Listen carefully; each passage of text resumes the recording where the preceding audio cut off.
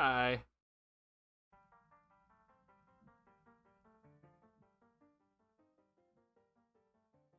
What's up, Noel? What's going on, y'all? Sorry, give me 1 second. I want to make sure everything sounds good. Oh, that's way too loud. Sorry. Okay, sorry. Or maybe it was just too loud for me in my ears, but okay. Background music's on. We should be good to go. All right. Cool. Welcome in, y'all. Appreciate it. Appreciate you being here. I want to start out the stream. First and foremost, do I sound good? I've changed some settings. Do I sound good? I should sound pretty good, right? I'm hoping I sound good. I changed some of my mic settings, so I hope it's better. But let me know if there's any weird sounds. If like hear background noise or anything like that, or if I peak really badly. Sound great? Okay, awesome. Thank you. Other thing, Taro, when you look at the video and the audio, are we synced well, or are we a little bit off here?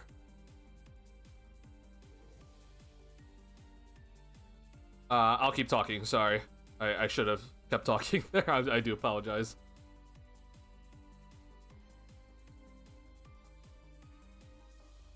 Or after Canara. Okay, cool. Alright, I'm just gonna go ahead and start though. Let's see. I hope we're good. Come on. YouTube's being a little weird for me. Alright, there we go. Excellent connection. We finally got it. Okay, cool.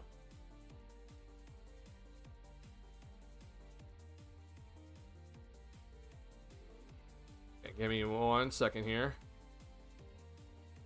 Sorry. Edit this.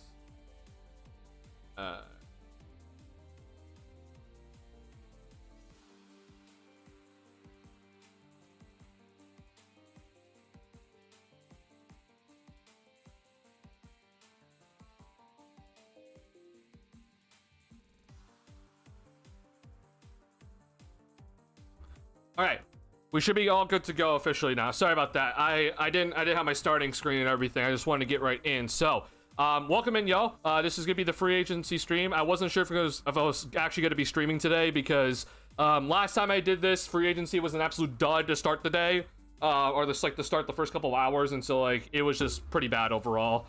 And so I wanted to just kind of wait and see what was gonna happen here. And obviously the first hour was kind of uneventful, but then obviously when we hit the second hour, then all the news comes flooding in because teams don't want to get caught for tampering, right? So I wanted to see what we were gonna see here, and we got a lot of news today. So we're gonna talk through all the news. We also then obviously need to talk about the Trey Jones contract and then the Josh Giddey situation here for the Bulls, which is honestly playing out the way that I was hoping for it to play out. So we'll talk about that here. We need to talk about all these other things, like the Denver trade. That was pretty humongous. Nickeil Alexander-Walker, that apparently the Bulls were trying to get him, but he's no longer an option here for the Bulls. But then all these other deals that did come in here. So I do want to talk about every single one if we can, or at least every single significant one, at least in my opinion. But I do want to go ahead and start off with the Jaren Jackson Jr. Renegotiate and extend deal here, which is pretty humongous, honestly, for Trey J. Yeah, I'm interested to see how this is going to work out. What's going on? All right, Terrell, thank you for being here. Noel, thank you for being here. Hawks adding more firepower. They already added Alexander Walker from Timberwolves. Yeah, so the Hawks, I mean, obviously they got Porzingis, right, which is that pretty humongous trade with the Celtics, so that's going to be interesting. Yeah, and they just added Kennard here, and then obviously they got the signing trade for Nickeil Alexander-Walker. So they're doing pretty good so far. I'm liking what the Hawks have done at the moment. They are the Hawks though, and they'll find a way into the play-in somehow. But right now, I am liking what I'm seeing. Yeah, I think video turned out great. Didn't notice anything honestly. Okay, thank you. I appreciate that. Want to say thank you guys a lot. Like, thank you to all the community, all of you guys, because the videos, the last couple of videos, which I know I haven't uploaded in a while. Oh, okay. All right, I am taking frames as we speak here. So I just want to say thank you guys to every one of you, a part of the community, for being, you know, supportive. Like, whether you're just watching or you're just liking, whatever it is, to the videos, man. It sincerely helps, and I'm really happy that the videos are doing well. Seems like people are enjoying them, even if they disagree with me. Which obviously that's the whole channel. Like if we disagree, we disagree, and that's perfectly fine. So I love talking basketball with everybody. I'm glad that people are willing to talk basketball with me. So thank you guys so much for just being supportive with all the videos. They're doing fantastic, and it seems like a lot of people enjoy the content. And again, you guys are the big reasons why you know, this community is growing. So thank you guys a lot. I sincerely appreciate it. And I'm glad that we're getting more people coming in here, even though I haven't uploaded in a while. So thank you guys a lot. All right, we're gonna talk about a lot of deals here. I want to talk about some of the big ones before we get to the Bulls. Then we'll prioritize Bulls, and then we'll talk about the other ones here. First and foremost, I just want to start off with Jaren Jackson Jr.'s $240 million max extension here. This was the biggest. This is the first news today, released by Shams. So this is pretty humongous, honestly. So we saw the Grizzlies that they traded Desmond Bane for a reason. They got a lot of picks back in return, obviously, but they did need to trade Desmond Bane if the plan was to keep Ja and Trey J and a guy like Santi Aldama around. So the Grizzlies also, you know, they even gave up Cole Anthony here, it looks like. So they really clearly wanted to prioritize this Jaren Jackson Jr. deal, which kind of makes sense for them. I mean, the guy was just an all-star this past season, if I'm remembering correctly here. But this is a renegotiate and extend. So this is honestly a pretty massive deal for the Grizzlies and Trey J. So renegotiate means that you take the salary space that you're able to from this up for this year, and you take Jaren Jackson Jr.'s contract, and you basically kind of act as if it's like, hey, he's currently a free agent when he's not, but basically you increase his current salary for this upcoming season, and then you use that salary to then use as part of your extension, which obviously you can go 140% off of the last season for the extension here. So that's the reason why it's a renegotiate and extend. So now this locks up Jaren Jackson Jr. at least until the 2028-29 season. Player option for the last year in the 29-30 season. So, you know, recently Defensive Player of the Year, but he is a guy that doesn't really rebound as a big man, but very good defender. So Grizzlies immediately were like, hey, we got to do this, and I don't blame them, honestly. And so I'm happy that they were able to do this. It's a little bit concerning overall, just because we did get word that the salary cap is lower than projected for the, not this offseason, but for the following offseason. So that's like my only concern about this deal. But overall, it should be fine. Grizzlies needed to just lock them up immediately and not have to worry about it. So they got it done quickly, and I applaud them for it. Santi Aldama goes back to the Grizzlies. So this was one guy I wanted the Bulls to maybe potentially go after here. But he was a restricted free agent. So it would have been hard to get him anyway. But he goes even for, even like, what is this? Let's see here. 50. No, this is even more than the mid-level. So he goes for even more than the mid-level exception here. So it's not that shocking. So Grizzlies pretty much were like, hey, we got two guys we need to lock up quickly, and they did that. So good job by them. And then this deal was probably like the first big deal of like free agency, right? Like this was like, oh, hey, like this is a pretty massive overall thing here, and it's that DFS here, Dorian Finney-Smith, is going to the Houston Rockets, and there's been a lot of talk about what has happened here. It's even less than the mid-level exception, so the Rockets even saved just a tiny bit of money with their MLE. So we'll see what else the Rockets have up their sleeve here to make some moves, and we've even seen them bring back Clint Capella already. So they're already making moves here for the Houston Rockets, and so they're having a pretty eventful offseason. But this is a pretty massive deal because the Lakers, if I'm not mistaken, they declined the player or the team option for DFS, if I'm not mistaken, right? Or maybe I'm wrong about that, but basically we've been hearing that Rob Pelinka was telling other teams that DFS is his knee is cooked, and so he was trying to persuade other teams not to sign him, and of course then DFS goes and sign with the Rockets. So it's pretty funny overall to see the Lakers get absolutely screwed. And it seems like, you know, Rob Pelinka is pulling some shady shit here. So he gets absolutely screwed in this whole situation. I'm happy to see that. I mean, hey, the Rockets, I mean, they added Kevin Durant. You now add DFS, which is a very, very big piece to add alongside Kevin Durant. And then you just sign Clint Capella, which I don't really understand that deal, honestly, but overall, I like what the Rockets have done. Getting DFS, I think, is humongous. And again, they still have just a little bit extra of the MLE, so they can still go ahead and sign maybe somebody with that rest of the MLE here. So yeah, I'm overall looking forward to the Houston Rockets next season. Kobe to Grizzlies would be interesting. Thoughts? That is definitely interesting. We'll talk about that in a second here. Let me get to the Trey Jones stuff first, and then we'll talk about the Kobe idea. I'm gonna have Fanspo up though, and Spotrick up for you, Noel. That's a good idea, honestly. Boring first few hours of free agency. Maybe we'll heat up as the week goes on. Oh, really, Udich? So I think the first hour of free agency was boring. Like I think the first hour was like basically nothing happened besides the Trey J extension and Santi Aldama coming back. But once, like, at least for my time, 6 p.m. Central Time hit, like, I enjoy all this. I mean, I know it's like kind of small things, but like all these matter. And then we got a pretty massive trade here. What I want to talk about next, which is this trade right here. At least in my opinion, is I think this is just a major win for Denver. I want to talk about this next. Love Luke Cornet to the Spurs. Great center pickup. I mean, honestly, it's very funny because Jim Boylan said that Luke Cornet can be Robert Horry, and now he's going to the Spurs. So, I mean, maybe Jim Boylan was right after all. I do like that pickup, though, for the Spurs. I would agree. Cornet, I think, makes a lot of sense for them. And, I mean, hey, this is actually a pretty massive deal for the Celtics. The Celtics losing Cornet is pretty bad overall. So, I don't know if that was in their projected plans. But that's a pretty massive loss off their bench. And it even seems like now the Warriors are trying to get Al Horford. So I don't even know what their big situation is going to look like for Boston next season. So I do like Cornet to the Spurs. We'll see what Boston's going to do after here. And he's only 26. Feels like he's been in the league forever. It honestly feels like he's been in the league forever, yeah. If you're wondering, I do not want the Bulls to sign DeAndre Ayton. I think he's a Laker anyway, but just to point that out. Rockets is going to be so fun to watch. I think Clint Capella is just insurance, like if Steven Adams gets injured again or something. So that's what I was also told by David here, that like it's probably just insurance.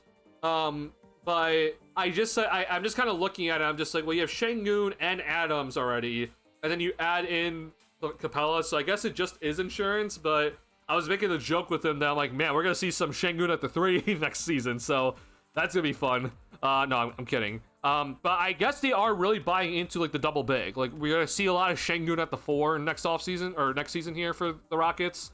So, I mean, that really means that KD has to be the 3.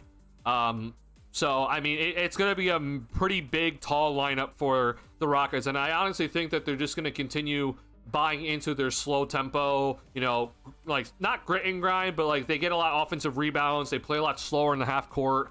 KD, as great as he does kind of play slower as well with his ISO ball. And so, he's a great post-up player. So I actually do think that the Rockets are just like full out buying into the whole, we're going to play big, we're going to play slow, we're going to just wear teams out with our size and a strength. Like that's going to probably be the idea for the Rockets. So it's very intriguing to me. It's like kind of going back old school. Şengün kind of allows you to do this though, because he can, he can be pretty versatile. But I just, my only concern right now for the Rockets is just the lack of shooting. Obviously KD is shooting, but you need shooting around KD. So getting DFS is humongous, but I think they need more. They re-signed Fred VanVleet, that is pretty massive, but I do think they still need to get more shooting. So that is, I think, the next priority for the Houston Rockets here, unless I'm missing a move, but I think they need to get some more shooting here, but you can go and find that. Just finished your Trey Jones video. Thank you, man. I appreciate you watching. Can you cover what you expect of Kaminga sign-in trade? I will. Yeah, I'll definitely cover that. So, I just want, if you're just joining into the stream, first and foremost, thank you for joining. Sorry if I'm dropping frames. For some reason, I'm dropping frames right now, and I don't know why. But if you're just joining stream, first and foremost, I just posted a Trey Jones video before the stream started. So the Bulls did re-sign Trey Jones. If you want to just kind of listen to like my thoughts on that immediately right now, go click on that video.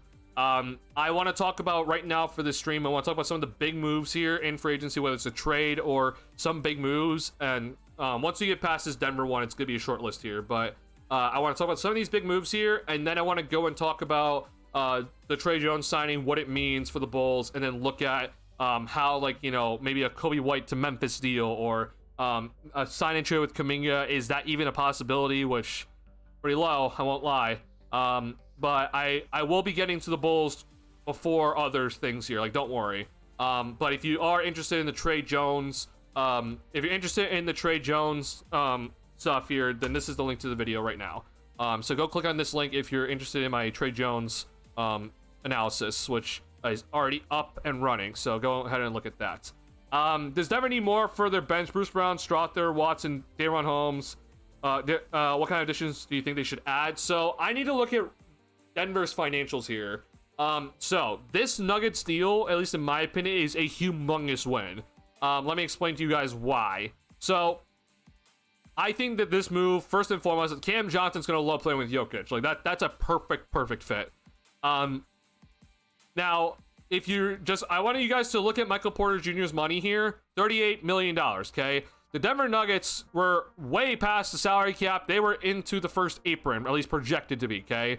But this move right here to get Cam Johnson is humongous, man, okay? It saves the Denver Nuggets $17 million alone off this deal. So they invested their 2032 first round pick, which is unprotected, and they trade Michael Porter Jr. for Cam Johnson, and it saves them a lot of money. This is going to get them, at least if I'm not mistaken, this is going to get them out of the first apron here. And I think that this is a fantastic deal by Denver. Now, with them getting out of that first apron, it opens up a lot more opportunities for them, okay? So then now they can go and potentially spend their, you know, a lot of their non-taxpayer mid-level exception here. They got Bruce Brown for the minimum, apparently, which is insane by them. So Bruce Brown's back. So automatically, I think that Denver has looked insanely good just right at the start of free agency. To answer your question, though, Taro, I do think that they need to do more. Their bench is definitely questionable. The only guy that I really trust off their bench, honestly, is like Peyton Watson, and like even he's not really that reliable. So if you're able to bring Russell Westbrook back, I think that'd be huge. I don't know if that's a possibility though. But they're gonna definitely have to go ahead and do more. However, like I said, getting out of that Michael Porter Jr. contract and trading for Cam Johnson's contract, that opens up so many more possibilities for them to go ahead and spend their money. Because again, if you spend the biannual exception, which is about $5-ish, I need to pull that up honestly. It's about like $5.5 million, I think, this season. Or no, it's 5.1, excuse me. So if you were going to spend the biannual exception, then hey, like you have to be below the first apron. If you're going to spend more than half of the non-taxpayer mid-level exception, again, you have to be below the first apron, because then you get hard capped at the first apron. But Denver getting, you know, losing money here, or losing, you know, sending out more money in this deal is humongous. So now they can even go ahead and do sign-in trades, and because again, if you sign, or actually it's not listed here, but if you do a sign-in trade, that also hard caps you. So there's a lot more options now for Denver. I think Denver just made an absolute, if you want to talk like a money play, Denver was humongous. Like this was humongous for them. So I hope people, like, I know this is like boring if you're a Bulls fan here, but like this move right here, just like for someone like me who looks at all these salary cap things, like that move right there is like Denver just hit an absolute grand slam, at least in my opinion. Cam Johnson for Michael Porter Jr., you can argue who's better. I like Cam Johnson more personally, but it's just a whole factor of getting the money like lower for them. It's humongous for them. So I think that's big. Bruce Brown again is also going to Denver, so it's cool to see Bruce Brown go back to Denver, where he won the championship with them. Again, apparently it's for the minimum, which is insane by Denver to get that. So good job by Denver to go ahead and finish that deal. So honestly, I guess that is like the last kind of major deal here, unless something else has popped up, but I don't think it has. But then I do want to just also, before I go ahead and talk about the Trey Jones and how the Bulls are doing with Josh Giddey here, this I think is the most underrated move so far, free agency. I love this move for the Clippers.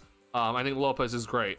He's most likely to come off the bench with Zubac having such a great season. So getting a backup in Brook Lopez is fantastic. So I think that's a kind of a very underrated move right now of the offseason so far. And again, we are only about 3 hours into free agency here, so it's not like, hey, you know, it's a lot of blockbuster things are happening, but we have some things going on here.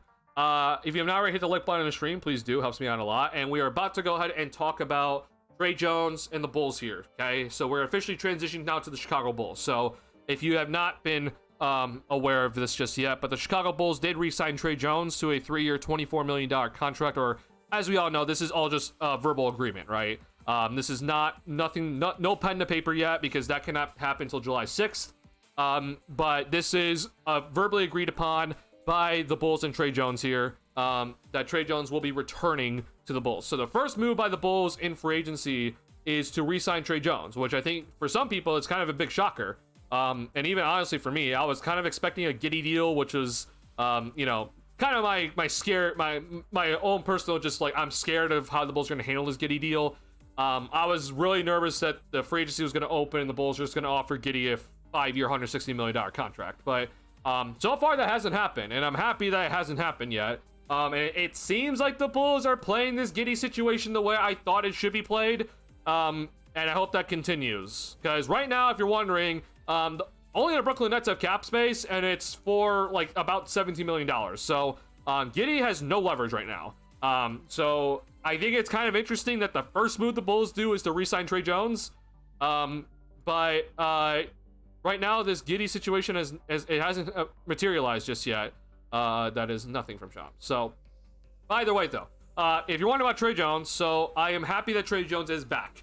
I think that bringing Trey Jones back was pretty important, especially after the Bulls traded Lonzo Ball. We kind of got that word that the Bulls are going to look to bring back Trey Jones once they trade Lonzo Ball. And so I'm pretty happy overall that they were able to get this deal done. I also was kind of adamant that, like, I think the Bulls need to bring back Trey Jones because, at least in my opinion, he's like the big part of the LaVine deal. The LaVine deal is still garbage in my opinion, but some people say just getting your pick back was humongous, but at least in my opinion, like, I don't really have much investment into Collins and Herter, and I wouldn't be shocked if both of them are just gone in next year's free agency. So if that means, though, that if let's say the Bulls didn't re-sign Trey Jones, that would mean that you traded Zach LaVine for just getting your own pick back, and that would make me pretty pissed. So I'm pretty happy that the Bulls were able to re-sign Trey Jones. Now, I also am a little bit surprised by this number. Now, I think it's my overestimation for what I thought people could get here, but I estimated that Trey Jones was probably going to get around $10 million a year because he made $9 million last season. So I was expecting an increase for Trey Jones, but obviously, you know, if you offer someone like more long-term money, then maybe they don't need higher annual average salary. So this was, at least in my opinion, I was a little bit shocked at it being $8 million annual average salary here. We do not know if there's a player option at the end just yet, but we can probably assume there is, because for some reason the Bulls do that. Now, but we also don't know how it's going to be structured just yet. And right now Spot-Track's being weird and they're blocking all this, but it could be a flat $8 million each year for Trey Jones. I think that's perfectly fine. Honestly, I would kind of prefer that. But the most likely scenario is that it's going to be going up 8% each year. Bulls re-sign Trey Jones with bird rights. I mentioned this in the video as well here, but if you're wondering, oh, do we have to use the mid-level exception to re-sign Trey Jones? We did not. Trey Jones had bird rights in San Antonio. When you get traded to a team, your bird rights travel with you. So the Bulls had Trey Jones's bird rights, and so they re-signed Trey Jones, assuming, unless they're stupid as hell here, I'm assuming they re-signed Trey Jones with his bird rights. If that is the case, then there is the potential that his contract is structured with $7.4 million for this upcoming season. It would then be 8 flat for the 2026-27 season, and then it would be about 8.6 for the following year. But I'm going to assume it's probably going to be that sort of structure of contract. But I don't know. We don't know just yet. But this is just a rough estimate when it comes to Trey Jones and his contract. So for now, I'm just going to go ahead and just give Trey Jones $8 million. And so I plugged that into my own cap sheets here. And so with that being plugged in, and so I'm going to remove Josh Giddey's projected number here. I was go ahead and just put him as RFA. So this is where the Bulls are now at. The Bulls have $149 million in total salary. Okay, now again, this is important here that I'm clicking on. This cap hold, if you're wondering, does affect the salary cap. So you're wondering like right now, like, oh hey, look, it says that we have $5 million under the salary cap, right? The Bulls have salary cap space. They don't. Okay, the Bulls right now are operating over the salary cap because of Josh Giddey and at the time Trey Jones' cap hold. But I mean, again, Trey Jones can't sign pen to paper yet, so nothing's official. But these cap holds do put those Chicago Bulls over the salary cap. So we are operating as if we are over the salary cap. We are not under the salary cap. If we were going to be under the salary cap, we would have to renounce all rights to Josh Giddey and Trey Jones here, which means releasing these cap holds. And then we can't re-sign them using bird rights. So we are re-signing Trey Jones and Josh Giddey with bird rights, again, unless for some reason the office is stupid, which they could be. The front office could be stupid here and sign Trey Jones with the MLE. I'd be livid if they did that, but they really shouldn't do that. So this is important though. So basically, like, yeah, this says $149 million for now, but you have basically $25 million on top of this for now until Giddey gets his contract. So we are operating over the salary cap if you're the Chicago Bulls at this current moment in time. So with that being said, where does this leave the Bulls? So if you're wondering, this is the big number that I have clicked here, under the tax, because we know the Chicago Bulls, they never, ever, ever go into the luxury tax. They are a team that, for just cheap as hell, Ryan Surfone, we all know the story, okay? Now, let's say, for example, Josh Giddey is going to not get the $30 million because, I mean, if the Bulls give Josh Giddey $30 million, I'm actually going to be pretty pissed right now if they do that, because Josh Giddey has no leverage at this current moment in time. So he should not be getting $30 million a year. Let's say he gets $25 million, okay? Which, honestly, I think I can even see lower than this. And this is the reason why I said 20 earlier for him. But let's say he gets $25 million, okay? So that removes this cap hold, so this goes away. But $25 million, and now all of a sudden the total is at $174 million, okay? This would then leave about $13 million below the luxury tax for the Bulls. If Giddey signs a $25 million per year contract, or around there, let's just say, this would be about $13.6 million in remaining. Now, again, I'm estimating with Trey Jones' contract, so I don't know, but maybe Trey Jones' contract is front-loaded, so this number would be higher, but I'm going to assume it's going to be a little bit lower, actually. It's either gonna be this, it's gonna either be 8 flat, or it's probably gonna be this number here. But with that being said, it's gonna be around this much money for the Bulls after Giddey signs, if it's around $25 million for Giddey, which then means that the Bulls would have a lot of money here to go ahead and use their non-taxpayer mid-level exception if they wanted to, or their biannual exception if they wanted to. The Bulls also have a pretty big, assuming that they didn't use it in the Okoro deal, which I guess they could have, but I'd be kind of shocked if they did. But the Bulls, as of right now, for what we know, they have this Zach LaVine TPE, traded player exception here as well. So if they wanted to go ahead and acquire a player without sending out money, and they'd be able to fit it, you know, let's say a player that makes about $8 million, they'd be able to fit that under the luxury tax, if Giddey signs for about this much. So there are definitely options here for the Bulls, and this is, you know, kind of the reason why I was kind of saying, like, hey, it does matter what Giddey does get here, because if you're wondering, right, like, if, let's say, for example, if Giddey does get 30 million instead, right, like, or sorry, it's 3, like, if Giddey does get 30 million, that's an extra $5 million away, and all of a sudden I'm looking at $8 million under the luxury tax instead of 13. So, like, this does all matter. As much as people are just like, oh, we have the money, though, it doesn't matter. Like, no, this matters. This very, very much matters. And so I'm not trying to be like, oh, I'm trying to act cheap as hell here. But, I mean, look, he is not, he's not an all-star right now. I know he had a great run to the end of the season, but, like, if that being said, restricted free agents don't have leverage sometimes, and this is how it's playing out for Giddey. So if you're the Bulls, why would you go ahead and just pay him extra money when you don't need to? So yeah, I'm interested to see what this is going to end up being for the Bulls here. But I mean, right now, if they're playing their cards right, then Giddey's not going to be getting paid $30 million a year. And I hope that's the case. I mean, I'll settle for $25 million. I might even be willing to go up to like $26 million if it like has to go there. But I mean, right now there is no team with salary cap space in the NBA for Giddey to go and get a big contract. So I'm trying to get, you know, Giddey on as cheapest contract as possible if I'm the Bulls, because okay, if you're not aware of what happened today, we got some big news today, and I think this is like for a lot of people talking about like, oh well, Giddey's contract doesn't really matter. The cap goes up every single season. Okay, well, if you're not aware of what happened today, so they just updated this, but the salary cap for not this season, but for the next season, it's going to be a lot lower than projected. The salary cap for the 2026-27 season, where that's the off season where the Bulls are supposed to have all this cap space. Okay, the Bulls just lost $5 million in cap space without even signing a player in the 2026 offseason here, because the salary cap projection for that offseason is now much lower. Okay, it was at $170 million. Now it's at 165. Okay, and so when I talk about how much I value each and every dollar right now for the Chicago Bulls, this is why.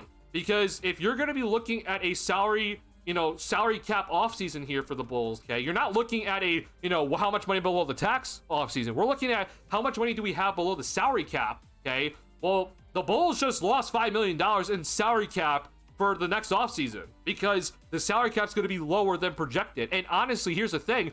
We don't know if it can even go any lower, and it might go lower, okay? Instead of it being a 10% raise, which would have been $170 million, it's now a 7% raise, okay? So that number, I mean, I'm being dead serious here. That number could go lower. It could be a 5% raise when we get to 2026. So this is the reason why, man. Like, I know a lot of people are just like, no, don't worry, we have so much flexibility here. Giddey's contract doesn't matter. Okoro's $11.8 million doesn't matter. For me personally, man, like, I value every dollar right now, because if you're gonna have a salary cap offseason, like, this does matter. Every dollar is gonna matter here. And so if I could get Josh Giddey on $23 million instead of $30 million, okay, that's humongous. That's a $7 million difference where, again, you just lost $5 million in salary cap space and you didn't sign anybody, okay? That's how quickly things go. So I really am, I'm trying to just be adamant about how much this does matter, okay? There's not an all-star on this team, okay? If there was an all-star, I'm like, yeah, go ahead and max them. I'm not thinking about it. But there's not an all-star right now. So why should the Bulls be paying people like they're all-stars, okay? You have leverage on certain guys at the moment. So you need to be playing this, important, like the way that I think you should be playing it. And right now, at least at this current moment in time, they're playing the Josh Giddey restricted free agency the way I wish they were playing it. So I'm hoping that this is not, I'm not going to end this stream and they're going to sign Giddey to a 5-year, $160 million deal here. It could happen. The Bulls are stupid. But if they're playing this right, then I think that you're not going to see Giddey getting $30 million. And that's a win.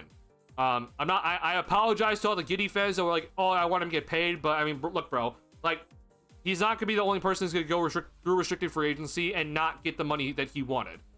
This happens to a lot of people. So it's not like he's getting bad treatment or anything, okay?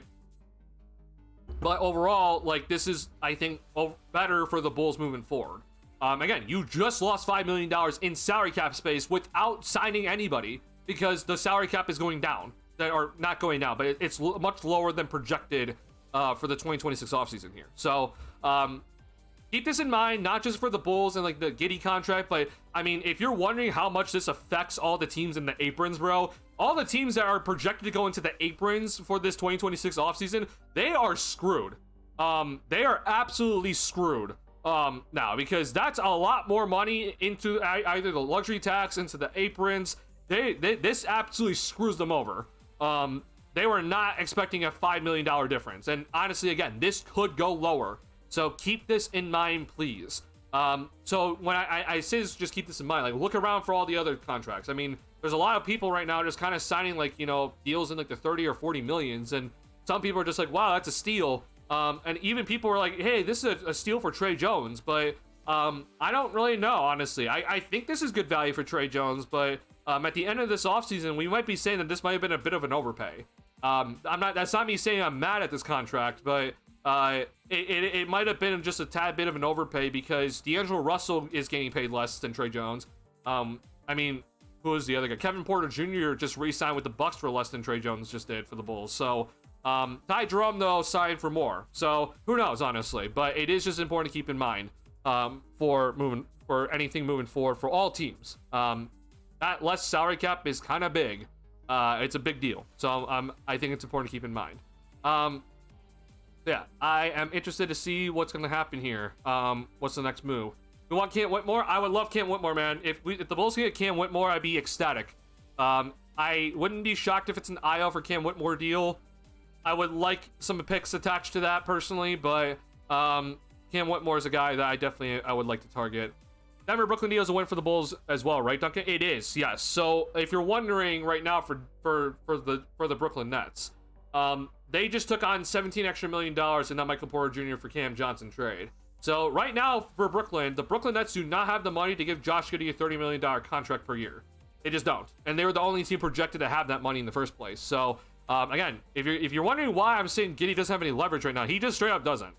There's no team right now that really has the salary cap space to go ahead and give him a massive contract.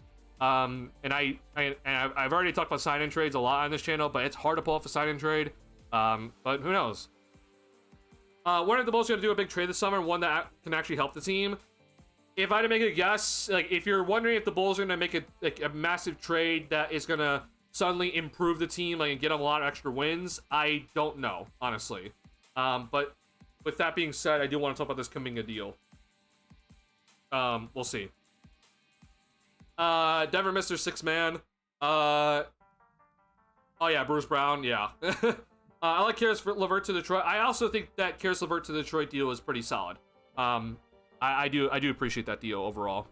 Let me know if the music's too loud. I'm just kind of looking at the levels here. What's going on, Magugla? Oh, we hope you're doing good. Yeah. Hey, I'm doing pretty good. I hope you're doing good, Magugla. Thank you for telling, just coming in all the time, Magugla. I know you don't always chat, but just thank you. It means a lot. All you guys just coming in and checking in on the streams or coming in and watching the videos, it truly does mean a lot. I sincerely do appreciate it. Unless they're stupid as hell. I mean, bro, this Bulls front office is just stupid as hell. The teams in the apron are so screwed. They are, yeah, they're definitely screwed for next offseason. Yeah. Cap is going down, not up. It's not going down. It's much less than what we projected it to be. So again, we projected the 2026 salary cap to be $170 million. It's now 165. So it's still an increase, right? It's going to be $11 million increase, at least for now. But it's like that $5 million less is humongous. So it's not going down, okay, compared to this offseason, but it's significantly less than what we were projecting it to be. That's humongous. I just want to make that clear, okay? You can contextualize what this means for Kaminga. I will talk about this in a second here, Ball Brain.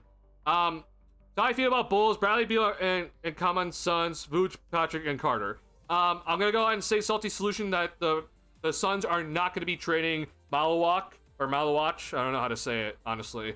I thought it was Malawak, but then I heard Malawach. So either way, I do not think the Suns are going to be trading Malawach. So no way. No way are they going to be trading Bradley Beal and Malawach to us. That's not going to happen.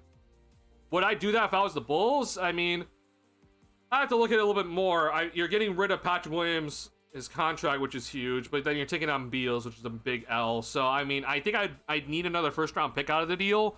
But yeah, I'd probably say no to that personally, even though we're getting Malawach. I'd probably need an extra first on top of it. Not gonna lie, gun to my head, I'd rather have Trey Jones over D'Lo if I was a GM. I would as well, personally. I probably would as well. It's just important just to keep in mind the different contracts that we're seeing. Music's perfect, thank you. If you're Giddey's agent, do you tell him to take the qualifying and re-enter free agency next season when there's more teams with money? I mean, I think that they need to maybe consider it. But if you're wondering though why I'm okay with that, if you're the Bulls, okay? If Giddey, let's say, takes this qualifying offer, which he's gotten the qualifying offer now, first and foremost, he needs to go and have a great season, okay? Like, if he's going to want to get paid, he needs to go have a great season, right? But then, if he does still want to get paid, the Bulls still are the team that can offer him the most money. And if he does, again, if he does take this qualifying offer, then his cap hold's not going to be the biggest thing in the world. And the Bulls are gonna have a bunch of salary cap space. So then the Bulls, what they can do, while yes, they are risking losing Josh Giddey in free agency, what they can do is they can just use up all their salary cap space first, and then they can re-sign Josh Giddey over the salary cap using his bird rights. So, in my opinion, I think if that happens, I'm chilling, like, honestly. Like, yeah, that's definitely going to get Giddey potentially some more money here. Like, again, it matters on if he plays well. But it might be something to consider if they can't figure out a deal here. But, again, it's a risk for Giddey. If Giddey gets injured, that's a lot of money lost. So, I mean, let's just say, for example, the Bulls are offering a 5-year, $110 million deal right now. Like, that's Josh Giddey right now saying that if he accepts the qualifying offer, like, that's saying no to $110 million. Like, that's, I mean, hell, like, a lot of us in this chat are never going to ever see $110 million in our lifetime. And so, like, for Giddey, like, there is a risk in that. Like, where if you don't play well or if you get injured, like, that money's gone. So I think it is a possibility, but again, I would have a lot of faith that he's going to come back to the Bulls because the Bulls can pay him the most amount of money then. But we'll see. I think in the end they'll figure out a deal here. But I'm happy that they're just not like trying to jump the gun here and paying him like, you know, a bunch of money early. They need to just let this play out and let the market try to set the price here. I'm happy they're doing it so far. So hopefully this continues. You're welcome. I appreciate your content. I appreciate it. What's going on, Patrick? Okay. Ball brain. We're gonna talk about Kaminga right now.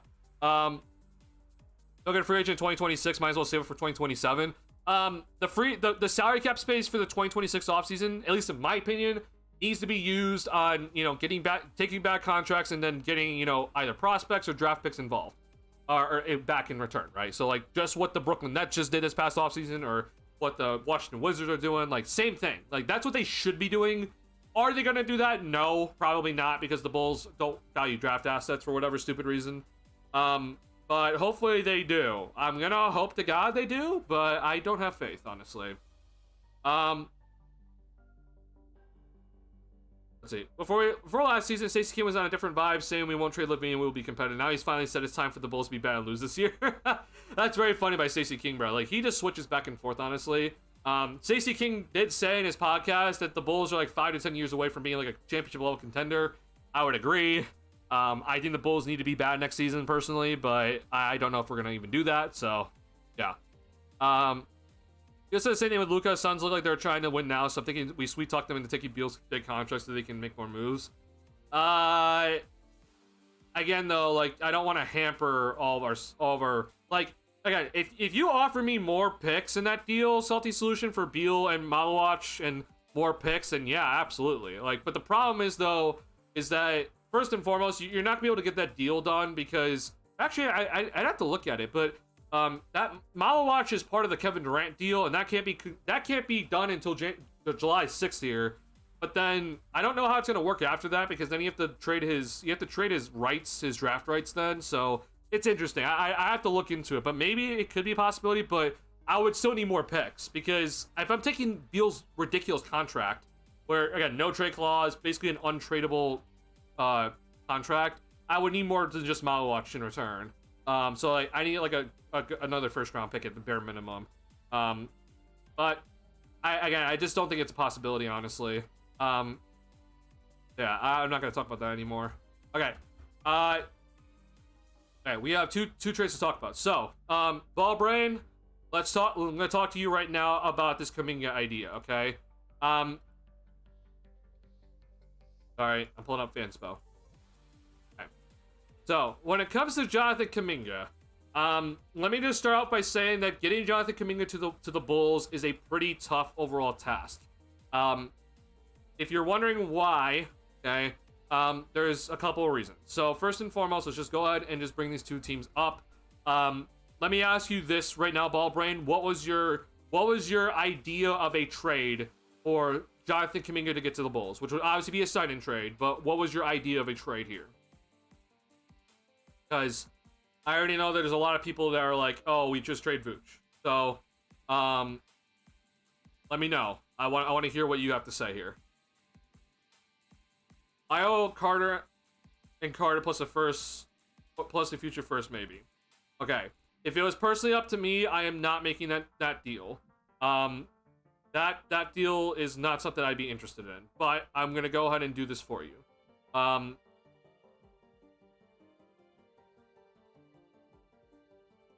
So,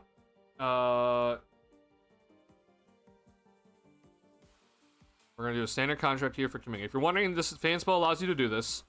How much money are you projecting Kaminga to go ahead and get in his first year, Allbrain? Or Terry? Terry, I don't know if Terry's contract would work. 25? Okay.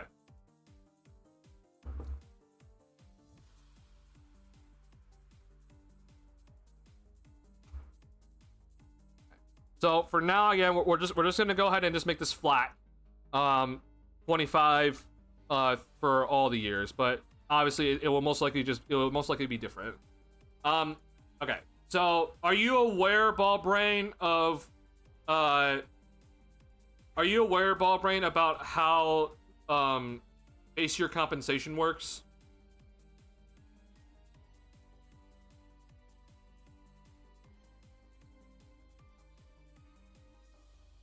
Yes. Okay. So let's see here. I don't think this works for the Bulls. Yeah, this does not work for the Bulls. This would work for the Warriors, but this was not going to work for the Bulls. Okay. So the Bulls are going to have to send out a lot more in this deal. Reason being, again, if you're not understanding how base year compensation works, basically though, when it comes to Jonathan Kaminga, let's say he gets a $25 million per year contract, okay? So the $25 million the Bulls have to receive, but the Warriors, when they send out Kaminga's contract, they can only take back half of what they send out. So again, if it's $25 million, they can only take back 12.5, right? And so in this deal, this works, okay? Obviously for the Bulls though, this does not work. They would need to send out more money. So they're out of this by $3 million. I don't personally, I'm not a fan of trading Io or Kaminga. I would rather just keep Io personally, but that's my opinion. So now let's just add in Dale and Terry's contract and let's just see here. I think this would work. Okay.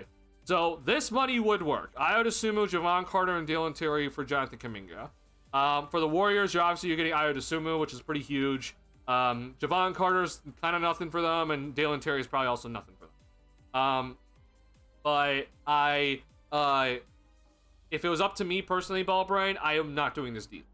I think Io's too valuable, and I would not personally trade it for Jonathan Kaminga. I know a lot of Bulls fans want Kaminga, but me personally, I don't see the upside in this deal. Why do Bulls get rid of Io? Why not waive Carter?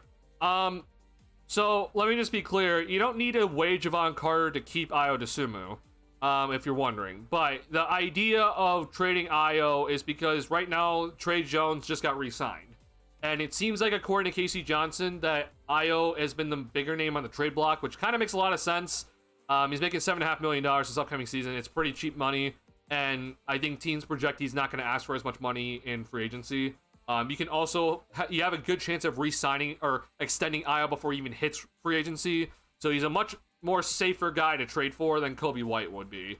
And so if you're the Bulls, right, you just re-signed Trey Jones. Some people argue that DeSumo and Trey Jones are pretty redundant, and yeah, I definitely see some redundance between the two of them.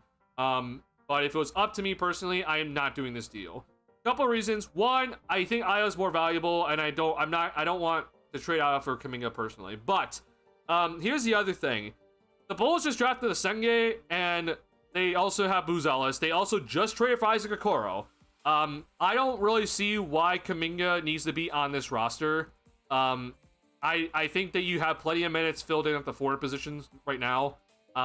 If you're wondering, I'm not a fan of the Okoro deal, but he's going to have to play. I mean, you just traded Lonzo for him, so he's going to have to play here. But then I also just want to make sure that guys like Buzelis and Asenge get their minutes that they need. I'm not saying Asenge is going to start. I think Okoro is going to start at the 3 this upcoming season, but I overall look at the forward spots though, and I'm like, I think we have enough right now between Buzelis, Asenge, and Okoro. And that's not even mentioning Kevin Herter as well. And then you have Julian Phillips, and I know we're trading Dalen Terry in this idea, but like Dalen Terry, if he's not traded, like there's plenty of forwards, like people to take those minutes. So if it was up to me personally, I'm not a fan of Kaminga coming to the Bulls at this current moment in time. Now let's just say, for example, though, would that fit in under the Bulls salary cap stuff? And if you're wondering, in this specific deal, the Bulls would be sending out more money than they would receive. So this would actually lower the Bulls' overall like, let's say Giddey signs for 25 and you bring in Kaminga for 25 and you trade Ayo, Javon Carter, and Dalen Terry, then you're sending out more than you're receiving, actually, I think, right? Or am I just... Wait, no, sorry. No, sorry, I'm wrong. Excuse me, I'm wrong about that. Money. Okay, so they would be adding in about $7.5 million. I do my math right? God, I feel so stupid right now. Sorry, yeah, it would be adding about $7.5 million. And so this would be, you would, if you're the Bulls and Giddey resigns for about this much, you would have the money to go ahead and add this in. So because you're adding $7.5 million to the books. So again, you're taking away Ayo, Javon Carter, and Dalen Terry. You're adding in an extra $25 million. This number right here would then go down to 6-ish million. So it is very doable. If you're wondering, like, hey, would the Bulls have the luxury tax space or tax space to make this sort of deal? Like, it is definitely very possible. So that, I hope, answers your question though, Ballbrain. Like, hey, is this a possibility? It definitely can. Yeah. With Bulls having most cap space, would taking him be worth it? Yeah, I don't personally think Kaminga is worth it. That's just my opinion at the end of the day. Again, you just drafted a Senga, you just got a Koro, Buzelis needs minutes. Like, I don't really see the upside in bringing in a Senga, or sorry, bringing in Kaminga. I think that you just need to play the other guys, personally. I know a lot of Bulls fans want Kaminga, and they think that he's a guy that's just, you know, like, he's just on a Warriors team that, like, doesn't really need him, or he's been kind of misused. My only thing is, though, is that, like, the Warriors have kind of needed him in some aspects, and he just hasn't really turned into anything, at least consistent-wise, and also his efficiency is pretty scary. He shoots, like, in the red, basically anywhere that's not the rim. Steve Kerr, I know a lot of people don't like Steve Kerr, but, like, he's usually kind of right about things. And paying Kaminga $25 million is a little bit scary, and especially if you're giving up Ayo Dosunmu for it. You can definitely talk me into a Vucevic for Kaminga deal. Like, that's definitely something that I'm very willing to look at. And, like, you know, if the Bulls can find a way to get Vucevic off the team and get Kaminga in return, and whatever extra money you have to, like, work around within it, like, yeah, I'd be definitely all for it. But I'm not. If it means giving up Ayo or giving up Kobe, I don't think it's worth it personally. I think there's better options on the table for the Bulls to look at. But if the Bulls are really gonna be all in on this whole young guys with experience mantra, which I absolutely hate, then yeah, I guess Kaminga would be a perfect option for that. There's why you're making no moves other than re-signing Nas and Randall. I think they just made a move, or it was Joe Ingles. Yeah, they brought back Joe Ingles, which is that's not that shocking, but that's not shocker. Sorry, I just saw something about Ayton. Should Bulls take a 1-year flyer on Ayton? No, personally. I think if you're not aware, DeAndre Ayton's not good, really. There's a reason why the Trailblazers want him off the team. Obviously because they have Klingon and not Hansen, but I think when it comes to Ayton, he's a little bit overrated with some people, and his defense is nothing great. Yeah, I don't love what Ayton brings, honestly. Trey Jones re-signing is the writing on the wall for Kobe/Ayo. One of them's going to be gone. They're both going to need to get paid. Overpaid. So from the cap sheet side, one of them, maybe both. So the Bulls could potentially trade both of them. If it was up to me personally, if you're wondering, I would personally be trading Kobe, just because, again, he's, at least in my opinion, going to be more expensive. But I would personally be looking to trade Kobe over Ayo. But you know, that's just my opinion at the end of the day. That's not facts or anything. And Wofford goes to Philly. That's a pretty nice move by Philly here. So that's I'm gonna assume that's the biannual for Philly here, or maybe it's part of the mid-level exception. So they maybe spent half like or like a tiny bit of their MLE, but I mean that's for like 2-ish million, like 2.7 million ish. So that's a really good deal by Philly. Honestly, that's a fantastic deal.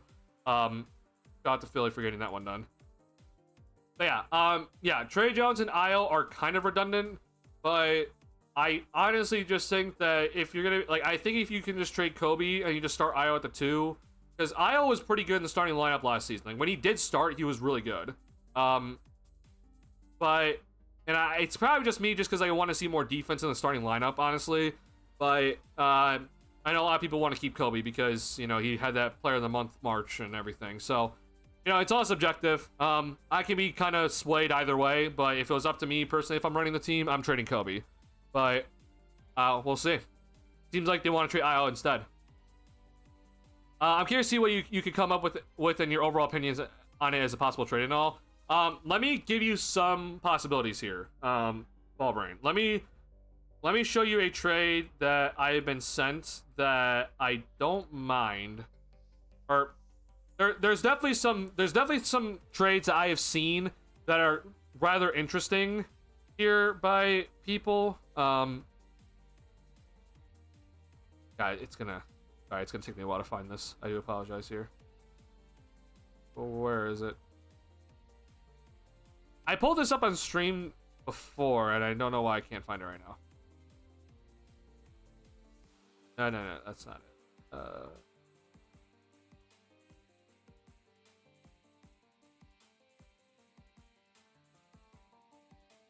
Oh, fudge. Hold on. Give me 1 second. I need to look for something here.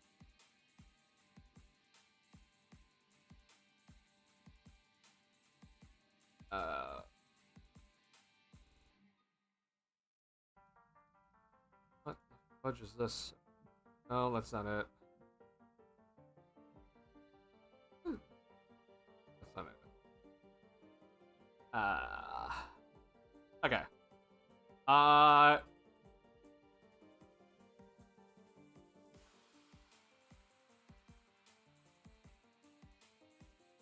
So I have now seen this recently, and it is kind of like, this is a little bit better in my opinion, but I'm not like loving this either. And it's just because the Bulls have to give up a pick, but like, here's an option that I've been kind of looking at from people. I'm part of a Discord, and people send a bunch of things. So this was a trade where it's Kaminga and it's Patrick Williams, Jalen Smith, and the 2026 first round pick lottery protected. So like, I can kind of be swayed into this a little bit more, just because like, if I would assume that you're gonna go and be bad enough that you're gonna keep your pick, but I guess we don't know, especially with the Eastern Conference, with how bad it looks. I mean, you might slip your way into the 8th seed, and I'd be pretty upset. Obviously, then you're getting rid of Patrick Williams' contract here. Jalen Smith, especially now with Kevon Looney gone for the Warriors, like that could definitely be something useful for them. And then it's a first round. The first round pick is something for the Warriors, and then like there's gonna be extra protection, so they'll probably get it at some point. But like, I don't know if the Warriors accept this, honestly. But maybe they're just so done with Kaminga, you just get this deal done. But I don't know if they accept this, honestly. Like, here's like an idea. I've seen like 3-team ideas that I can't personally find right off the bat at this current moment in time. But it's like, it would involve trading Vooch and Javon Carter, I think. And like, this is where I just kind of have to say, where I'm just like, yeah, it's gonna require a little bit more. Or here it is, actually, I think. Oh, I forgot, this included Lonzo. Shit, never mind. This deal's over. If you're wondering what I was looking at here, like, this was the other trade that people were drawing up, and I'm like, yeah, I mean, I could definitely kind of be more convinced that this could happen if I'm the Bulls, because I mean, again, Lonzo's gone, so like, this is not a possibility now, but the idea would be like, okay, the Warriors are getting Lonzo and Vucevic, and then they're also getting a first, right? The Javon Carter goes into a TPE, and then the Bulls get Gabe Vincent and Jonathan Kaminga. The Lakers will then get Buddy Hield and Guy Santos. Like, that honestly, I won't lie, like, it seems kind of more legit Again, this is not possible anymore because the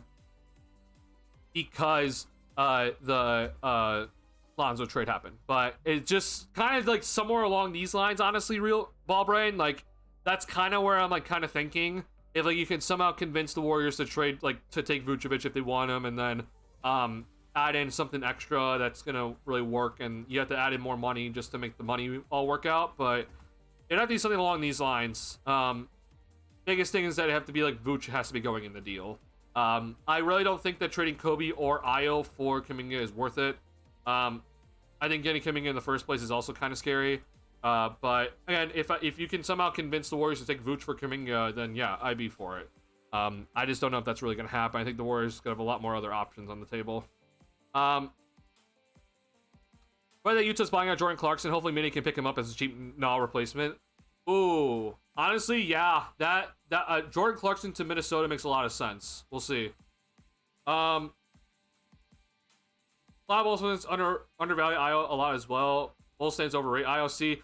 So it's very interesting to see both these comments back to back. Like, at least for someone like me, like, I really value Io. Like, the one thing that separates Io, if you're wondering why I value him, let me go to this here. Io is one of the best players, or sorry, one of the best guards in the league in terms of finishing. And like, this is just something that like I personally just value highly. I know a lot of people will disagree with me on this, but like, when it comes to like these sort of moments or these sort of shots, like, I look at efficiency a lot for people. And so Shot Creator is this new website that a lot of people are going to, and I like this a lot, honestly. But let's see here. Oh, no, go back. I mean, if you're wondering, like, this is shotcreator.com. This is a new website that a lot of people are going to. But if you kind of look at like what how good Io is in terms of finishing at the rim, okay. So first and foremost, here's Levine. Okay, if you want an understanding of, like, you know, best guys at the rim, like, you see a bunch of big men, right? Which that makes a lot of sense. But then here's Levine. You know, Tatum also is here.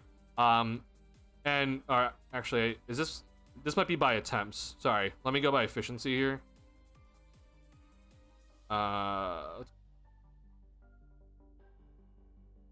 No, this didn't apply. So again, just we have to make sure we look at the amount of rim attempts, but like, when it comes to overall efficiency, again, for guards, so like a lot of big men are up here. Now some don't really take as many shots, right? But a lot of big men are up here. But then we get to, here's Levine. So like, here's guards. Finally, we're starting to see some guards. Again, still bigger people. Like, we're talking a lot of wings right now. When it comes to these guys, but then you get to here, and like, Io is like up where like Jalen Williams is, and with even some other big man like Banchero, and I know Vucevic had like a pretty solid season overall, but like, this should be better for Vucevic, I'm not gonna lie. But like, Io's like in the top 100 in terms of overall like efficiency, in terms of field goal percentage at the rim. Now I am aware, like, his 3-point shot was very up and down this past season, but when it comes to Io and his starting numbers, like, for some reason he just shot a lot better in the starting lineup. He also, by the way, if you're wondering, he averaged a career high in points per game this past season. I know a lot of people were like, thought this was a down year for Io, but when he did play, like, he still had pretty good numbers.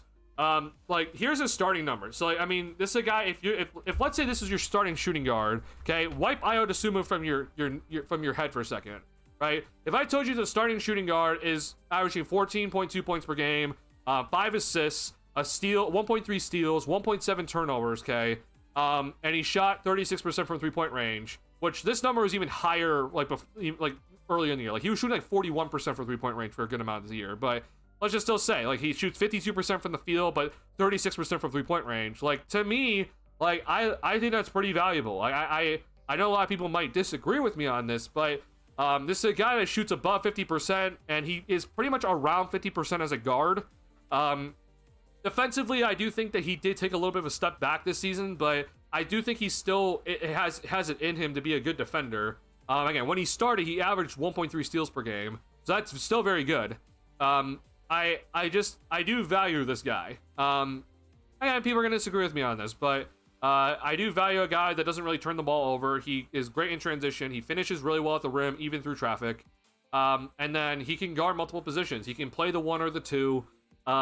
and his 3-point shot is like kind of like the biggest, just like I don't know, but I think that overall, you know, if he can just kind of hover around 36%, then we're looking pretty good here. He's been very up and down, unfortunately, in his career. It's like one good year from 3, one bad year from 3, one good year from 3, one bad year from 3. So next season should be a good season for him. But I just personally value, like I look at efficiency a lot when it comes to guys, especially guys that don't always have the ball in their hands. Like Io doesn't always have the ball in his hands. Like when he does get the ball, he doesn't turn it over. He typically makes the right pass, and he finishes more than 2/3 of his shots at the rim, and overall he finishes about half his shots in general. So I just value that guy personally. I really like that sort of player on my team. But people can be convinced about Kobe. So yeah. Surprising one. Would you rather Kobe? No. For Kaminga, no. I don't personally. I would not trade either Io or Kobe for Kaminga, personally. Rather keep Io. Carter and Terry do not help Bulls that much, in my opinion. So yeah, Carter and Terry definitely do not help the Bulls right now, overall. I mean, I know Terry's this whole project that is, who even knows what he is at this point. Carter is he's just here because he picked up this player option. No one's gonna want this money. So you could waive it. Like that could open up a roster spot. And you could just waive it and just eat the money, but I think he's going to be here to stay. So yeah, I don't know. That was the Bulls' fault. Got too many guards. I agree that the Bulls have too many guards, but if I had to choose one I'm keeping, it's Io. But he might have the more trade value, so maybe you don't keep him. Yeah, I'm not personally in the talks. Like, I would love to know what the talks are right now. Like, if I had the talks, I would tell you guys immediately. But I think that if it was up to me, I'm keeping Io. Problem with Kobe will be the fact the Bulls can't offer him enough money to keep him by the league rules. Percent of current salary limits him out. So while other teams can offer him more. So right now, RT Blues, right now, obviously, no one can offer him a big contract extension, right? The only teams that could offer him that big contract extension would be the Brooklyn Nets, because they would have the cap space to renegotiate his contract and then extend him, right? When it comes to when Kobe White hits unrestricted free agency, if it's with the Bulls can offer him anything he wants, right? Like, the Bulls can offer him a max. But obviously then any other team can offer him a max. But the problem obviously is that what you just said earlier is that, do you want to risk Kobe White heading into unrestricted free agency and potentially losing for nothing, right? That's the big concern. And so, yeah, you cannot extend Kobe White right now because of the, like you said, the rules. But I just want to make this clear that if the Bulls do keep Kobe, and then when he does hit unrestricted free agency, the Bulls can still offer Kobe as much as they want to. Like, they can offer him the max. But again, you're still risking, will Kobe White just leave? Because he can leave, he might take less money and go play for a contender. So that's kind of the reason why I'm just like, hey, I would rather just trade Kobe now, because you can't extend him compared to Io. I think you can extend him. He makes enough money, but also just the league extension rules allow for enough for Io to potentially be extended. He may not accept it, but I think that there's a possibility that he could. Yeah. Sorry, I'm catching up, guys. I'm catching up. We as Bulls are going to end up so upset with Coro's play starting left. Just watch. Oh, I'm already prepared for it. I'm not happy with the Coro deal at all. I know some people are trying to make some sense out of it. I am not personally happy about it. I won't lie, man. I am not happy about that Coro deal. Thanks for the info. Bulls will have the money next season for Kobe, I assume. So, I mean, yeah, the Bulls are projected to have salary cap space, right? So, yeah, if they wanted to re-sign Kobe with their salary cap space, which would be a bad decision, then they would have it. What I think they need to do is use up the salary cap space and then re-sign Kobe if they're going to try to. And because if you're wondering, the Bulls are able to go past the salary cap to re-sign Kobe. They have his bird rights, so like this number is not that important overall. Like if Kobe is willing just to come back and not listen to any other team, then like this number is not important. The Bulls can use up their salary cap space first, and then they can re-sign Kobe later, because they can re-sign Kobe over the salary cap. This number will be more important for Kobe. It would be this 206 million here. That's the luxury tax line, which obviously the Bulls are never going to go past. So the Bulls have plenty of money to re-sign Kobe White if they wanted to. The problem again, though, is just that, will he leave in unrestricted free agency? Like that's the fear for Kobe, is why why I'm saying that I think the Bulls should trade him, because he could just leave for nothing. Like, he could take less money and go play for a contender, right? And we can offer him the max, but he might just still go and play for a contender. Obviously, it's very different compared to what Josh Giddey's going through right now. So, that's why. Like, that's the only reason why I'm scared about a Coby White, like, if we just don't trade him now. Yeah. Okoro wasn't a player the Bulls needed. Bad trade. I agree. Yeah.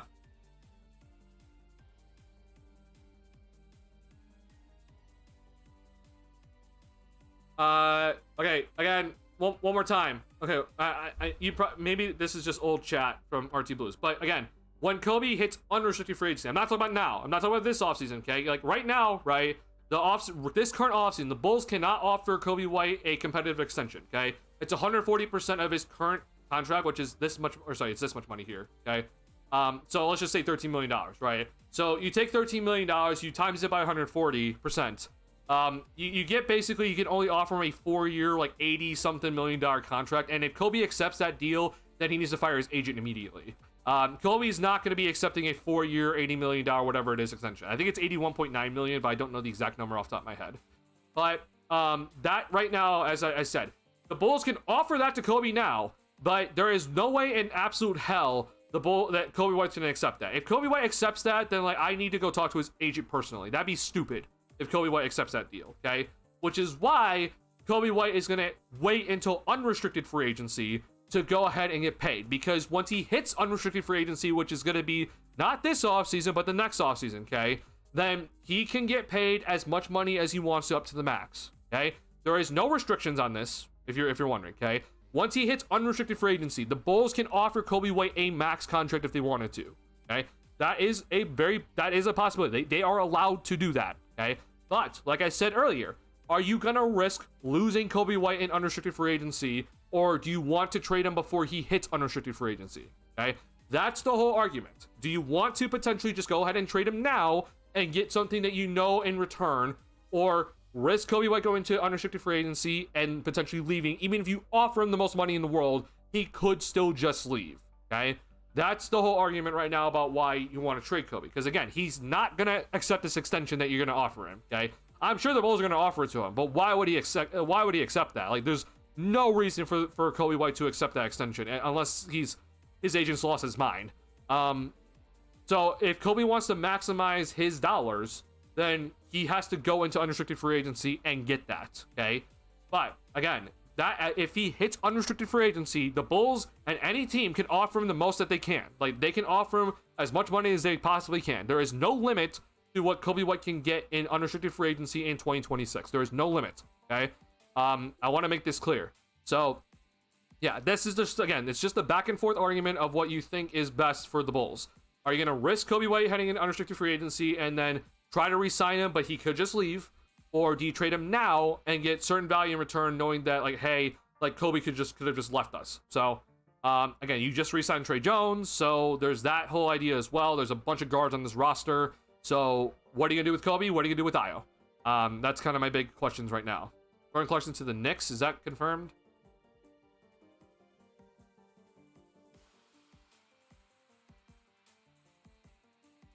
Sorry, let me catch up the chat here. Let the addition of some more offense off the bench for the Knicks. They need more bench depth. That would be cool, yeah. AKM gonna warm Giddey down as they should. They're not competing with anybody. Memories of DeRozan overpaid lingers. Also, no teams bidding against them in that signing and overpay. So the DeRozan's a little bit different, right? Because, like, obviously the Bulls didn't have the cap space for DeMar DeRozan. It's still a sign-in trade. I do agree that it was still probably a little bit over than what they need to pay him. But still a reminder that, like, DeRozan could have just gone and accepted, like, a mid-level exception if he wanted to. Like, if you didn't pay DeRozan enough, then, like, he could have just been like, hey, if you don't pay me this amount of money, then I'm just gonna go and accept the MLE somewhere, right?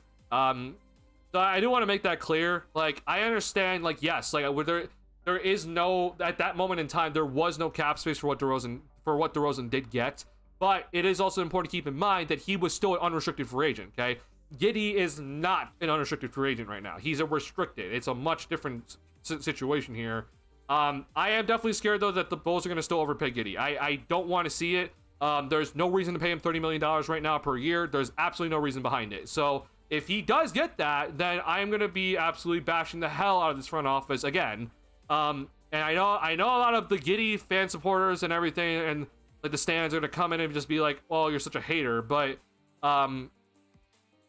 I do think that it is important that the Bulls don't just overpay for Giddey right now, especially when he doesn't have leverage.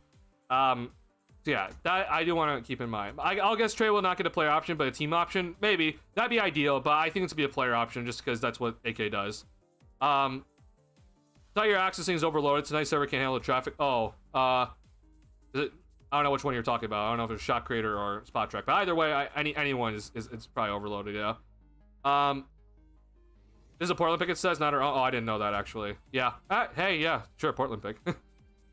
What do you think of a Cam Whitmore trade would look like, though? So, a Cam Whitmore trade, like, IL for Cam Whitmore does kind of seem like a possibility here. I'd hate it. Like, I would, like, I guess I don't hate it. It's just, I would need more than just Cam Whitmore. IL on the Rockets kind of makes a lot of sense.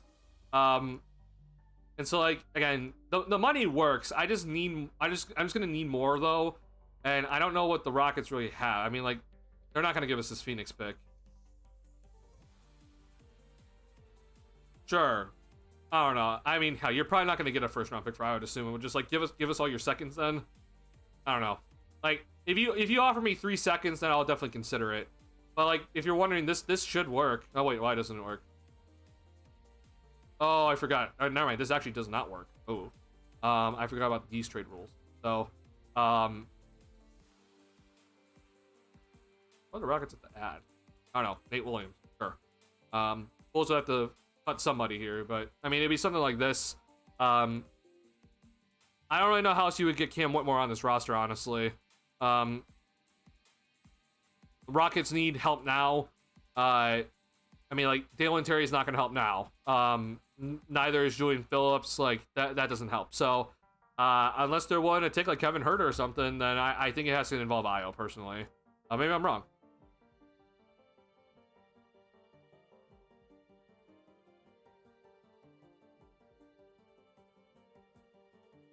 I think I explained this a lot, RT Blues, but I'll explain it again if you want me to, but let me get to updated chat here. Then I'll explain it again if I need to. I've been looking at the teams, and it seems to me like the Bulls will be the 4th worst team next season. Are we considering the amount of teams that are going to tank? Because I think the Bulls are the 2nd worst team in terms of teams that are actually trying to win. But then that's obviously not including the teams that actively tanked. So, I mean, assuming Philly's going to be back and better, assuming the Pelicans should be back and better, then, like, yeah, like, they should be, like, kind of near that area. I hope they are, because, I mean, this upcoming draft is just better than this past draft. So, I would love for the fact that the Bulls could be, like, the 4th worst team, but I'd have to take another look at it, honestly. Out of curiosity, where does Giddey rank on that site? When it comes to shot creator, Giddey is not in a good spot, unfortunately. If I'm not mistaken. So here's Kobe White. He finished 64%, which is honestly much higher than I expected from him. Here's Giddey. He is 141st. He is 56.6. So we're talking about people not exactly finishing the best. Again, you need 150 attempts at bare minimum. But I mean, if you're finishing basically just over 50% of your shots at the rim, that's not good. You need to be better than that. I know it's I'm kind of, it's me being harsh a little bit. Like, it's not just over 50%, but it's 7.6 over 50%. But this is, for a guy that's 6'8", this is not acceptable. I know, like, Cade Cunningham's here too. This also has been a problem. If you're wondering, like, the Pistons have talked about this being a problem. The thing with Cade Cunningham though is that obviously he can hit a pull-up 3. Like, Cade Cunningham can shoot off the dribble. Like, Giddey really can't. So, like, if you can't, finish at the rim at a high rate, which this number was much lower before he went on his run, then you need to go ahead and be able to hit your pull-up jumpers, and Giddey so far hasn't. So that's the next step for Giddey, hit your pull-up shots. If he does that, then that's pretty good. I am dropping frames as I speak, so bear with me here. I apologize by this. Come on, internet. Come on. Come on. Come on. Give me 1 second. I need to do an internet test. Javon Carter. I don't know if Javon Carter is willing to give up money, honestly. Because remember, a buyout requires Javon Carter to give up some of his salary, and I don't think he's going to do that. I think Javon Carter would just rather just dare the Bulls to waive him instead, which could happen. I mean, like, it's not the worst thing in the world if the Bulls do waive Javon Carter, but it is annoying just having $6 million of dead money on your books. Where to see Kobe go? I get traded, become an all-star, but I don't know. I think I like keeping eye on more, plus the defense and off-court chemistry with Matas. Again, if it was up to me, I'm keeping Io just because multiple reasons. What I said before earlier, but then also he's cheaper. I hope I stabilized. I do apologize. I dropped 800 frames. So yeah, like if it was up to me, I'm keeping Io because he's cheaper, and I think that he plays well. I'm not saying he's perfect. Like, is Kobe the better player? You can argue that he probably is. But Kobe's defensive numbers are still not good. Not his fault. I mean, he just doesn't have the physical tools to be a good defender. Like, he tries. I'm not saying he doesn't try, but like, he just doesn't have the physical tools to be a good defender. He's, short wingspan. He's not exactly the biggest. Io just has the 6'10 wingspan, right? Like, that's what sets Io apart from Kobe, is that 6'10 wingspan and defensive instincts. So yeah, I don't know. Again, if I'm gonna get great offers for Io, then yeah, I'm trading Io. But if I'm not getting good offers for either, but I need to trade one of them, then I'm trading Kobe. It was up to me. Things about, or if Portland could buy out Ayton, but yeah. But again, Carter would have to give up money, and I don't know if Carter's willing to give up money right now. And honestly, here's the thing though, like, what team is going to go and sign Javon Carter to be part of their contending run? Like, Javon Carter has proven to be useless on this team. Why would he be useful on another contending playoff team? Unless that team has Giannis on it, I guess. So, but I don't think the Bucks are going to be contending next season. So, I don't really know. Kaminga's $24 million per 3 years, 4th-year team option, squeeze him hard. I'd like that personally. I mean, hell, if I could get the even lower, that'd be great. But I mean, yeah, I'd be okay with that deal. Trey Jones over Io? I think they're both pretty good, honestly. Did the Bulls bid against themselves in the Jalen Smith deal? They might have, but I think honestly signing Jalen Smith for like $9 million a year is fine. You sign him with the mid-level exception. Obviously, many other teams had a mid-level exception available to them, which was, I think, about like $13 million last season. Maybe it was like 12. But I mean, like, that's still plenty of teams had that money. So I don't think you're the only team bidding for Jalen Smith, honestly. Bulls have like $37 million in cap left over right now or something. No, they don't.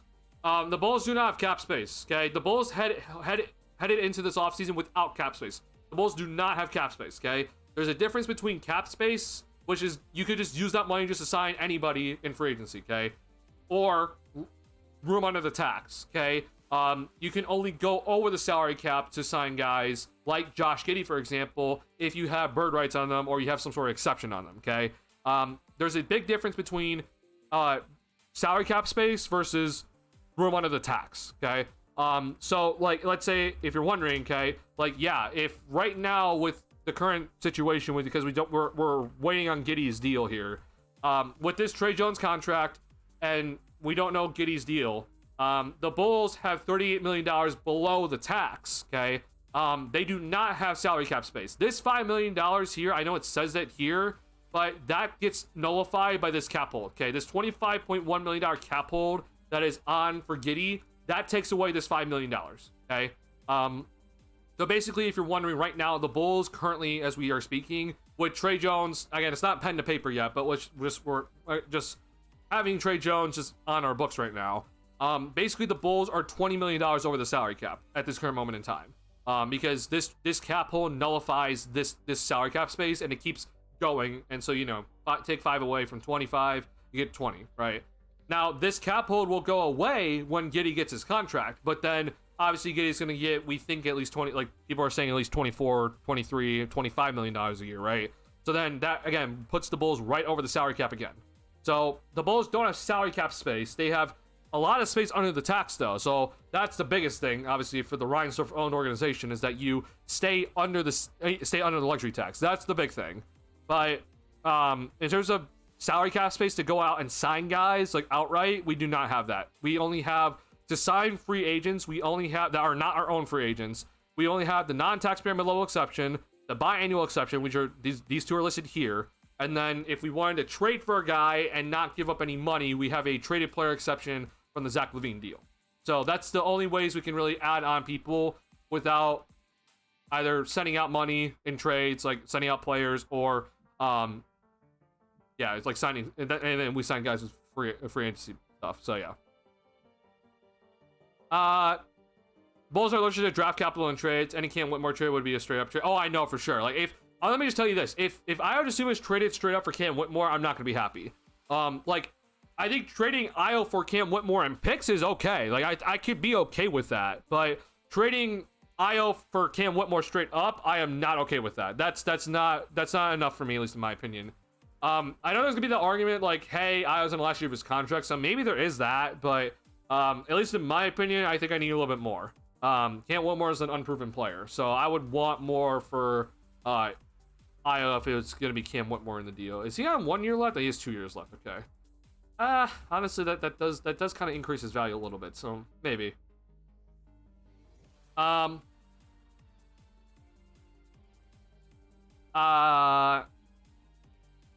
give Giddey $35 million. I hope they don't. I mean, Giddey has no leverage right now.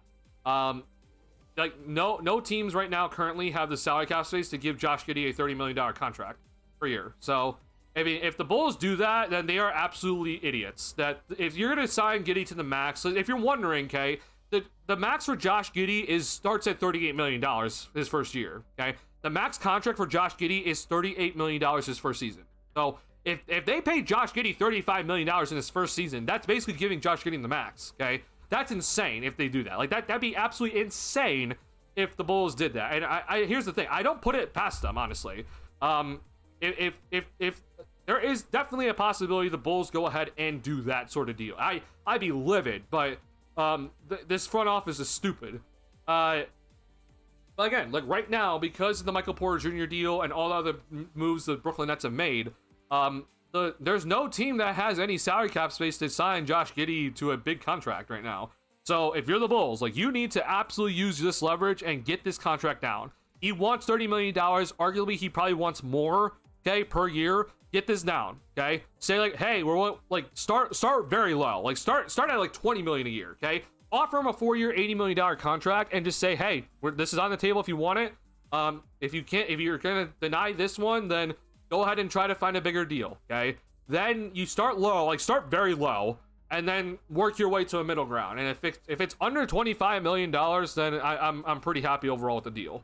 But honestly, bro, like I could even see a world with, like, if you're wondering, the Brooklyn Nets only have $17 million in salary cap space right now. So like Josh Giddey could not even go into free agency right now. And things could change, but at this current moment in time, he cannot go into free agency right now and get a 4-year, $80 million contract from another team. That's just not possible. There's no team right now that has the money to go ahead and give him that contract. So if that's the case, right, then I say to people, I'm like, listen, if that is the case, then the Bulls should just offer him the 4-year, $80 million if they want to. And if he says no, then dare him to get a better contract. Say that hey, this offer is here if you want it.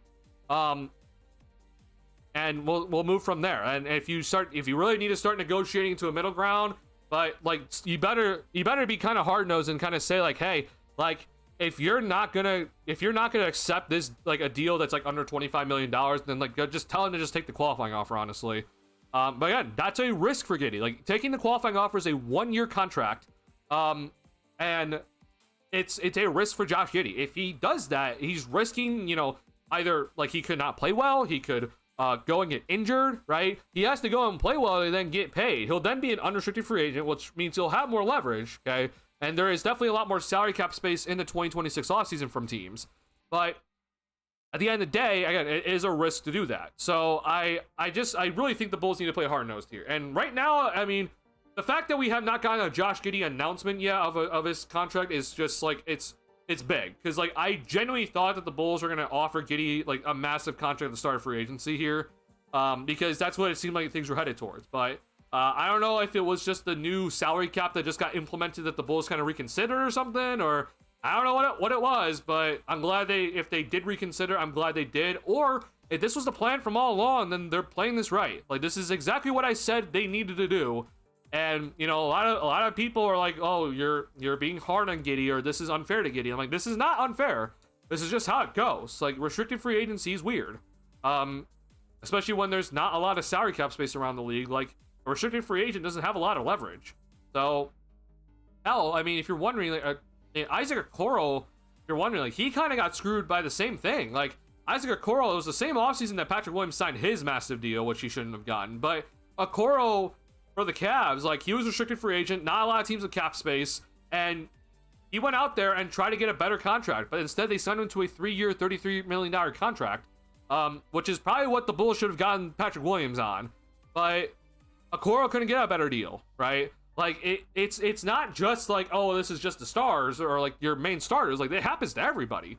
Like, Zach LaVine got the same treatment, if you're wondering. Like, Zach LaVine had to go and get his contract from the Sacramento Kings. So I'm just trying to, like, point this out where I'm like, listen, bro, like, I'm aware that people want Giddey to get paid. Listen, if Giddey gets paid $20 million or $25 million instead of 30, he'll be okay. Okay?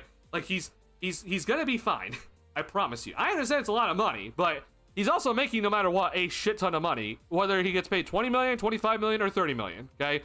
He'll be okay. It's gonna be all right. But again, it's important right now for every dollar for the Chicago Bulls because they just lost $5 million in salary cap space because this number went significantly down. Like, this was $170 million right here. This was supposed to be $170 million. The Bulls just lost $5 million in salary cap space next offseason, and it's just because the salary cap is projected to be lower than it was before. So that's just important to keep in mind.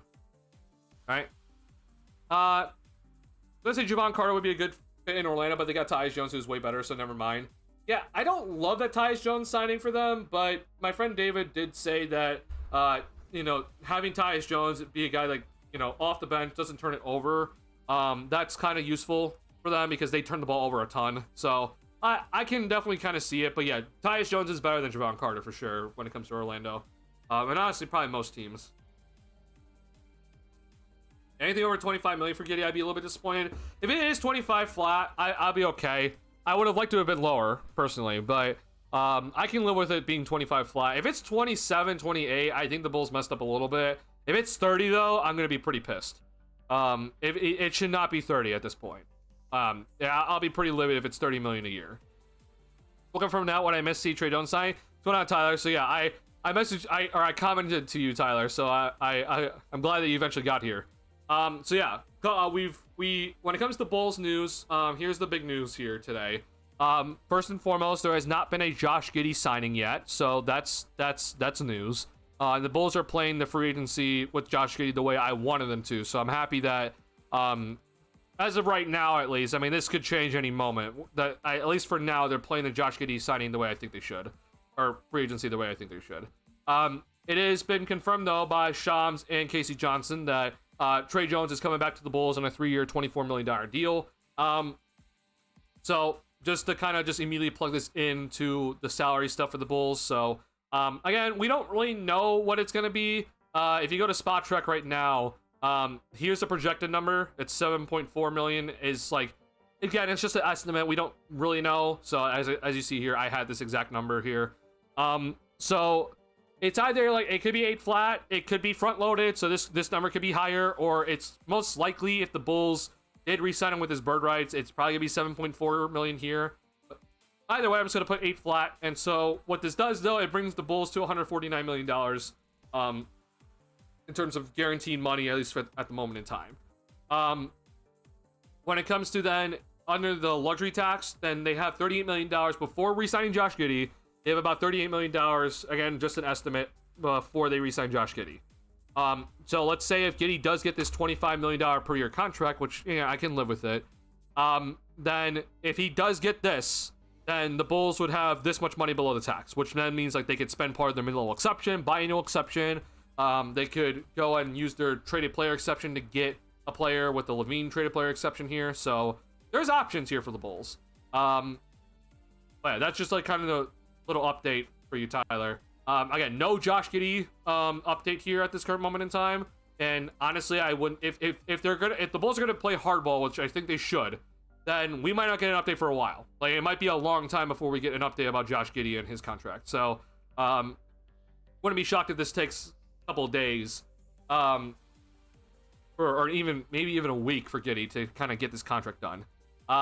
With Trey Jones, we do not know if there's a player option at the end of his contract, but I mean, if I had to guess, he got one, but we don't know. So that has not been confirmed. At least I don't know yet. Like, we haven't gotten the info, at least yet, I think. So correct me if I'm wrong.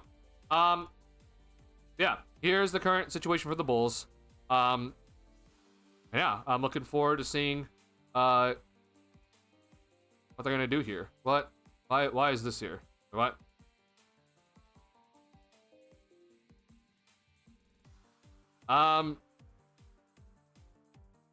This is a mistake by them. Like, Vooch's contract should be up here. I don't know why. Unless, guys, has there been a move by with Vooch's contract? Has there been a move yet? Or is this just a glitch by Spot Track? Because I'm assuming it's just a glitch by Spot Track. But I don't know why this is down here. This should not be down here right now. So let me know. What's a Buzelis season you would like to have, like him to have this year? If he's starting, I want him to be averaging 15 to 17 points. I think that's pretty reasonable. So if for me personally, for Buzelis, so year 2, I don't have the highest expectations for him, because I do think year 2 is a little bit harder in terms of like growth ability for a player. Year 3 is usually when I need to see like the growth to really hit. So like if there's a year for him to kind of break out, it would be year 3. For me personally, I kind of just want to see him like what did he average this past season? I think it was 9 points, right?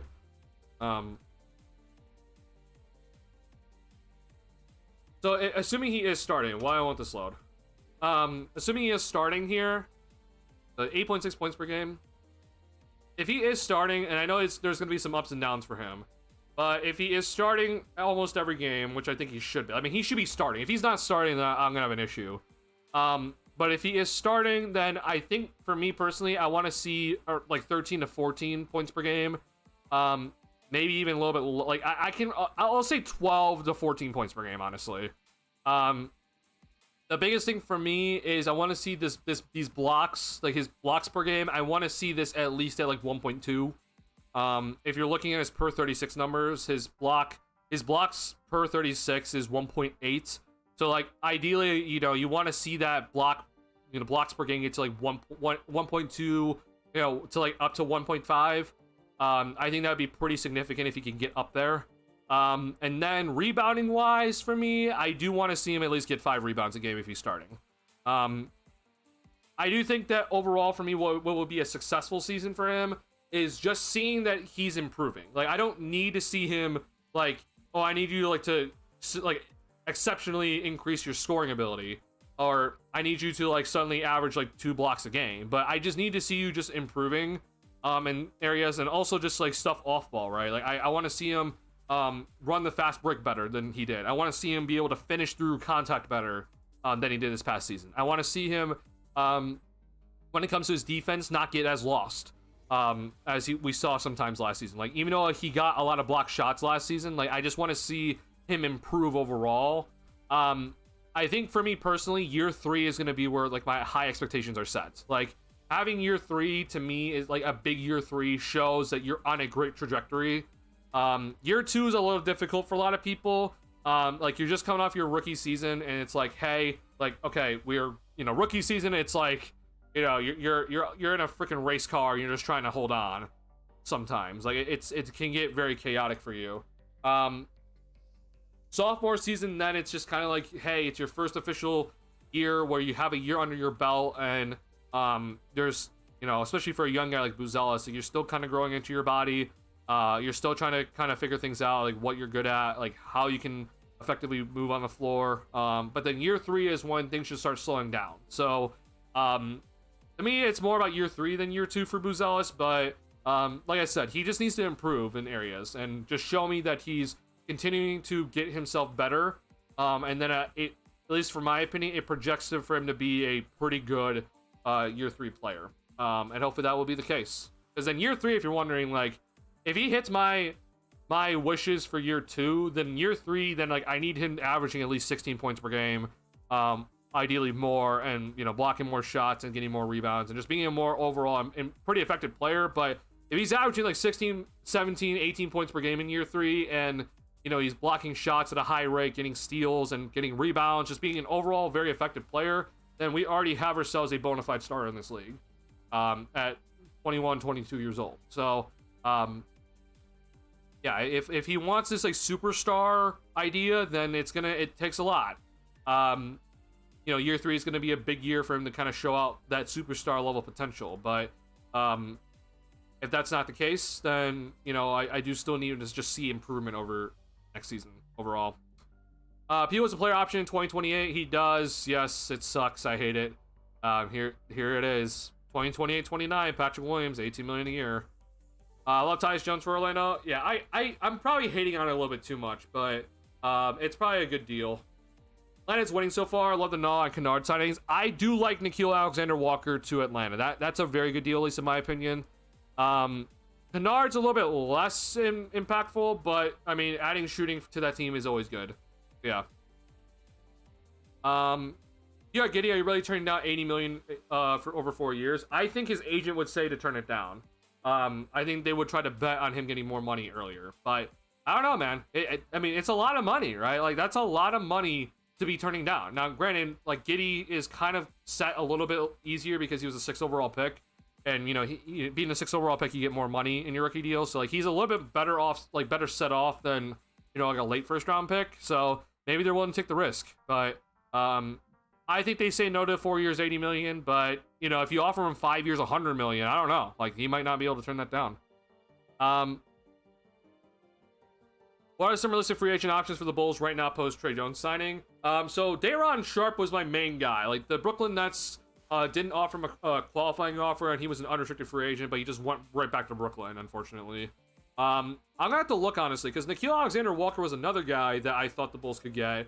I was told that the Bulls were, and this is not my sources, but it's someone telling me from their sources, so I don't know how legit it is, but someone was telling me from their sources that the Bulls were trying to get Nickeil Alexander-Walker in a sign-in trade. So I thought it was like pretty legit possibility, but obviously that's no longer a possibility. So we'll look here. Like, I don't really know, honestly, what would be a realistic option here. Let me know if there's any other, like, I'm still kind of refreshing this. It doesn't seem like there's any new free agency stuff. Sham said on ESPN that it's gonna be a crazy night, but they've kind of slowed down here. So yeah, it's honestly a really good question here, Darius. Could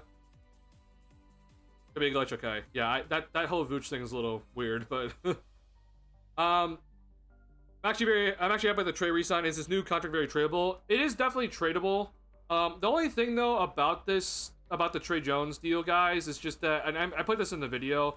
We'll see as like how when we we'll see as the free agency goes on here. But like, when I look at some of these other like contracts from these guys, like, you can kind of make an argument that it was a little bit of an overpay by the Bulls. Now, Ty Jerome got a very similar contract to Trey Jones, and obviously Ty Jerome's going to go be the backup point guard in Memphis, right? So 2 backup point guards, they both got 24 and 28 million. Okay, Davion Mitchell, though, I mean, he signed a 2-year, $24 million deal. So like, the Bulls got Tyus Jones on a better contract than Davion Mitchell. Okay. Now, the problem is, though, is that when you look at Trey Jones versus D'Angelo Russell, now, D'Angelo Russell is taking a, taxpayer mid-level exception money. So it's not that much money for D'Angelo Russell, and this is the most that the Mavericks can offer him. But it's like, it's not that much. Like Kevin Porter Jr., for example, is a backup point guard for the Milwaukee Bucks, and he signed for $5.5 million a year. So it's like, there is some like maybe it was a slight overpay. Tyus Jones signed for 1 year, $7 million. So again, that's below Trey Jones. Now, I do think Trey Jones is a better player than Tyus Jones, mind you. I think Trey Jones is the better player, but it is just something to keep in mind.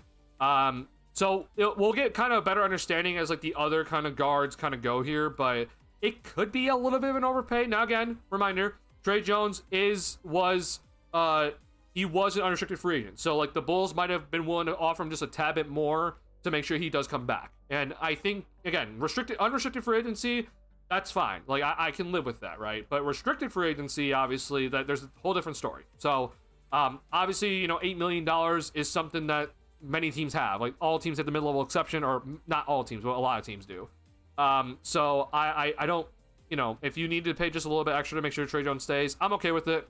I like Trey Jones a lot, so I'm happy he's coming back here. And so I do think it's also a very tradable contract if the Bulls do decide to move off from him. But overall, though, Tyler, I do think that you're going to see most likely either Kobe or Ios getting traded here off that Trey Jones deal, because it was reported from Casey Johnson that after they traded Lonzo, then they wanted to re-sign Trey Jones as a high priority, which they did. First move of free agency for them is re-signing Trey Jones. But now, obviously, it's like, do they move off Io? Do they move off Kobe? Like, assuming Giddey's coming back, they're like, what are they going to do here? So that's going to be the big question. I need more rebounds for Buzelis. That's definitely something he's going to have to work on. I'm going to give him a little bit more of a pass in his second season, because, again, he's still kind of developing. Like, when you don't have, like, that core strength and obviously, like, the overall kind of upper body muscle to get those rebounds, it's a little bit difficult for him, even though he is 6'10". But, again, year 3, it's going to have to be huge for him to go ahead and get those rebounds, because, like, we're going to need it. Okay, I appreciate this, Darius. So the Bucks re-signing Gary Trent Jr. is the most recent deal here. So 2-year, $7.5 million deal. It is quite interesting that the Bucks are getting these guys in these deals, because I mean, I don't really think the Bucks are going to be I don't think the Bucks are going to be contenders, but honestly, I mean, you do still have Giannis no matter what, so maybe you are. But I mean, like, Bobby Portis getting this deal, I think, is very good by them. That's, you know, basically the mid-level exception, or even less, like a little bit less than that. So that's really good by them. Now Lillard's going to be out for all next season with that torn Achilles, at least we're assuming. So their money situation is not amazing overall, but they're still getting these guys on like some pretty cheap deals. So honestly, really good job by them. They're honestly doing a hell of a job. Now I do think that some of this is just because, hey, you know, Giannis is here, and they, you know, having Giannis, you always have a chance, especially in the Eastern Conference. But yeah, I give them a lot of credit for what they've done so far. So bring back Bobby Portis, so you're bringing back KPJ and Taurean Prince. You're going to stay under the luxury tax, assuming you're able to, I think. Yeah, 38 million-ish. That's before all these deals are made here. So they're doing a good job. Like, there is a little bit of a financial crunch for Milwaukee, but they're doing, honestly, a pretty decent job here. What are the rumors about the Bulls wanting to move on from Herter and Collins? What happened to that? So where was that? Because I've seen that on Twitter a little bit, but I've never seen it, like, reported by, like, Casey Johnson or anything like that. Or from, like, Will Gottlieb or anything. So, like, where was that? You can't link in this chat if you're wondering, so just tell me who to go to on Twitter. I'll put in their @ for me in the chat. Sorry about the drop frames. My internet's a little unstable tonight. I do apologize. Rush just come on down. Oh, I mean, yeah, honestly, bro, that's honestly a really good call by you, Darius. Yeah, I mean, so if, let's say, for example, the Bulls are able to move off either Collins or Vucevic, right? This is definitely a guy that I would want the Bulls to just kind of take a swing on. Precious Achiuwa is an unrestricted free agent. New York Knicks, you know, their whole salary situations, they're pretty far into spending. So, you know, if you're able to just kind of steal Precious Achiuwa away, obviously we had the mid-level exception to spend. I'd be kind of down for it, honestly. I'd be pretty pleased if we did that. Again, you'd have to send out like Vooch or something, or you know, Zach Collins or Jalen Smith or one of those. But if you want like a kind of like an undersized backup center, then like Precious Achiuwa is your guy. He's definitely one of those guys that I was looking at. Like Aldama was one of those guys I wanted really badly. He's obviously gone. See, can we? Yeah, awesome. I love Spot Track, by the way. This website's amazing. Just to be able to look at this. All right. I don't know why they always do this, but multiple contracts here. Isaiah Jackson, honestly, is a guy that I would also kind of like to see if the Bulls could like try to steal away from the Pacers. he's most likely going back to the Pacers. But I mean, Isaiah Jackson, just like, again, just like trying to throw your mid-level exception as just like a swing guy, like just like young guy, you know, just take a swing on him, like see if he turns into something. Like, yeah, I'd be all for it. But I do think Isaiah Jackson's probably going back to the Pacers here. Yeah, I don't really know about anybody else, honestly. A lot of two-way guys, man. I do not want Beauchamp. Screw that. Kessler Edwards also, like, he's not a bad guy either. Unless, I don't know if he's re-signed or not. I don't think he is. I mean, like, Kessler Edwards is a guy that I'd just be kind of like, again, just, I'm just like taking swings at guys here.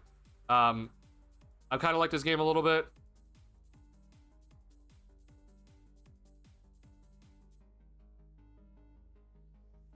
I mean, like I don't know, like Banton maybe. Like again, I'm just like taking swings on people here, but Banton's a guy that I kind of appreciate his game overall. I don't know why Spotrac does not have any of his stats up to date, but and just like I'm just kind of looking at people, just like, hey, you have some money, try to see it. Yeah, so Portland definitely played him a lot of point guard, which is kind of crazy, but yeah, sure. Want to try it? Sure. If in terms of like if you're wondering like, okay, well, we don't want that. Well, who's someone that like the Bulls can like come in and like bring in and help right now? Lonnie Walker's available. I mean, he can definitely come in and help if the Bulls do trade another guard here. In terms of like a actual like wing, like I'm trying to think of like a wing that could like just come in. And like instead of like having Isaac Okoro start, like who's like another wing that just come in and start immediately, and it would be an upgrade over Okoro. Trey Lyles also wouldn't be bad, honestly. I wouldn't mind Trey Lyles. Like, if the Bulls are like trying to win, then like Trey Lyles wouldn't be a bad pickup, and he'd be like a legit possibility to get.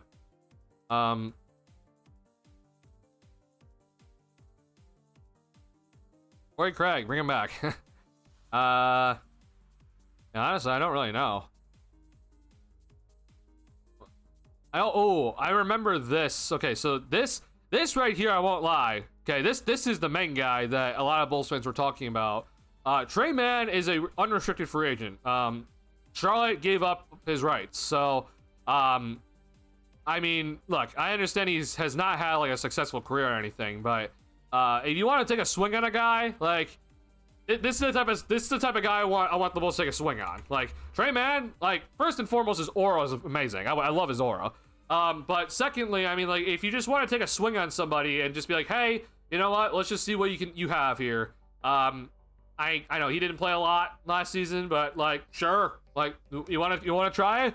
Sure. I don't have any issues with it. I understand he's another guard, but I think this is just like kind of worth just trying these sort of things out. So yeah, Trey Mann's definitely very feasible. If you want to spend a little extra money on him, like, I don't know, give him $5 million a year or something like that, then yeah, I think that's okay. Let me go up to wings and just kind of see. Like, I don't really know, honestly, in terms of, like, small forwards that would, like, could come in and just, like, help. Duncan Robinson, yeah. This doesn't look good. This looks pretty, in terms of wings, oh, they don't have that. Okay, that's weird.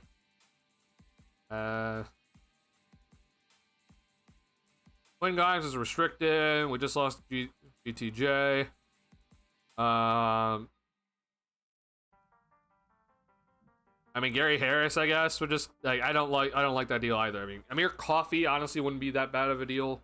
Yeah, I mean, those again are just like win now players. I don't think the Bulls should be targeting at all, honestly. I think it was originally after the trade was. What's up, guys? I think it was originally after the trade was made. So after the Lonzo Ball deal, the Bulls were looking to maybe trade Herter and Collins. Okay. I mean, again, though, you kind of have to make it. You have to be smart if you're the Bulls, right? Because if the plan is to have all this financial flexibility in 2026, then you need to make sure that like you don't trade Herter and Collins' expiring contracts for like big long-term money, unless you're getting some assets in return here. Like some draft picks, then it's worth it. But if you're not, then like you gotta be careful. So be careful if you're the Bulls here. Any big trades I expect other than Giannis? I'm being dead serious. I don't think Giannis is getting traded. I think Giannis is here to stay in Milwaukee. I think Giannis and the Bucks are just kind of like, yeah, it's just best for us to just stay put. We'll see how Lillard returns after next season, but I think they're fine just keeping him. I mean, I know it's just like, I don't really think they're gonna be contenders, but I mean, like, bro, the East is so weak next season. So, I mean, Giannis will no matter what get you 45 wins alone. So, I mean, hey, if the East is going to be absolute garbage, then I think there's a chance always. Casey, I believe I heard turn his 3-point shot around as they started to win a cosplay with, which was out, also led to wins. Yeah. I'm still willing to trade either one, personally, but, man, just be smart about it. I was thinking when the Bulls initially got Herter and Collins and Levine trade, I heard somewhere they were going to try to trade them, and they wouldn't play any games as the Bull. You might have heard that from me, honestly, Rozzy. Like, that would have been my personal idea, because I didn't really want either one on this team, personally. But, I mean, credit to Collins. Collins came in and played well. Collins did a really good job, and, like, he proved me wrong. Now, granted, again, it's small sample size and how well he played, but he was a much better rebounder than I thought he was going to be. Herter then obviously eventually turned a shot around, but I don't, like, that's still a little bit scary for me. So like, it might have been honestly me that kind of gave you that idea. I don't know if AC Johnson actually said that or not, but if it was up to me personally, I want both of them off my squad. You know, if I could trade them for draft picks, great. If I can trade them for a young prospect that, you know, is at the end of a bench, great. But it's kind of hard. They're making a lot of money for all things considered for their roles. I believe they're going to see if that small sample size last year was legit. If they are not succeeding, they will make moves at the deadline. If they somehow are winning, they may not. I mean, I hope that they just no matter what make moves. But, I mean, you might be right, Rob. And I don't like that sort of mindset. What about Claxton? I mean, Claxton is definitely a possibility to get traded. I don't know about the Bulls, though. That's a little bit scary.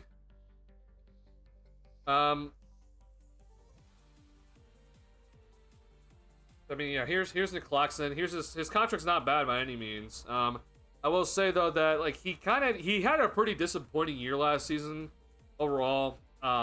Things kind of went south for him a little bit. I mean, like, we're talking about a guy that was like, you know, in the 60s and 70s in field goal percentage. He dropped down to 56%. There's just some moments where he just was not engaged. But obviously, like, this is a guy that, like, you know, he was like defensive player of the year talks like a couple years ago. So, I don't think the Bulls are gonna be able to trade for him. His money is more money than any center on the Bulls roster currently, and so I don't really see them taking that unless we give up something. And if it was up to me personally, I'm not giving up a first for Nick Claxton at this moment in time. He might be able to convince me later in maybe 2 days, honestly. We'll just kind of see how the center market works out. But if it was up to me, I would not be trading for Nick Claxton. I'm trying to remove a center off my roster if it was up to me personally. Now, if let's say, for example, let's say if the Bulls are able to trade both Collins and Vooch, right? Then yeah, I mean, if you want to go get Nick Claxton, sure. But until we can figure out this whole center mess, then I don't know about Nick Claxton. Even like a 1-for-1 swap isn't exactly the best thing right now. So, and again, I don't know if Brooklyn would be even be willing to take either like Collins, Smith, or Vooch right now. Unless they give up a pick, or unless we give them a pick, and I don't really want to do that. What are the Bulls? What are the 3 Bulls 2 ways? So the 3 Bulls 2-way contracts, they are not currently in Spot Trek yet, right? All right, I'm all over the place here. Yeah. Okay. Well, we have one actually, which is Emmanuel Miller is in officially. The 3 Bulls 2-way contracts are the 55th overall pick in this past draft that we traded for cash. Good job, AK. You got your cash. Yay. Lachlan Obrich from Australia is the first 2-way contract, okay? If you are wondering, yes, you can sign second-round picks to 2-way contracts, so he's the first one. Caleb Grill is the second guy. He, I believe, it was either Mizzou or Mississippi. I don't remember which college it was, but the Bulls signed him to a 2-way contract. That's been confirmed. And then the third one is Emmanuel Miller is back. The Bulls gave him he was in restricted free agency, got the qualifying 2-way contract offered to him. He accepted that today. So The 3 two-way contracts for the Chicago Bulls are Lachlan Ulbrich from our second-round pick this season, Caleb Grill from it's Missouri or Mississippi. I don't know which one it is, but I do apologize. And then Emmanuel Miller is back. So those are our 3 two-way contracts for this upcoming season. So I expect all 3 to be at the Summer League. I mean, I'd be kind of shocked if they aren't. I hope to see Ulbrich there, if I'm saying his name correctly. It might be Ulbrich, but I think it's Ulbrich. But I hope to see all of them there. We should definitely be seeing Emmanuel Miller and Caleb Grill there. Yeah. Amir Coffey. Yeah, I mean, Amir Coffey would definitely be more of a win now, but I mean, he's a nice player. I like Amir Coffey. Jabari Walker, maybe? Yeah, I could also see Jabari Walker. Is he unrestricted or restricted, honestly?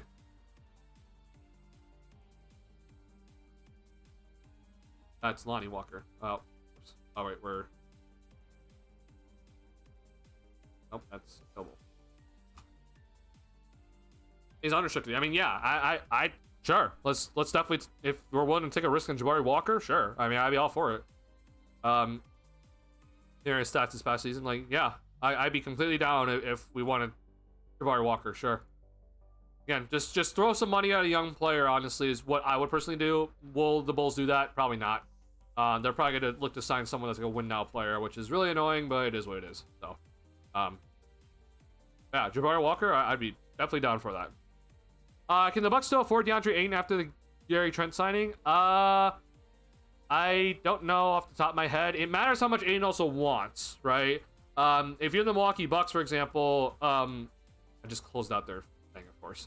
If you're the Milwaukee Bucks right now, like if you're able to convince Ayton to take like, you know, the biannual exception if you have it available to you, then like, yeah, I mean, I think it's definitely doable. They'd be under the luxury tax enough. I mean, like, let's see, 18, 21, 24. I mean, they still have $14 million, at least from my calculations, before they get to the luxury tax. So none of these guys are signed via the mid-level exception. So, I mean, they should have the entire mid-level exception available to them. So, I mean, hey, like, yeah, I mean, like, that's... They'd actually have $14 million to throw at DeAndre Ayton if they wanted to. So, I mean, yeah, it's definitely very doable. I think that's actually a legit possibility. Now, I do think Ayton's going to the Lakers, but maybe if that doesn't work out, then the Bucks are maybe the backup option, and that'd be interesting for sure if you're the Bucks. I don't know if I really like Ayton and Giannis together on the court. That'd be kind of like, that'd be bad spacing, but it'd definitely be interesting for sure. I'm good with adding no more free agents because they will even play. I mean, obviously, I think the idea with any sort of free agents is like, hey, do you trade Vooch, or do you trade Collins, or is Io getting traded, right? Like, you would have to be making a move, and then you would sign a free agent, right? Like, you'd have to be opening up some more playing time, and then you would sign that free agent. But again, like, if it was up to me right now, like, if I'm, let's say, for example, if I just, like, waive Javon Carter, okay, and then, like, I signed Trey Mann to, like, just, like, a prove-it deal or something, like, I'd be all for that. Like, you're not going to go into the luxury tax if you do that. And Trey Mann, like, he's not going to be playing a lot of minutes for you, but you're just kind of betting, like, you'll send him down to, like, the G League for some time, just to kind of see, like, hey, can he turn into something here? That's personally what I would do. Like, Jabari Walker, same thing. Like, I'm just like, okay, I'm making a bet on you. You'll probably spend some time in the G League, and hopefully you turn out well, but, like, that'd be kind of my bet, you know, just to send that guy down to the G League for some time. So, if it was up to me, that's what I'd be doing, but it's okay, so that's not what he's going to be doing. I mean, Jaquez, if he is a free agent, which I don't think he is, then I think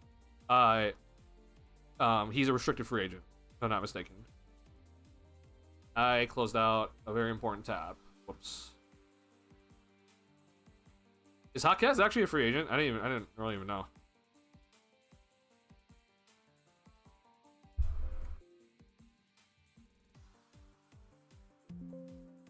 God, how do I spell that? It's very...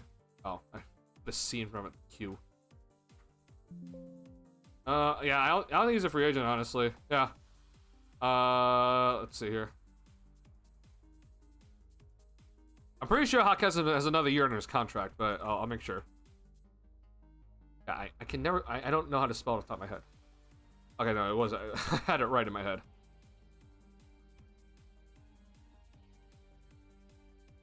Yeah, it's a club option. So I mean, we'd have to trade for him. He didn't really have a good year last season, honestly. Like he kind of went down overall.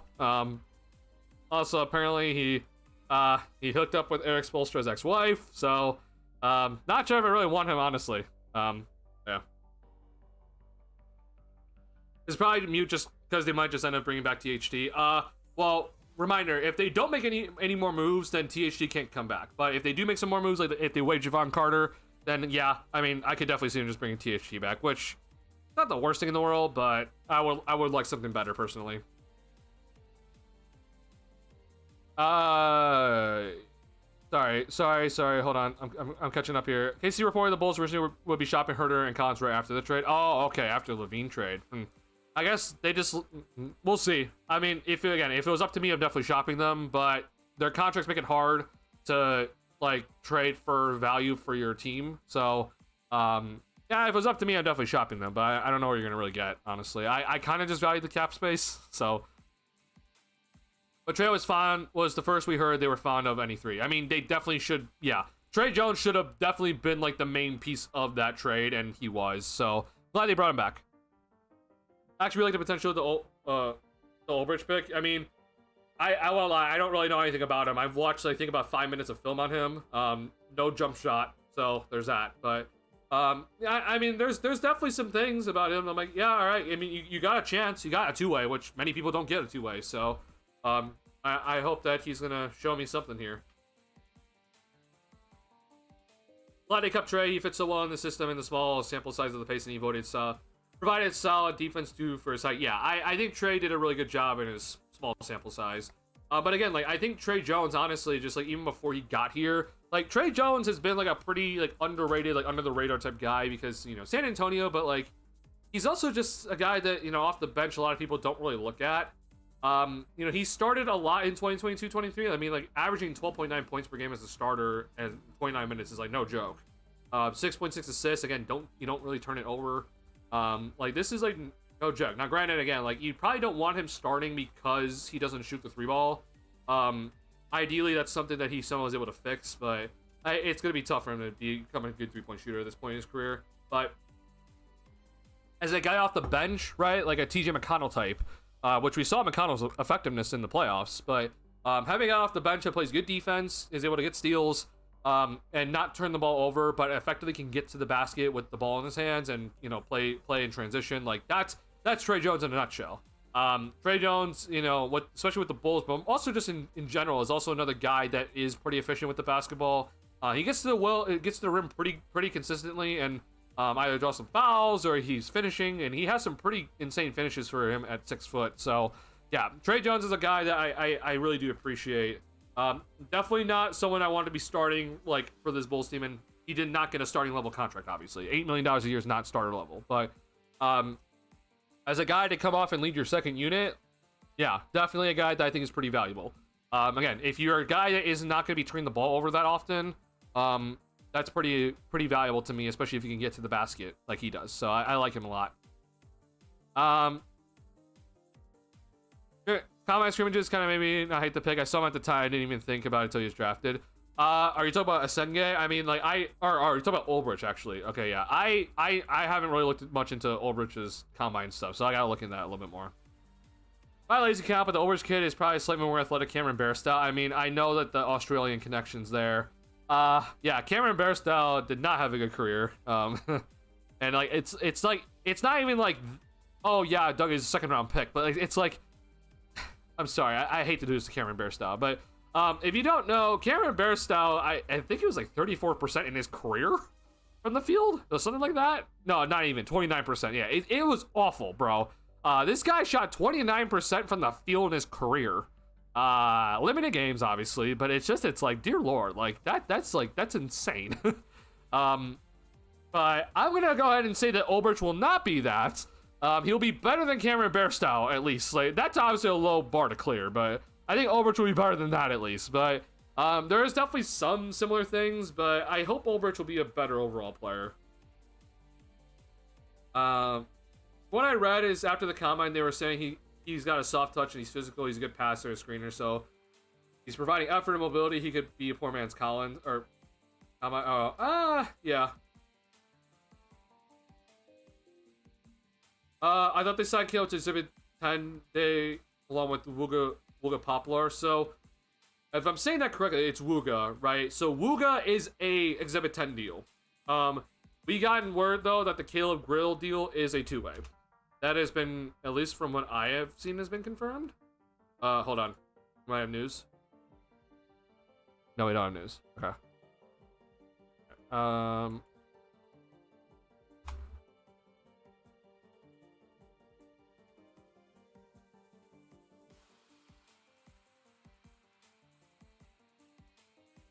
gonna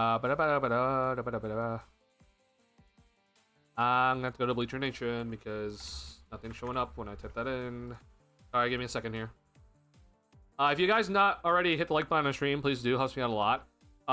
If you're interested in joining the Discord, let me know. We have a community Discord here on this community.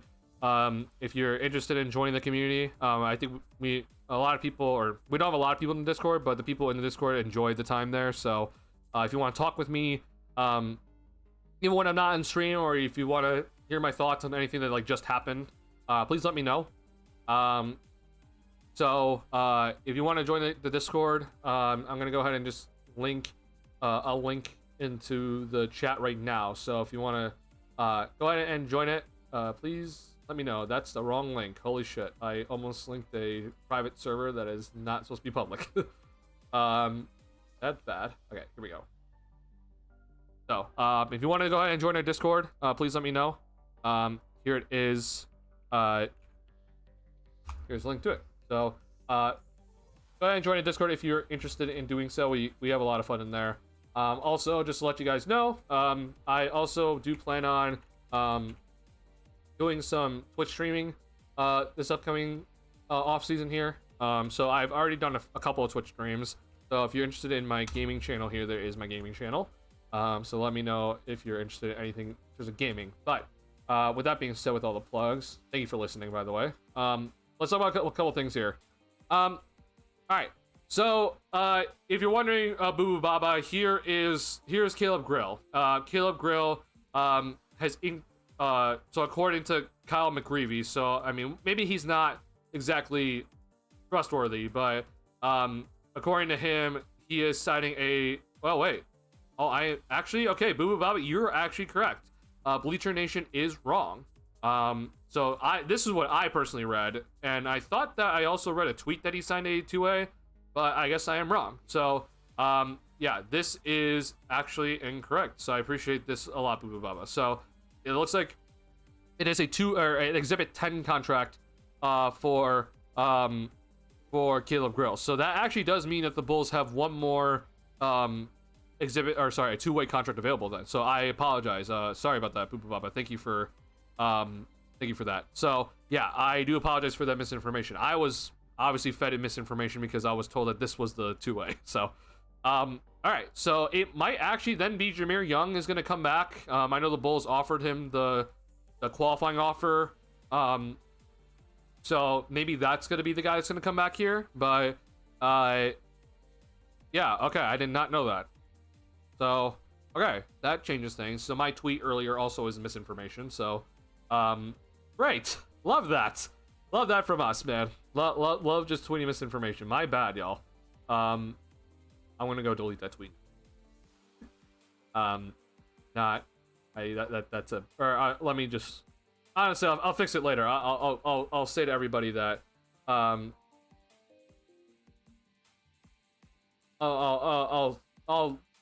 do a retweet about or a quote tweet about it later. Okay. Okay. So yeah, Boo Boo Baba is correct. Both Caleb Grill and then Wooga they're both on Exhibit 10 deals. So Exhibit 10 deals are basically training camp deals. They're most likely just get waived after training camp. And it basically, there's an incentive in the Exhibit 10 deals where if they go and play for that team's G League team for at least 8 weeks, I think it was, then they get like an extra bonus. So most likely when a player signs an Exhibit 10 deal, they're most likely just gonna go to the G League team, especially if they're young and like undrafted free agents. But there's obviously the possibility that, you know, maybe one of them makes the roster, or Maybe one of them gets a two-way contract at the end of the day. With the Bulls, I doubt anyone makes the roster. Now, I mean, we did see THT last season. He was on an Exhibit 10 deal, but then he made the roster, right? We wave bid him for THT. So, I mean, there is always a shot. I mean, like, I guess Javon Carter, if he's still here, there is always a potential, but I kind of doubt that anyone's going to be making the roster on the Bulls for Exhibit 10 deal. So, maybe I'm wrong, though. But yeah, thank you so much, Boo Baba, for that. If he hits on a two-way late second cheap contract, that'll help future offseason spending if they were planning on it. Yeah. If the Bulls are able to hit on Ulbrich, that'd be great. I don't really know anything about him, so you guys know more than me. I trust you guys a lot more. Trust these guys in chat if you're wondering about Ulbrich at all. Grill got some hops. You're gonna be saying Giddy to Grill for 3, put another 3 on the Barbie. That's gonna be a saying. Holy crap! God. All right. I'm down with Vooch trade before season and definitely by deadline. With Giddy at PG, do the other players on the team now make open threes more often? I hope, but I swear to God, man, like, I might even be willing to put some money down that Vooch is gonna end his career as a Bull. Like, it just seems like the Bulls just want to keep him around for whatever reason. And I'm just like, why? So, if I had to make a bet, he's starting the season as a Bull next season. But I hope not. I hope he's gone. Wait. Oh, you guys didn't know about Jaquez? Oh, I guess I shouldn't have said that. That was all around social media, so I guess you guys aren't always on Twitter like I am, but, yeah. There was the rumor that Jaquez slept with Spoelstra's wife, or now ex-wife, because they're not divorced. And so the whole joke was just like, well, why isn't Jaquez getting as much playing time as last season? Well, Spoelstra kind of has like a vendetta out against him to just basically like not play him. So, yeah, sorry about that. I shouldn't have said that, honestly. That's my bad. But that was, if you're wondering, I did not leak that. Like, that was something that's going around on Twitter for a long time. People in this chat can attest to it. So, yeah, that whole thing did happen. So yeah, sorry for you guys just to learn about that now. I thought a lot of people knew about that. Because their contracts are expiring, there's a more likelihood they're traded at the deadline, especially if it's not working on the core in terms of wins, but they're playing well, I expect trades. The problem with the Herter and Collins contracts is just that, yeah, they're expiring. The problem, even though they're expiring, is just that they're pretty big. Like, if Kevin Herter was a free agent right now, he would not be getting $18 million a year. So, like, what team is going to be trading for Kevin Herter who's making $18 million a year? That's just the problem. So, yeah, it would definitely be a team that is, like, looking for more salary cap relief for next season. But if I'm the Bulls, if I'm taking out long-term money, I better be getting some sort of draft, like, assets out of it. So, I'm not going to be trading Kevin Herter for a guy that's going to be making, like, $14 million the following season after. Like, I got to be getting draft assets as well in that deal. Just to take on the longer money. So, yeah, I don't know. It'll be interesting to see what they do. Individually, we're going to be mentioned a ton at deadline for trades. I could definitely see that, especially if we don't trade Vooch. Also start the deadline, basically. We'll see.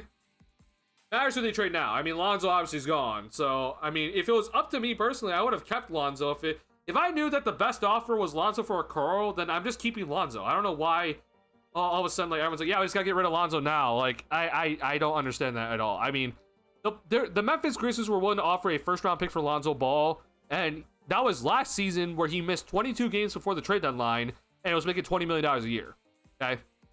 And he didn't have the contract extension signed in yet. Like, he didn't sign the extension yet. He was going to be unrestricted free agents if he got traded, and there were still teams offering a first-round pick when he was making $20 million a year. So I'm just like, okay, if the best that you can get for Lonzo Ball is Isaac Okoro because he missed so many games at the end of the season here, then just wait and just trade Lonzo if you're gonna just keep him around, see if you can increase his trade value. If you can't, if he gets injured again, then you have the team option just to decline it, so you get the cap space. But if you're able to play him and he's able to raise his trade value, then I think you're gonna get like a first round pick or something similar.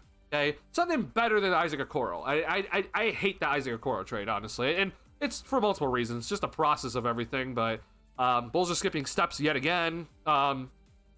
Is it worse than maybe the Giddey and Caruso deal? Maybe not, but I just hate the whole process that the Bulls go through. Young players with experience is just so stupid. I really hate it. Is anyone fumbling the bag harder than Malik Beasley? I mean, maybe you can argue some other people, but I mean, yeah, Malik Beasley's fumbling the bag pretty bad. Ulbrich is more athletic Sanogo. I think Sanogo's a better rebounder, but I can maybe see it. I think Ulbrich has like better ball handling upside for sure. It might be more athletic. Yeah. I do think Sanogo did move well though, like if you're wondering. Obviously he got injured, so I don't know about a chance of him making it to the NBA now, but I think Sanogo did move pretty well for his size, and I gotta give him credit for that.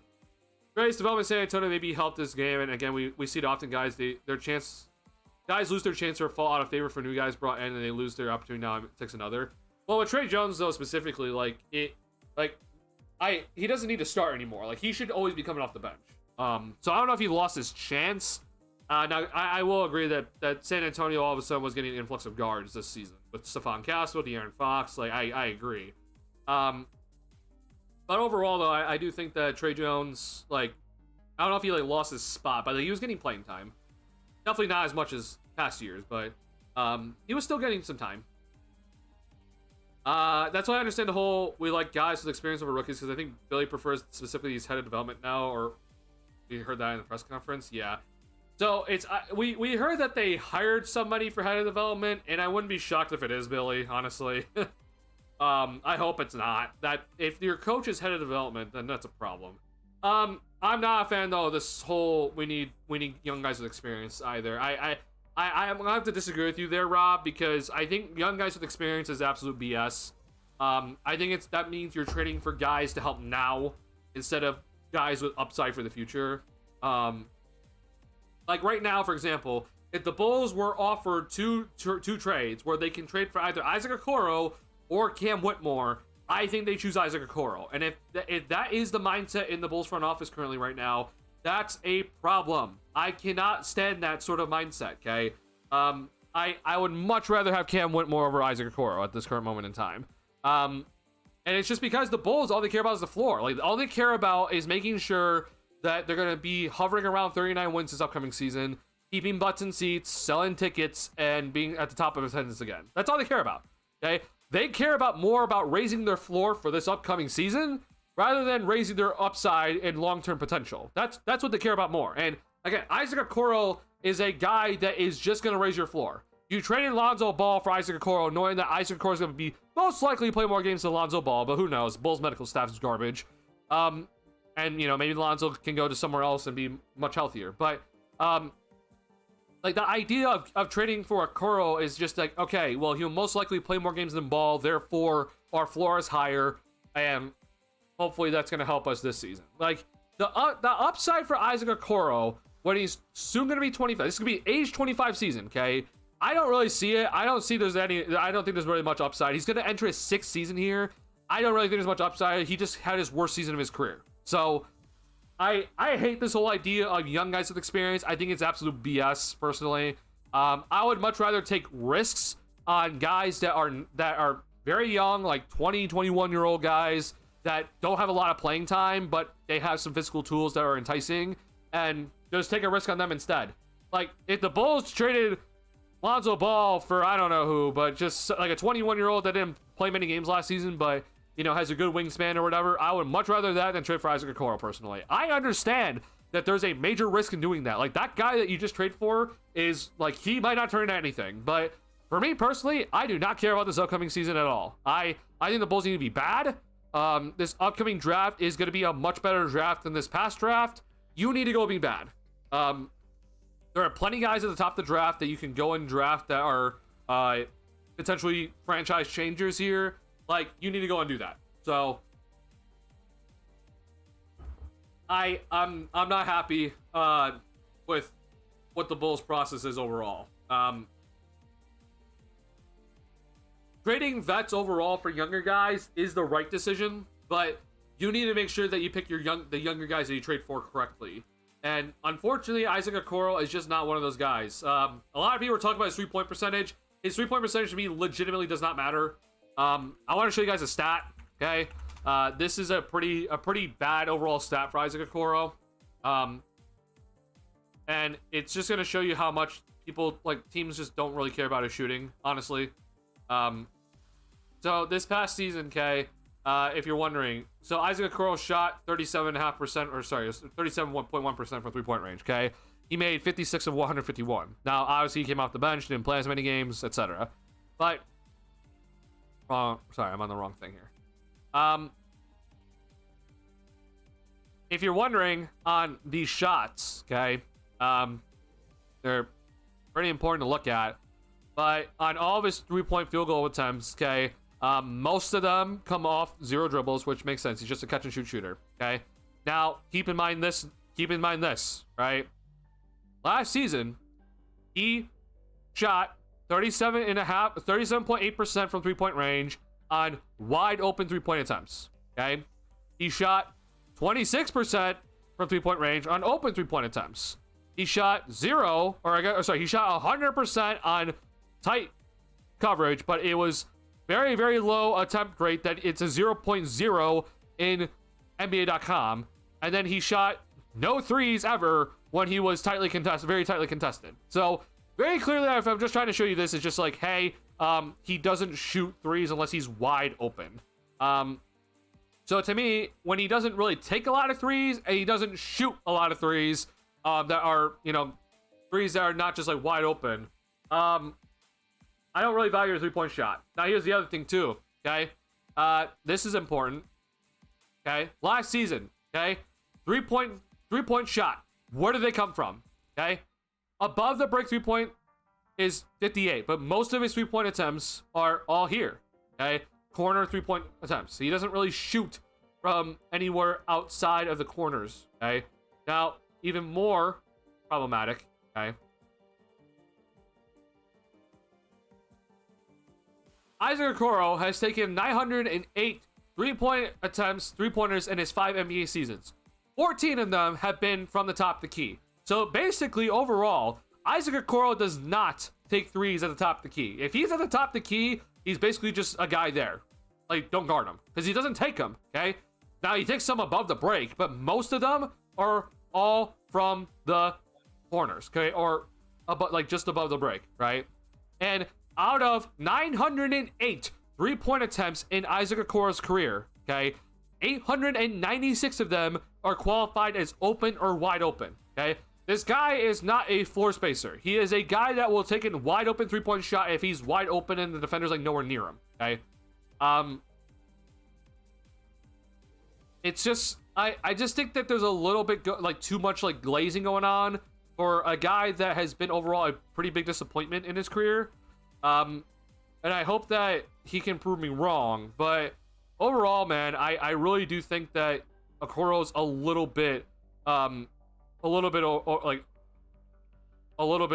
his overall, like, the idea that he's something special is overinflated. I don't think he's that good. He's got to do a lot, at least in my opinion, to go and like tell me like, hey, I am worth the risk. Because the problem that he added onto is that he added on money for the next season. And like I just said earlier, the salary cap is much lower than we projected it to be for the upcoming season, or not this season, but the following season. And any guaranteed money, I think, is a problem. So I'm not exactly happy about it. Over just ceiling his Vooch offense with Taj defense. I don't think he'll be Taj defense. Taj was very good defensively. I don't think Taj is going to be that, or I don't think it'll be Taj level defense, but I hope. I watched Grill a few games because I'm a Gators fan. He does have a good shot. Okay, I appreciate that info. Thank you. What's the difference between two-way and Exhibit 10? So the difference between two-way contracts and Exhibit 10 contracts. So two-way contracts, those are guys that are gonna go to the G League, and they can then spend, I don't know if it's still 45 days, but they're allowed, like, it might be 60 now, but they're allowed a limited amount of days on the main roster. But then most of their time is gonna be spent on the G League. So like you can call them up and down between like the actual NBA and the G League, right? You're allowed to call those guys up and down on two-way contracts.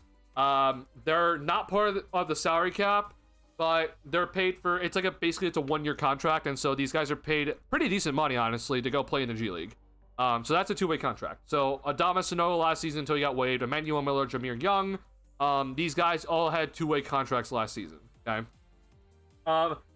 Now, Exhibit 10 contracts are basically training camp deals. They're most of the time training camp deals. It's basically you offering a guy a contract and be like, hey, come on in. It's not that much money. It's like, I mean, it's still like, you know, I think it's still like $30K, but you're going to come in for the training camp deal. That's the most you're going to be paid for the training camp. It's a non-guaranteed training camp deal. And then most likely you're just going to waive them. Okay. Now, if that player does play well and wins a roster spot, good for them. You offer him a new contract. But most of the time the Exhibit 10 player is going to just get waived, and they'll most likely then go down to the G League and play for that team's G League team. There's an incentive in the Exhibit 10 contract where if you get waived off your Exhibit 10 deal by a team, if you then go and play for that G League team, you get like $80K or something in incentives, or like a bonus. You have to play, I think, there for 8 weeks for that team, but it's a nice incentive for that player to go and play for your G League team. So it's kind of almost like a G League contract in a sense. You then obviously cannot bring that player up and down if they then go to the G League. Okay, they're officially off the main roster if you do sign them to the Exhibit 10 deal and then waive them. They will officially be off the roster. You could then, if you're wondering, that you could waive that guy off the Exhibit 10 deal and then sign him to a 2-way contract, but then obviously that's a different story, right? We're talking about 2 different contracts, so that's the difference. Very confident offensively. Okay, that's good. Rowan Ulbrich could be sneaky, making it known for his second round picks more than first, maybe. Marko Simonovic exists, so I don't know about that one though. No super raw though, more than Montes at the same time. I really like Asenge. I hope he turns out well. That's all I'll say for now. Go yeah, Hopster. What it tells me is if you're not making shots, at least you're doing other things. For Okoro? Okoro doesn't do anything else. Like, Okoro is basically Patrick Williams. Like, straight up, besides, he's probably a better defender. But Isaac Okoro, like, I'm being dead serious right now. Isaac Okoro, when it comes to him, like, he doesn't do anything else. He's a good defender, like, specifically point of attack defender. And I just say good. He's not great. Like, I don't think he's great. But he doesn't rebound. He averages 2.4 rebounds per game last season. And if you're wondering about his career overall averages, it's not anything better. Like, this guy doesn't rebound, okay? That's playoffs. I mean, the most amount of rebounds he's averaged in a season is 3. Okay, for a guy that's 6'6", it's kind of disappointing. He doesn't also really get you that many steals. Like, at most he's averaged 0.9 steals per game. And that's when he was, like, starting and playing a lot of games. And so he's also doesn't shoot amazing, especially from last season from the field for a guy that's 6'6". So I don't think this guy really does much. He's just a good point of attack defender, and that's it. And even then, I kind of think it's overrated. So I'm not a fan of Okoro, honestly. He's just been a disappointment in my opinion. Jameer Young, maybe the possible key replacement down the road if someone magically developed. Oh, Trey replacement? I doubt it, personally. I think Jameer Young is most likely not going to make it to the league, unfortunately. But maybe I'm wrong. You know what kind of information about Hawkeyes is like a fart in the wind because I'm not on social media? Oh, I'm so sorry. Yeah. Yeah. I apologize about the Hawkeyes information, guys. Trey Jones was the best PG they had pre-De'Aaron Fox and Chris Paul. Yeah, definitely. Yeah, I agree. Herder and Collins for picks, I expect. Yeah. 100% would have had Whitmore. He'd fit well, too. I mean, granted, again, like, I don't think Lonzo for Whitmore was on the table. But let's just say, like, if you had a chance to do that, I think the Bulls would choose Okoro. That's the problem. Like, I genuinely believe the Bulls would have chose Okoro. If they were offered for Lonzo, both Cam Whitmore and Isaac Okoro, I think they'd choose Okoro. And I hate that. But who knows? They probably see Okoro as being more proven. I agree, and I hate that. Like, I don't care about more proven guys. This upcoming season does not matter to me, just the win-loss record. I care about the young guys developing, and whatever record you get off of it is fine. But what I do not need is a soon-to-be 25-year-old coming in, and you're hoping and praying to God that some of this guy develops. Like, he's going to be taking minutes away from Asenge and Buzelis. Like, I don't need that. And I personally just don't see the upside. He's also then, he's going to be on a contract next season, or the following season, taking up money, of guaranteed money. And again, we just talked about that the salary cap for next season is $5 million lower than expected suddenly. So, like, this matters. And we'll have to figure out what this Giddey contract's going to be. But every dollar matters again. Like, I hate saying it, but like every dollar does matter. If you're gonna be a salary cap team and not a team over the salary cap, every dollar extremely matters right now. What's on Adamson? Thoughts on the Nuggets? I think the Nuggets have absolutely hit home runs on their 2 deals. I think the MPJ for Cam Johnson deal is an absolute home run for them. It gets them out of the first apron, and allows them to have a lot more flexibility to make some more moves here. I also think Cam Johnson is going to fit great next to Jokic. He's going to be perfect for them. The amount of money they shed off that deal, though, is insane. They shed $17 million off of it. Bruce Brown, getting him on a minimum is insane. I'm happy Bruce Brown's back in Denver, where he rightfully belongs. So I think Denver right now has hit 2 home runs. They need to still fill out the rest of their roster, but they now have a lot more flexibility to do so, especially now getting out of the first apron. They're now able to either use part of the mid-level exception, use a biannual exception. Sign-in trades are now available to them. Obviously, now you're able to do more trades because you don't have to worry about hitting or not triggering the hard cap now. So I think that Denver, the 2 moves that Denver did today, unless I'm missing another one here, I think the 2 moves that Denver did today were fantastic. I loved both those moves. So Denver did fantastic, at least in my opinion.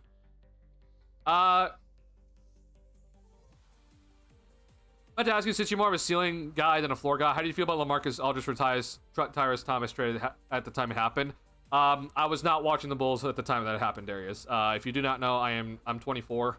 I didn't watch the Bulls until 2012-13 season. So when the LaMarcus Aldridge and Tyrese Thomas deal happened, I was not watching the Bulls, so I couldn't tell you what I thought at the time. Obviously now I get hindsight. I'm just like, well, what the hell was that deal? But yeah, I mean, sorry. I do not I do not have thoughts back then about the Bulls. I was a White Sox fan only at that time. You have confirmation about what? Punums. I don't know what you're asking about. Sorry. I know I'm late on chat here. Yeah, I'd take on Smart money in that Memphis deal though. No. Yeah, they would have, but Marcus Smart's contract ends after this upcoming season. So Marcus Smart's contract would not have been part of this 2026-27 year. So I might, for me personally, I don't care if I'm taking Marcus Smart's contract. Like, if I'm going to take Marcus Smart's contract, get a first round pick out of it, which would have been the 18th overall pick, then yeah, I would gladly have accepted it. Okay. It would have been only on the books for this year. It would have been on the books for the 25-26 season. It would not have been on the books for the 26-27 season. So for me, I'm like, yeah, by all means, I would have gladly taken Marcus Smart's contract for a first round pick. Gladly. But the Bulls instead decided Isaac Okoro. It's so stupid. Also, we know for certain there wasn't any protections on the pick because at the time you couldn't predict they would fire their coach and go backwards because they were higher in the standings. Well, the thing is that we legitimately saw that Memphis pick get traded to Washington, and there were not any severe protections on it. So we know that there were not anything specific on it. So yeah, we have confirmation on that. It means I don't have to watch Pat be a black hole on the court. I'd rather have a coral. The bar is very low, I know. Here's the thing, though, Tyler. I'm being dead serious. I think they're basically the same player. Like, they're 2 very disappointing top 5 picks in the 2020 draft. They had the tools to be more effective than they are currently, but they're not.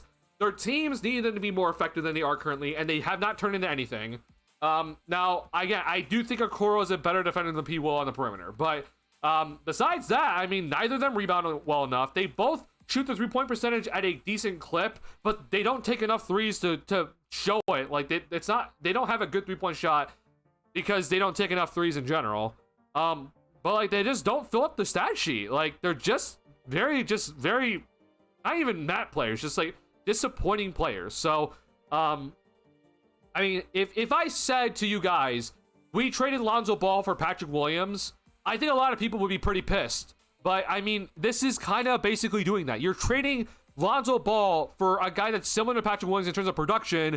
The only difference is that he makes $7 million less this upcoming season. So, like, look, Okoro, I hope he proves me wrong, bro. I'm not here to shit on Okoro, but he has been a major disappointment. So, I don't see much upside with him. Again, he's soon going to be 25. He's going to head into his age 25 season up here.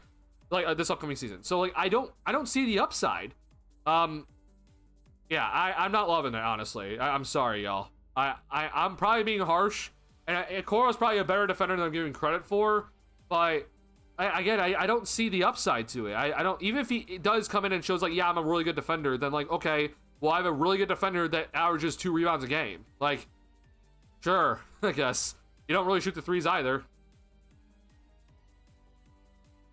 The best Okoro rationalization I've seen is that it's a good move because they'll give us what P-Will was supposed to give us. They're the same player though. Like, what? Like, Okoro doesn't give us anything different. They're the same player. We see what happened with Zach and his foot injury. It's definitely going to impact the way you play and your statistics specifically. What are you talking about? The no-go? You know better stats than Okoro, Daniel, and Julian, though? I mean, sure, but, like, you better have better stats on the amount of minutes he's playing. Also, I'm being dead serious when I say this. I think Julian Phillips had a good year last season. Like, it's nothing spectacular, but for a guy that's a second-round pick, like, going off of his rookie numbers, like, he improved. You know, like, I'm not saying it's amazing, but, like, he improved. And that's all I can ask for, honestly. So, I mean, you went from 0.9 rebounds to 2. Like, 0.2 steals to 0.5. You went up by 2.4 points per game. You increased your field goal percentage by 33% and your 3-point percentage by 1. Like, that's great. Like, keep doing this. And I appreciate what Julian Phillips did. And the biggest thing with Julian Phillips is that, similar to Okoro, I guess, but again, 2nd round pick versus a 5th overall pick here. Like, Julian Phillips, like, his corner 3-point percentage is actually pretty solid. This past season specifically, like, he actually did a really good job shooting in the corners. Oh, Lord. I mean, if you're wondering here, okay, like, I mean, this guy shot 40% from the left corner 3 and 40% from the right corner 3. Above the break, though, is obviously a travesty. I mean, he shot 18% from above the break threes. But for a guy that I'm like, hey, I don't really know about the jump shot. Like, if you can become a reliable corner 3-point shooter, like, great. Like, that for a guy, again, 2nd round pick. It's a big difference between when Okoro is as a 5th overall pick, and he's much older than Julian Phillips is. Julian Phillips is 21, and Okoro is 20. He's gonna be 25. He just came out his 24 season. Okay, like, it's kind of a little concerning, honestly. But yeah, they're pretty similar in terms of when they do shoot it and when they don't shoot it. Like, they both shoot it when they're open. So, I think Phillips overall, for again his standards, like, I'm fine with what he did. Again, 2nd round pick, 21 years old, versus Okoro, who's a 5th overall pick and soon to be 25. So, I'm gonna tell you what they're doing. It's not what my opinion is. I understand the rationalization. Oh, I understand that, Rob. I just completely disagree with the rationalization. I think it's a bad rationalization, honestly. Because here's the thing, though, man. I even tweeted this out. I think Bulls fans have lowered their standards so that if there's a bad trade, they're just like, I can kind of see what the front office is doing. It's okay. If there's a okay trade by the Bulls, we see Bulls fans that they're rejoicing, okay? Like, for example, this Trey Jones deal, okay? I'm seeing Bulls fans say with this Trey Jones deal that it's a steal, okay? It's not a steal. It's a good value. It's a good decision. Like, to me, this Trey Jones decision, to me, is just a good decision. It's not a steal. You didn't fleece, okay? This is not like you got insane value for Trey Jones, okay? This is just a good move, okay? And hey, I give AK credit when he does a good move, in my opinion, okay? Now, here's the thing, though. Again, I said, this might be an overpay, but either way, it's definitely not a steal, but go on Twitter right now. There are Bulls fans saying that this is a steal. This is not a steal, okay? This is just a good decision. That's it. It's nothing spectacular. It's not great. It's just a good decision. And hey, that's what I'm happy about. Hey, at least AK made a good decision and not a terrible decision. So, give him credit where credit's due. I'm happy Trey Jones is back, but it's not a steal that we got Trey Jones for $8 million a season. Like, that's good. That's just a good decision. And it's not a steal. For dear God Almighty, it's not a steal, people. You're trading for guys other teams are willing to give away. Why are you building around guys other teams? Why are you building around other guys other teams want? But what? You're trading for guys other teams are willing to give away. Why are you building around guys other teams don't want? I mean, I think that's what you mean. Yeah, I mean, it's a problem. I hate it. Like, if, like, clearly the Thunder didn't want Josh Giddey around, and, you know, I mean, look, man, I know a lot of people have a lot of hope for Josh Giddey. I don't really have much hope in terms of him becoming an all-star. Like, people are labeling him as our franchise point guard already. I'm just like, bro, like, our standards are so low as Bulls fans if we're ranking Josh Giddey as our franchise point guard, bro. This guy has not made an all-star team. He's not our franchise point guard yet, okay? He could get there. I'm not saying, like, he won't ever get there. I'm just saying that we can't just be like, oh, yeah, he's our franchise point guard. I love Buzelis, okay? I love what Buzelis is right now, okay? I am not saying he's our franchise. He's not our franchise wing. I'm not saying that, okay? I love Buzelis. I think that he could prove me wrong here and turn into something special. I'm still not going to go ahead and say, though, that he's going to be our franchise power forward moving forward or franchise forward, okay? I'm not saying that. Like I said, I'm not saying that, though. Like, I'm not going to be like, oh, yeah, he's our franchise. Like, we haven't had a top overall pick to be like, oh, yeah, we got Cade Cunningham or a Wembanyama or a Cooper Flag, right? Like, if that's the case, that's a different story, right? A Dylan Harper. But we didn't have that. We got a 11th and 12th overall picks, and Giddey has had a very up and down career, and last season was a prime example of that. So we should not be saying that this guy's our franchise point guard when he has not made an all-star team yet and has yet to prove himself to even be a consistent starter in a year, okay? Like, and I don't think that's me being harsh. That's just me just being like, hey, let's pump the brakes. Like, I don't think we should be paying Josh Giddey $35 million a year because we think he's our franchise point guard already. Like, that's just not smart. Like, we could be a lot better if we're being honest here, guys. So I'm a little bit like, yikes, bro. Like, I'm sorry, Bulls fans continue to bother the heck out of me, but I'm just asking for a little bit more, like, a little bit more just reality of the situation right now. Look, Giddey can become our franchise point. He can become that, but right now we can't be labeling that now. That's a little too early.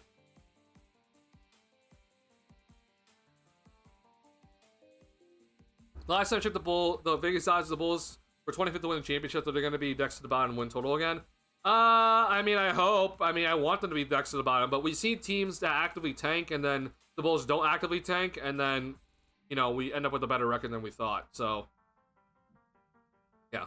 We're going to force Billy to play more rookies, but again, I don't think he's willing to take them on. So, until they fire Billy, we won't see that happen unless 2026 it happens. And yeah, I mean, Billy is going to get an extension here, unless it's already happened, so we don't know. I'm behind too. You don't have to comment if you're reposting stuff you talked about. Okay, gotcha. Shooting three sounds very familiar to Billy's offense. I'd argue differently compared to last season, but previous years, definitely. Okoro ain't nothing special. I think more defense, on-ball toughness, and on breaks. Maybe he can score mostly. Oh, that's definitely where he's going to score. Like, he's not going to score in the half court, really. It's going to be cuts, wide open three-point shots, and then transition. He's not a ball handler by any means.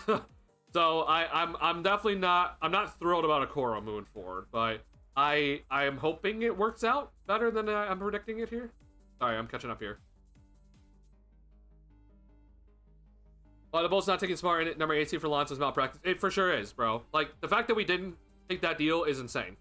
And again, that's when Lonzo was making $20 million. So, like, why didn't we just keep Lonzo to start the season? Again, if he doesn't play well or if he gets injured, fine. You have a team option. You decline his team option next season. It's fine. But instead, they're like, nope, Isaac Okoro. I'm like, what? I agree with you on that. Oh, I mean, bro, I'm sorry to say it for the Patrick Williams people that don't like him. Like, I'm sorry. Isaac Okoro has basically been Patrick Williams. Like, it's just facts. So I'm hoping that's not going to be the case. I hope Okoro comes out and absolutely proves me wrong, and we're going to see a very, very different Isaac Okoro next season. He's probably going to start because, hell, if, let's say, the Bulls keep Kobe, which it seems like they're going to do, you have Giddey, Kobe, in a starting lineup along with Vooch.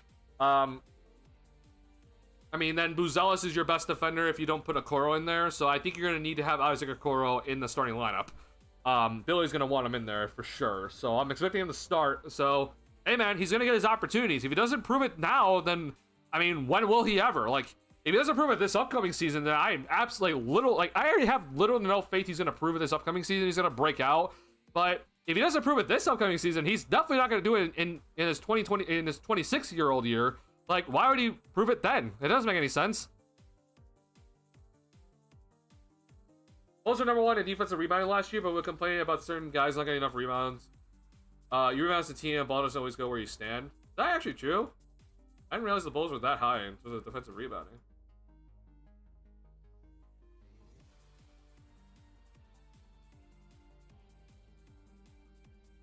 Oh wow, we were number one. Okay. Honestly, I mean, the Bulls are pretty good. I do think I want to make this clear that having a higher pace does help. So like when your pace is much higher, there's more missed shots throughout the game. But still give the team credit for going out there and still rebounding well. Obviously that still takes effort. I think Giddey was obviously a big part of that, so shout out to Giddey for that. But I do think that still, no matter what, I still want to see good boards, like, from many people. Like, it can't just be Giddey as the only guy you're gonna be relying on to get the boards that are not a center on this team. So, they gotta be smarter. Tough hope with Julian / Terry to be good off the bench, guys. I'm hoping so. I have more hope about Julian Phillips than Dalen Terry at the moment in time, but I'm really hoping for those guys. Modest, how long to play more minutes? We'll see. That's one thing when you go very young in the draft, when their contracts are up, you don't know if they're even gotten to their 4 yet for some guys who barely play. Right, but I think you can get enough from what you see to make a good decision. Like, let's be real, Dalen Terry, if you had to make a decision today about Dalen Terry, I think you're just letting him go. I think that's fine. I'm not gonna lose sleep over it. But I think there's swim time for a couple of people with Dalen and Julian this year. Julian, I disagree because he's under another year contract that's pretty cheap. For Dalen, if he is here, which we don't know, I agree. Patrick Williams and Isaac Okoro, bro, for sure. Like, these are definitely make it or break it years for these guys, and they better prove it. Yeah, I'm not looking forward to seeing those guys, but I mean, if there's ever a year, bro, like, it better be this year. So yeah, it's gonna have to be a lot here. I'm back even live this whole time. She's kudos. I appreciate it. I mean, bro, I don't know if you guys know about this, but first and foremost, I feel good, which is always the first thing to streaming. Has got to feel good. But bro, I love streaming. I think streaming is awesome. You guys chatting is awesome. This like it's awesome because of you guys. So I want to make this clear. Like, this community is because of you guys. It's not just because of me. It's you guys. So first and foremost, thank you to you all for coming into the stream. I'm not ending, just by the way. I just want to make this clear. I'm just saying thank you to you guys. Like, this has been awesome. The off season's been off to a good start. The videos are getting good views from you guys, so thank you a lot. I'm also starting to get more attention overall in the Bulls community space in general, which I'm really happy about. So I hope to be, doing a lot more content, especially now this off season. I have some time, so yeah, thank you guys a lot. And streaming, I like streaming a lot more than making videos, if you're wondering. I know the videos do well, but I'd rather stream personally. So you guys coming into the streams means so much to me. So thank you. It's all you guys, honestly. I don't know. I see people as having zero motor, and I know the stats show that Okoro is the same. Per the eye test, does Okoro really play super fast with zero motor like him? So defensively, you're definitely right that Okoro's better in terms of his motor defensively. On offense, though, like, they're pretty similar in terms of just, like, you just kind of see him disappear on offense. Now, what I will give Okoro is this. When it comes to the fast break, where we talk about Patrick Williams and the fast break isn't running hard and not filling his lane, Okoro will do more of that than Patrick Williams for sure. So, like, if you're wondering about that, then I give Okoro that. In terms of just rebounding, though, it's not anything different, at least in my opinion. But maybe it was because the Cavs have like those, twin towers that Okoro isn't rebounding that often. But I'm gonna hope Okoro's gonna come in and rebound a lot better because he's gonna be on a smaller team. And I mean, you gotta show some more value than just being a good perimeter defender, bro. Like, I'm not talking great perimeter defender. I'm just talking good. Like, you're not a defensive playmaker. You're just a good perimeter, like, point of attack defender that gets through screens pretty well. So that's valuable in a sense. I'm not saying that's not valuable. And obviously, I'm not calling him a bad defender. He's a good defender. But I'm like, I think there's just so many Bulls fans that are talking about this guy's going to come in and suddenly average like 14 points per game or something, and like put up the Patrick Williams numbers that we've always wanted, where like people is averaging at least like 6 rebounds a game or getting a steal and a half a game or something like that. I'm just like, what makes you think Isaac Okoro is going to come in and do that, bro? I don't think he's going to get anywhere close to 12 points per game. Like, at most, he's going to average, like, 9 or 10? Like, I don't think he's going to average any more than that, personally. So, in terms of motor on offense, it's definitely a problem, at least in my opinion. In terms of motor on defense, it's better than Patrick Williams for sure. Fast break is probably better than Patrick Williams also. Uh, so I don't know. Whatever you think that is, honestly. One thing I will say is there's a pecking order on the previous roster, and people were so passive he didn't upset the hierarchies. Now with more possessions, which they led the league incorrect. More shots to go around, but yeah, Billy's head of development is said the press conference at Iverson. Oh, great, awesome. I hate that Billy Donovan's the head of development. I hate that personally. Peter Patton leaving is honestly a major blow to this Bulls organization. Not necessarily for him like being a shooting coach, but being a good player development coach that seemed to connect with the players well and get the players to do what he said to do. And you know, he was the head of player development even though he's like the shooting coach. So I think honestly losing Peter Patton's huge. I'm not happy about that, honestly. Bill is taller, can guard bigger players than Okoro if you need more height. Right, but the whole idea of Patrick Williams is that he was supposed to be able to guard like 1 through 4, and he can't really guard the smaller guys. He does okay against some of the bigger guys, but it's nothing spectacular. I think there's better defenders. Is there anything that would want Vucevic? Bucks? Ooh, honestly, you know, well, you're cooking with some of these trade ideas this offseason. I mean, I know the Suns, you know, Durant and Spurs and Bulls idea didn't actually happen, but like I like your thinking a lot.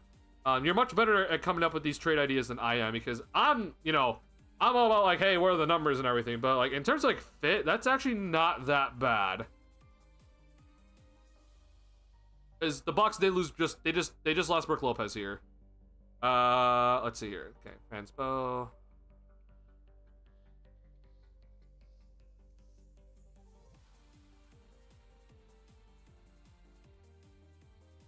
I forgot. Okay. Okay, I completely forgot about the Bucks contract situation here. This is very difficult to do. It would require Kyle Kuzma to be sent out. Like, I mean, Bobby Portis is back, but he just resigned, so he can't be traded. And then I don't see any other money that's gonna match Vucevic's contract here. Oops, sorry.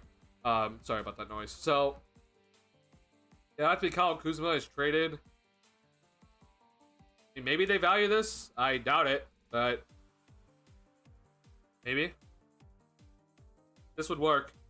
You might have to involve some sort of 3-team deal to kind of make all the, you know, make it more fair for everybody, but maybe. I do think though that they kind of value Kuzma, so I think this would be kind of difficult to pull off. In terms of money wise, in terms of like any other ideas to get Vooch there, it's pretty difficult. So I don't know. I think a Bucks for Vucevic trade, or Vucevic going to the Bucks in the trade, is pretty low. They'd have to like trade Kyle Kuzma and like I don't know, honestly. It'd be so difficult in my head that I don't think it's possible. Sorry. Like, unless they're willing to trade Kuzma, obviously.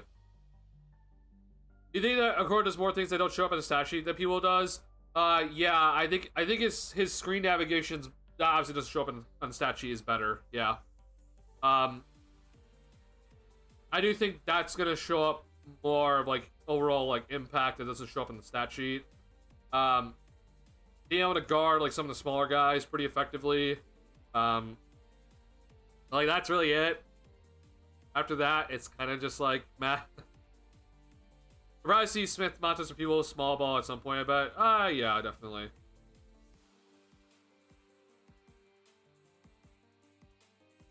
The tangibles, that's what you're referring to, aka is talking about. He will having those don't go on the stat sheet, people call that stuff. Well, it's like the problem is though is when I talk about stat sheet, right? Like there's obviously like the giddy side where it's like, oh wow, like this guy stuffs the stat sheet consistently. Like he must have like tons of impact. Well, like there's times with Giddy where that's not really the case. Like he's on the opposite end of the spectrum. But then there's like there's obviously people that like they don't really stuff the stat sheet.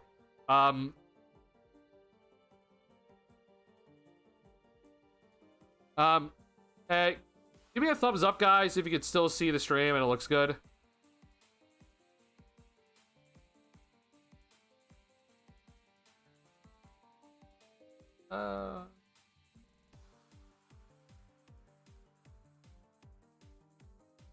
We should be good.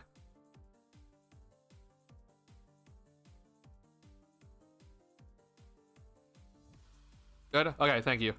Alright, YouTube is telling me that my stream is running poor, just randomly, but my bitrate's fine, so I don't know what's going on, honestly. Sorry, I just want to make sure we're looking good. Thank you, appreciate it. Alright, so yeah, like, when it comes to, like, the stat sheet, right, like, there's obviously both sides of the spectrum. It's like, Giddey, I think, like, people look at it like, oh my god, he's so impactful, when it's like, I don't know if he's that impactful with what, like, the stats show. And then there's, like, the opposite end of the spectrum where it's like, guys like Caruso don't really show up in the stat sheet, but, like, he's extremely impactful. It comes down to the point, though, where it's like, hey, if you're, like, a guy like Patrick Williams, right, if you're not showing up and, like, having, like, very clear-cut, like, feeling of impact on the game that doesn't show up on the stat sheet consistently, then it's just like, okay, what are you doing on a stat sheet then? Because, like, that's what your value is, pretty much.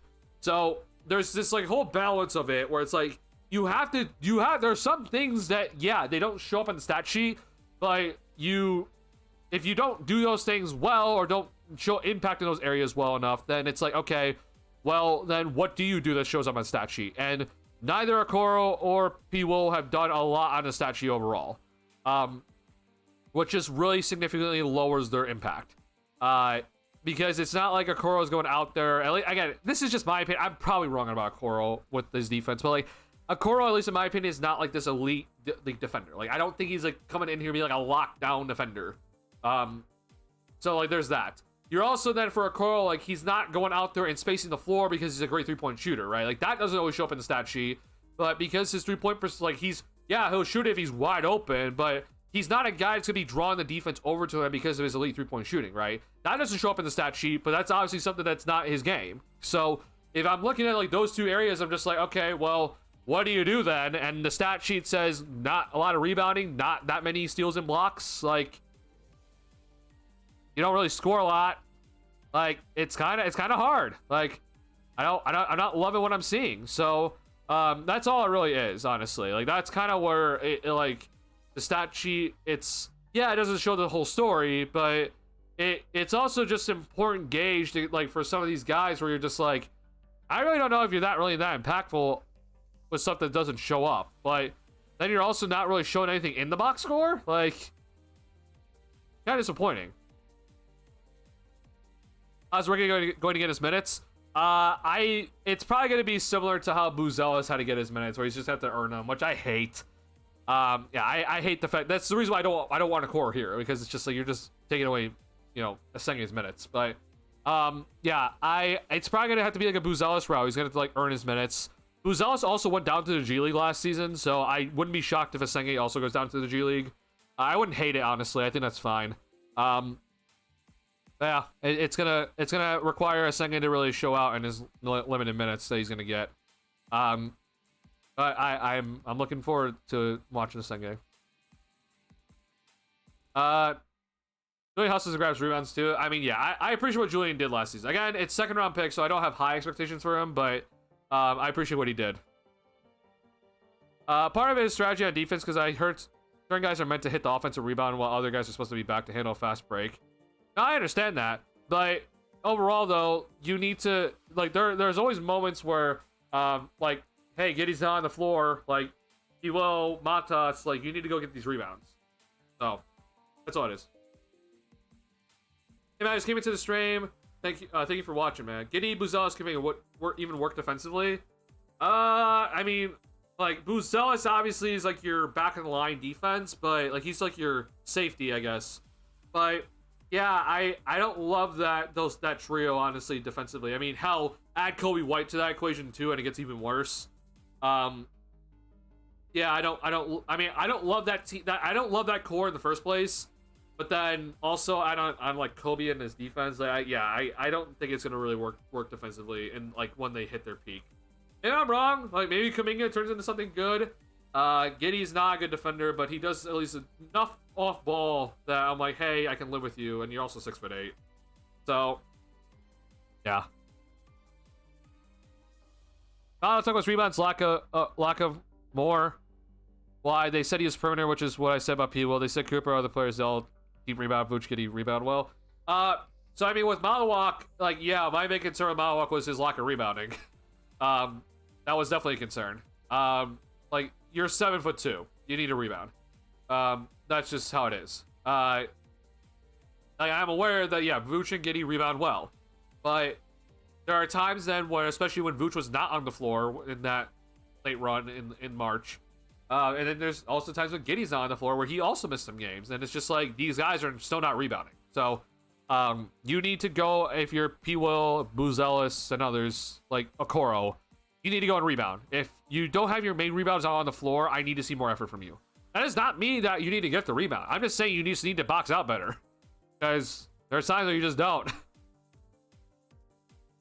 Not a excuse for people. It's a lot. Oh no, I agree. For me, there's no excuses. Like, also with the Coral, there's no excuses, bro.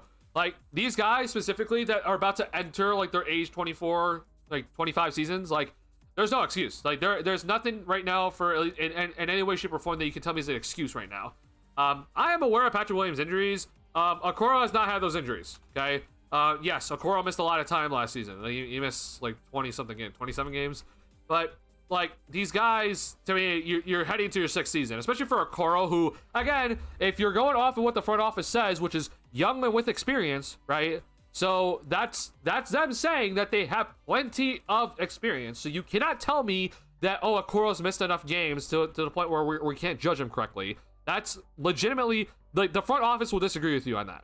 So that's just straight up false. But like Patrick Williams, bro, like, I understand he's missed a lot of time, but same thing. You're about to enter your age 24 season now. Like, worst season of your career. This cannot happen again. Okay, no excuses. I don't care how many games you miss. You can't have your worst season of your career again. That's just unacceptable. Don't do that again.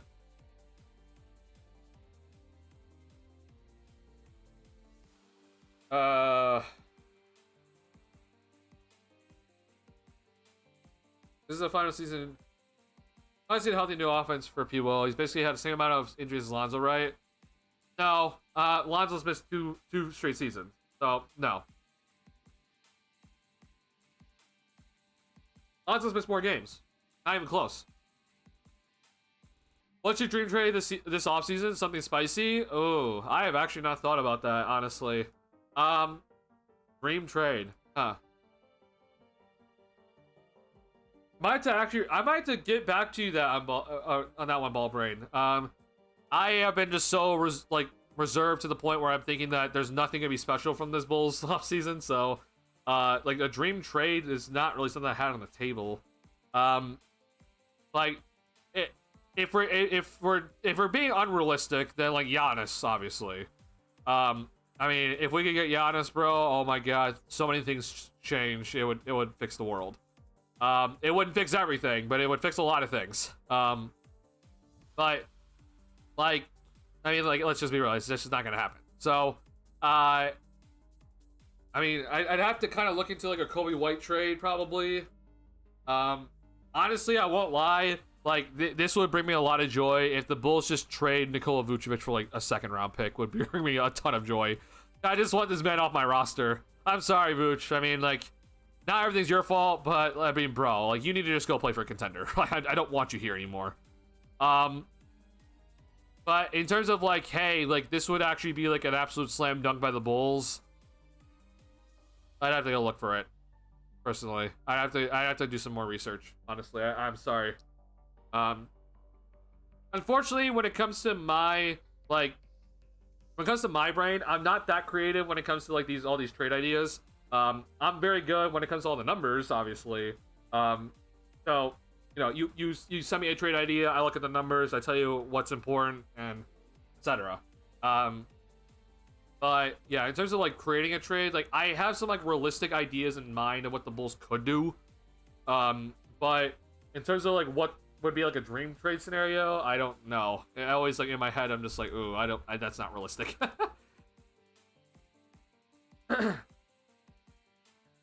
I'd rather keep Vooch instead of Kuzma. Well, I mean, I would personally try to get Kuzma for Vooch. Like, I'd be fine with that. I understand Kuzma has his flaws, but I would personally, I just want Vooch off this team, bro. So bad. I want Vooch off this team so bad. Yeah. Give me some time, Ball Brain. Give me some time. I'll have to think about it for a little bit. Wait, Ryan, what does LeBron mean next to their names in the trade checker? So LeBron is a stat that people have made that is trying to like define like if you know like wins above replacement in baseball. I don't know if that makes any sense to you, Darius, but it's kind of similar. It's just like trying to like stat someone's value pretty much.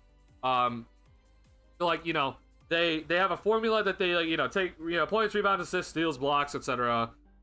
There's other things also implemented into it, but it spits out the formula, spits out a number, and like that's LeBron, like that's their player's LeBron value, or LeBron. I guess it's just LeBron value. I guess it would be. I was about to say wins above replacement. That's obviously just WAR. So yeah, LeBron is like kind of like trying to just like put value into a stat form that you can just kind of look at. The problem with basketball is that it's very difficult for it's like in baseball, right? In baseball, anything that happens in baseball, there's something recorded into the scorekeeper, right? Or into the books. So if you hit a single, obviously that's recorded. If you ground out to specifically a shortstop, like that's recorded. If you hit a double specifically at a certain miles per hour, that's all recorded, right? So WAR is much easier to calculate and is a very good, effective way to place value because everything you do, whether it's an error, whether it's a swing and miss, whatever it is, it's all recorded, right? In basketball, it's so hard to do that because players have a lot more value. Like Steph Curry, for example, like he might not have the basketball in his hands, but just his shooting threat alone is super, super valuable. But that can't be put into a stat, right? It's hard to just like put a stat on that. So it's just a way of it's just like LeBron's just a way to try to like make a like WAR in basketball. It's kind of good. It's not perfect by any means, at least in my opinion. But if you want kind of get some gauges on some people, like yeah, I mean I don't mind looking at it honestly. I think free agency's wrapped up for today. I don't know honestly, bro. Like I think Shams has something else planned, but maybe I'm wrong. It might generally be wrapped up for today though. So but either way though, we're still gonna be streaming for a little bit longer. I definitely want to try to go for at least till midnight, but we'll see how I feel. All accounts for the Bulls are ranked is pretty surprising and expect all that. The Bulls did have some pretty decent stats overall. It is kind of shocking now. Here's offensive rating. Still not amazing. Now, granted, again, this was a lot of bad offense earlier, especially when LaVine was off the floor. Obviously, then they traded LaVine, and all of a sudden, offense looked spectacular. But Kobe had a player of the month, so I don't know if that really counts. Bulls, again, not still near the bottom third, basically. But in terms of traditional stuff, it's not too bad for the Bulls, but it could be better. Rebounding overall, top 3. Defensive rebounding 1. Assists, this is good to see. This is a big stat, and I'm happy to see overall. Turnovers, though, problem. You're down here, right? That can't continue. Steals, you're down here. Blocks should also be not great, honestly. Yeah, they're low, mid area. Free throw attempts per game, the Bulls are going to be also near the bottom. Yeah, I know Giddey kind of got to the line near the end of the season, but like no one else really gets to the line in this Bulls team. 3-point attempts though, this is great to see. I'm happy to see this. 3-point makes, this is good to see as well. 3-point percentage could have been better, but I don't mind this being middle of the pack. Points per game though, the Bulls are going to be up near the top because again, higher pace, more efficient shots, makes a lot of sense. I don't know where they were in points in the paint, but I think they were actually pretty solid this season. So, but again, not great defense. So hard to be a good team without good defense if you're just being an okay team on offense. So. They'll also line of possessions. That's good. Yeah. The reason why I'm optimistic is a change in offensive playstyle. That's it. Yeah. I mean, I appreciate it, but that's not going to fix everything. Have you looked at the field goal percentage Okoro holds in his matchups too, or what his defensive rating is with him on the floor versus off? So I've not looked at the defensive rating. I am aware though that he like holds his matchups like 3% lower in terms of field goal percentage, which obviously that's good. Like I'm not downplaying that. The only thing though is just that you have to keep this in mind. The Cavs are, it kind of does help you when you have an Evan Mobley and Jarrett Allen behind you. So like you can kind of take some risks and like, you know, play a specific way defensively. That's like my only thing I'm just gonna say. Like, yeah, I understand the defensive rating and everything like that, but like, and also like, you know, what's also listed there with this, like, you know, the opponent's field goal percentage and everything. Like, I am aware that Koro does do a good job, especially against some of the like, smaller guys. Like, he does a good job against them, but like I'm just kind of a little bit more like, is that like you, or is that like also like your team is also really setting you up for success here? So, sorry, 1 second here.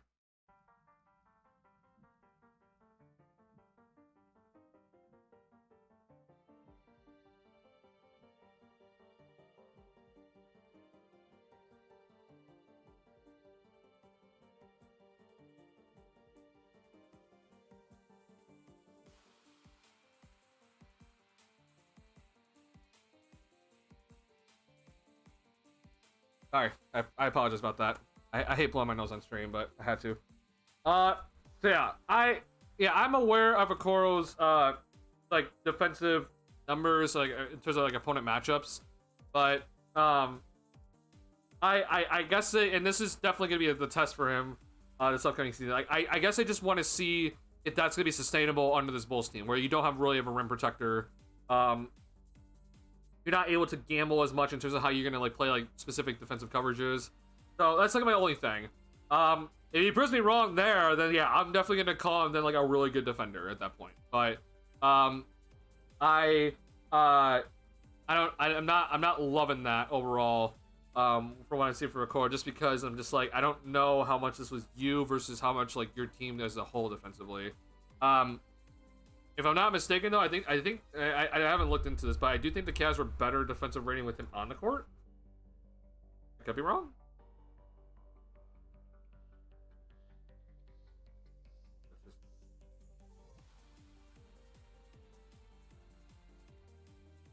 Nope, sorry, I hit lineups. Need enough work.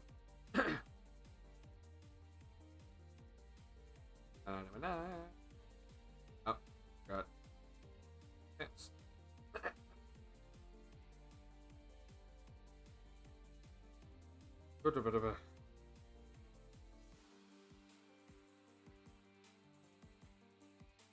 I mean, like, he's up here for sure, or he's one of the better ones. But I mean, like, Evan Mobley's is like very, very much there. So I don't know. Like, defensive rating is also weird. I mean, like, Donovan Mitchell has a better defensive rating than Isaac Okoro, and it's just like, well, Donovan Mitchell's not a better defensive player than Isaac Okoro. He just isn't. So like, it is kind of, it's a little bit weird. Like, Jarrett Allen's a good defensive player, but his, you know, defensive rating is just worse. So yeah, I don't know. A little odd at the end of the day. Oh, I love that too. Oh, we're talking about the Giannis deal. Yeah. How did Filipowski look last year? I unfortunately did not watch a lot of Utah Jazz games. I think a lot of Jazz fans liked what they saw, but I couldn't tell you for sure. It seems like a lot of Jazz fans though, they're trying to like decide whether he's like a 3 or a 4. Or sorry, a 4 or 5, excuse me. And so I think that they're definitely intrigued with what he did.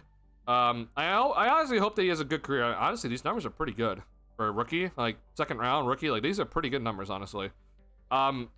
You know, I really hope he has a good career. For like, you know, we've heard some of his backstory and everything. So, yeah, I hope he has like a really good career. And seems like the Jazz are pretty invested in him, which is good. I'm happy for him. Sorry, chat. Sorry, hold on. I wish I could pin you guys, but I can't pin you guys here, which is really annoying. Like, it's just, I wish I could just like pin you, but it is what it is. We're gonna wake up tomorrow for the worst Bulls trade imaginable. Oh, bro, let me tell you, I was ready for the Bulls to make like a stupid dumb decision at the start of free agency. So like, I'm prepared personally. Yeah, get ready. Get ready for some dumb decisions by this Bulls team. I'm not here to try to invest or pump optimism into the Bulls, you know, community space. You know, you can go watch like other Bulls content creators if you want optimistic views. I'm pretty pessimistic. I've made it very clear in my videos. I don't have a lot of faith in this Bulls team moving forward.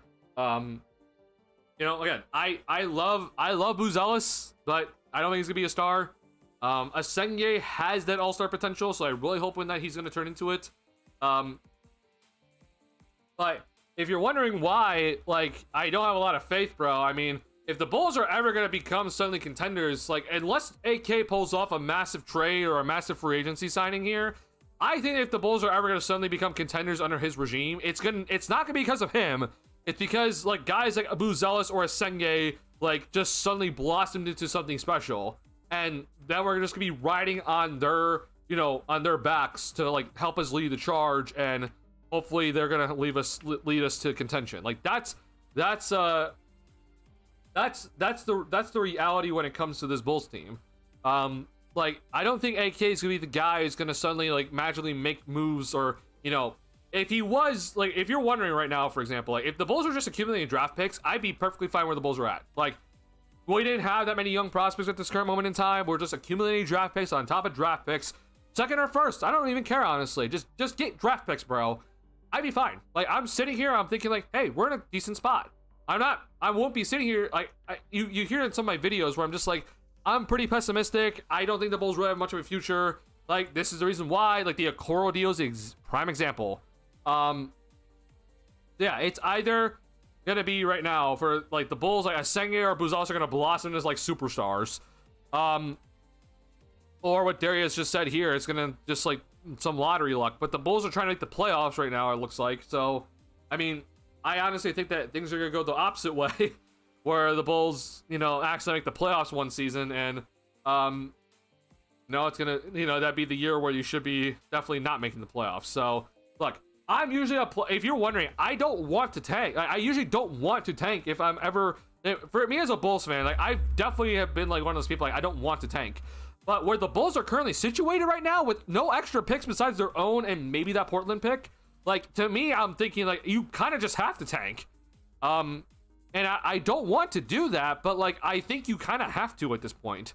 But the Bulls won't do that. So if you're not going to go do that, and you're not going to go and accumulate extra assets, or draft picks specifically, I'm just like, well, what are you going to do then? Like, you better be ready to open your checkbooks in this 2026 free agency and be willing to throw the bag to, like, some, like, very, very good players here. But the problem is that the 2026 free agency class is not good. Jaren Jackson Jr. is also now gone from it. So it's just like, I mean, I'm not going after Lillard personally. LeBron's not coming here. Beal's definitely not coming here. He's going to accept that player option. Durant's going back to Houston. I'm not bringing Levine back. Luka Doncic is definitely re-signing with the Lakers. But if he doesn't, he's going somewhere else. Like, there's nothing spectacular in this free agency class besides Isaiah Hartenstein personally. Which, yeah, I like Isaiah Hartenstein. But then, like, that means in 2027, you better be willing to open your checkbooks. Giannis is available. Like, Jokic, Towns, like, Mitchell. Like, all these guys are available in 2027. Now, are the Bulls going to suddenly go after these guys? I highly doubt it. Like, they don't want to pay max contracts. They probably have PTSD from the Levine contract. So I'm just like, okay, well, if you're not going to go and do that, then you better be accumulating draft assets, and they're not doing it. So, unfortunately, I'm not optimistic at all. Like, I guess I'll phrase it that way. Like, I know Darius just kind of said, like, you're being more realistic than pessimistic. Like, I don't know, honestly. Like, maybe I'm being too harsh, but I have not loved a lot of things this Bulls team has done. I'm just, like, the reason why I'm so hyped about that Asenge pick is just because, like, I do think Asenge has that sort of, like, all-star potential in there. Like, he might be a complete bust, but with the way the Bulls are currently constructed right now, taking safe guys means nothing, at least in my opinion. Like, I don't care about you picking a safe guy. Like, I want to pick a guy where I'm like, hey, this guy, like, yeah, he could be boom or bust, but if he booms, bro, then holy shit, like, you got a guy suddenly. Like, that to me is the risk the Bulls need to take right now, because they have set themselves up where they can't, you know, do anything else otherwise. How else are they gonna go and build a winning team if they don't take these risks right now? And you don't have any extra draft assets. You are not going to go and sign people in free agency. So if you're going to go make a trade, the problem is you don't have the assets to make a trade for a superstar. Like, you want to go trade for any of these guys, right? Good luck. Many other teams have more assets than you. Not just in terms of draft assets, but also in terms of just prospects that you have. And it's because you don't prioritize draft picks. So, even if the Bulls don't prioritize draft picks, okay, other teams clearly do. And that's the problem that I have with this mindset that, like, oh, we just don't prioritize draft assets. Like, we don't care about them. Like, okay, well, if you don't care about them, other teams do. Get them. Other teams very clearly value draft assets. So I'm just very pissed off at the fact that they're not valuing them because other teams do. If you want to go make a win now move, well, go get some draft assets. Because other teams will be willing to give you that win now player for draft assets. But right now, you can't do that unless you're going to be willing to give up some of your own picks. And like right now, bro, I don't think the Bulls can afford to do that. Like, you need every pick you can get at this moment in time. But clearly, they don't value it. So I'm not happy. I'm not happy where this Bulls team is at. Asenge and Buzelis have really given me some hope. I won't lie. Like, they give me some hope. But I know a lot of people are Giddey fans right now. I'm not a Giddey, like, I'm not, in terms of Giddey becoming an all-star, I'm not at that level of a fan. Like, I think Giddey can be a starting point guard in this league, but that does not mean he's going to be your franchise point guard. Kobe, as much as, you know, as he's improved and I appreciate everything he's done, I think it's either his time is up here or, I mean, every time I do think he does peak, like, he does find another gear, but I mean, I'd be kind of shocked if he's actually able to score better than he did last season. But again, like, are the Bulls going to be willing to pay him even if he is not an all-star caliber player? Which, I mean, is it worth investing into him if he's not an all-star caliber player? Like, Kobe, as a guy, like the way that his value is, like, if he's going to be a scorer, then he has to be one of the most efficient scorers in the league to be an all-star caliber player.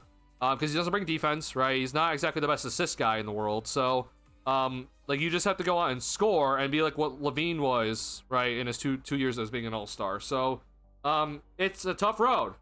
So yeah, I'm not thrilled, man. That does not mean I'm not gonna stop the content. Like, I'm always here, bro. I mean, like, hell, this is my team forever. I'm always here to always break things down and to tell you what I love, what I hate, what this Bulls team is doing, and hey, we're gonna be here next season, do all the post-game shows, right? But at the same time, bro, I'm just gonna tell you to you straight.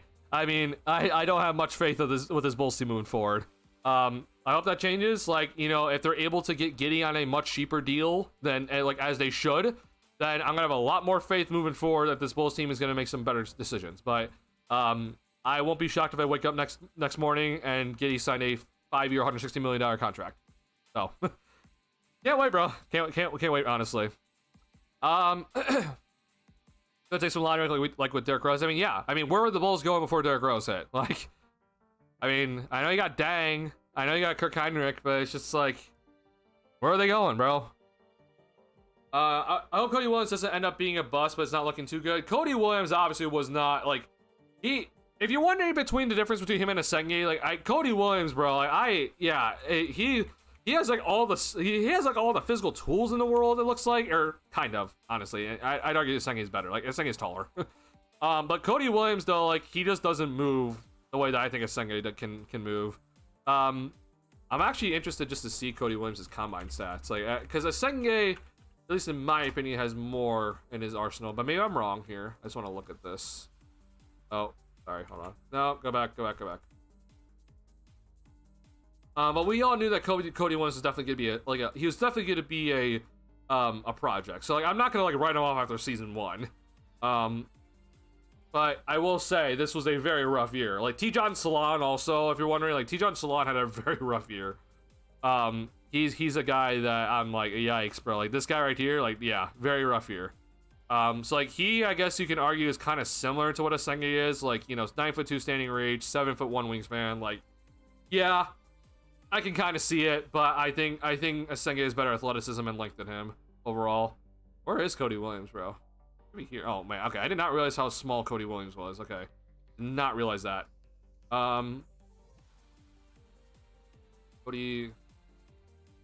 I mean, remember, we saw with Asenge, like, his lane agility time was, like, near the top of the draft combine, and I don't see Cody Williams up here. So we see Buzelis up here. Like, this is similar to what Asenge put up. But, like, Cody Williams, I'm not seeing. I'm probably past him, but I still haven't seen him. Oh, he's here. Oh, dear Lord. Okay, that's actually, I mean, he's like Zach Edey in terms of lane agility time. That's not good. What? Okay, wow. Where was Salon? Okay, so he was here. He's all the way down here, bro. Okay, wow.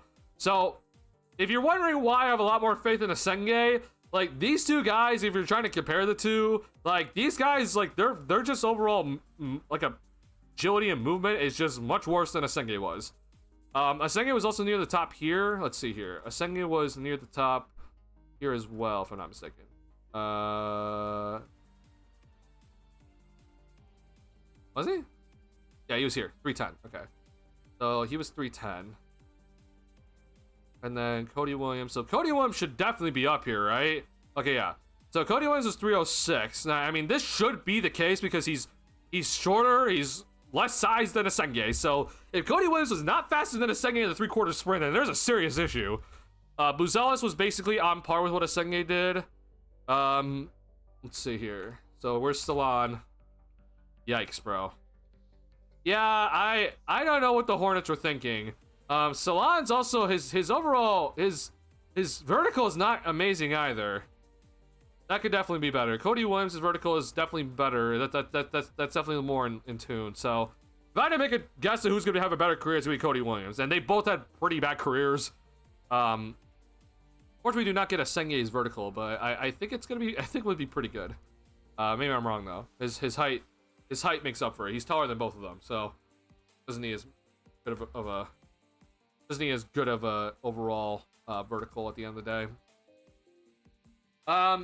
You want to see how they plan using Asenge? Yeah, I'm also interested to see how they're gonna plan to use them. I think this guy's gonna come in and just be very, very impactful on the fast break immediately. In terms of getting to the free throw line, he's gonna come in. He's not afraid of contact. He will obviously have to get stronger to then, embrace the contact, but I think he's going to come in and be seeking contact, which is good. A lot of things to work on, obviously. The handle is a big thing. Not fouling as much is a big thing, so I'm hoping that he's going to come in and work on his discipline. But I think the jump shot, honestly, I think it's going to play. It's not going to be amazing. I'm not going to say he's going to come in and shoot 35% in his rookie season, but I think you're going to be a little bit more impressed with this jump shot just because he's able to get it over a lot of guys. So it's like, oh, is he going to be able to get the jumper off? All those questions. Like, I think he's going to show you that he's going to be able to get that jump shot off over a lot more guys than we think. Again, he's not going to shoot a great percentage. Like, I doubt that, but I think it's going to look a lot better than what people are kind of seeing right now. The biggest thing though for me, and I'm going to show you a clip here. This is gonna be part of my Asenge like video breakdown stuff, but let me just show you this clip here. Like, this clip here is why I'm like, oh my god, like, if you pass up on this guy, I think it's a mistake. Here, let me show you this.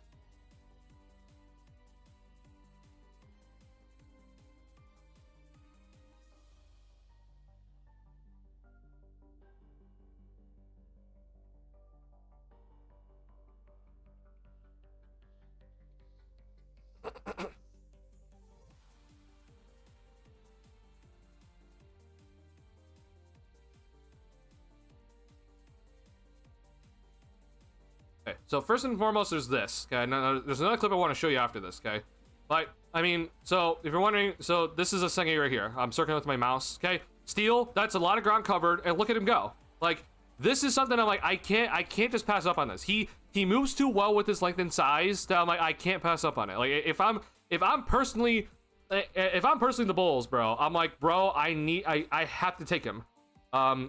Ooh. Let me know if you weren't able to see that. Like, I started to drop some frames. So let me know if I need to replay that. But like, that right there is just like, is one of those prime examples. I'm like, that to me is special.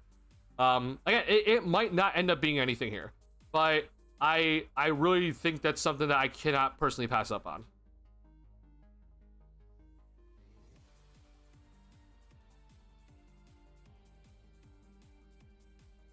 Okay, like, this is Matt Powers and his little clips, by the way. Like, this is the sort of stuff that I'm looking at. So if you're wondering, this is Asenge right here. Okay, watch, standing reach, boom, high pass, got it. Like, that's this type of stuff. Like, it's these sort of things here that I'm like, I can't pass up on it, bro.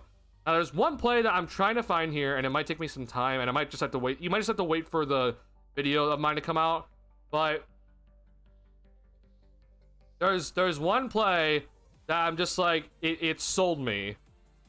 And I'm just like, if you pass up on this, bro, I don't know what to tell you.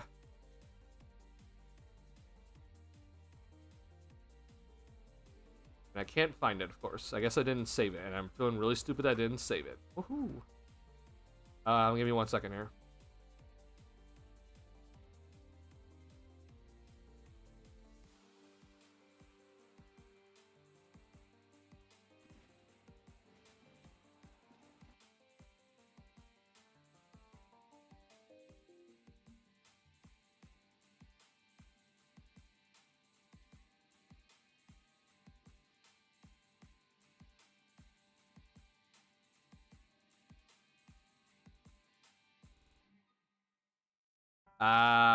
Okay, I can't find it. I apologize, but it basically is though, like, it's a play where he comes off an Iverson cut, and you just see him, like, he just catches the ball, live dribble, and just goes to the basket. I'm just like, who is gonna be able to be willing to put up their body against that, especially when he gets stronger?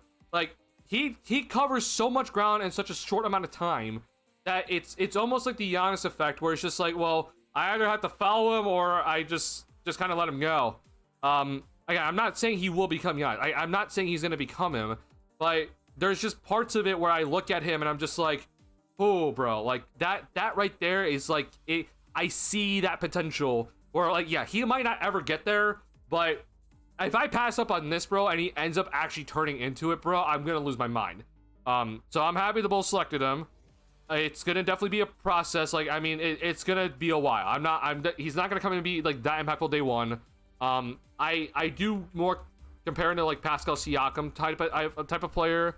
Siakam doesn't really, create a lot of threes off the dribble.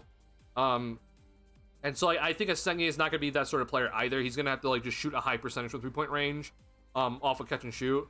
Like Siakam, as you saw here, like it took him a while, right? Like, it took Siakam a while to kind of get going, and then he had the most improved year. Now, even with him, right, he started at age 22. He didn't start at 18 years old, like how Asengi is gonna be starting here. Like, he started at 22. So, like, this is just kind of showing you, like, it's probably gonna take some time. I'm personally, though, for me, like, I don't think the Bulls are winning anytime soon. So, like, I'm perfectly fine waiting. Having him spend some time in the G League, fine. Taking the time, to see how much he's gonna refine each year, fine. Like, if this is gonna be like a 5-year project, fine. I'm perfectly fine with that. But I do think that I think people are gonna be a little bit more impressed with him in his rookie season than they kind of project. And I hope that's gonna give him more hope for the development plan. Look, I'm with you guys in terms of like, yeah, I don't know if I trust the Bulls development. Like, I don't know if I trust them either. But just because I don't trust this Bulls development team does not mean that I feel like you should pass up on this, okay?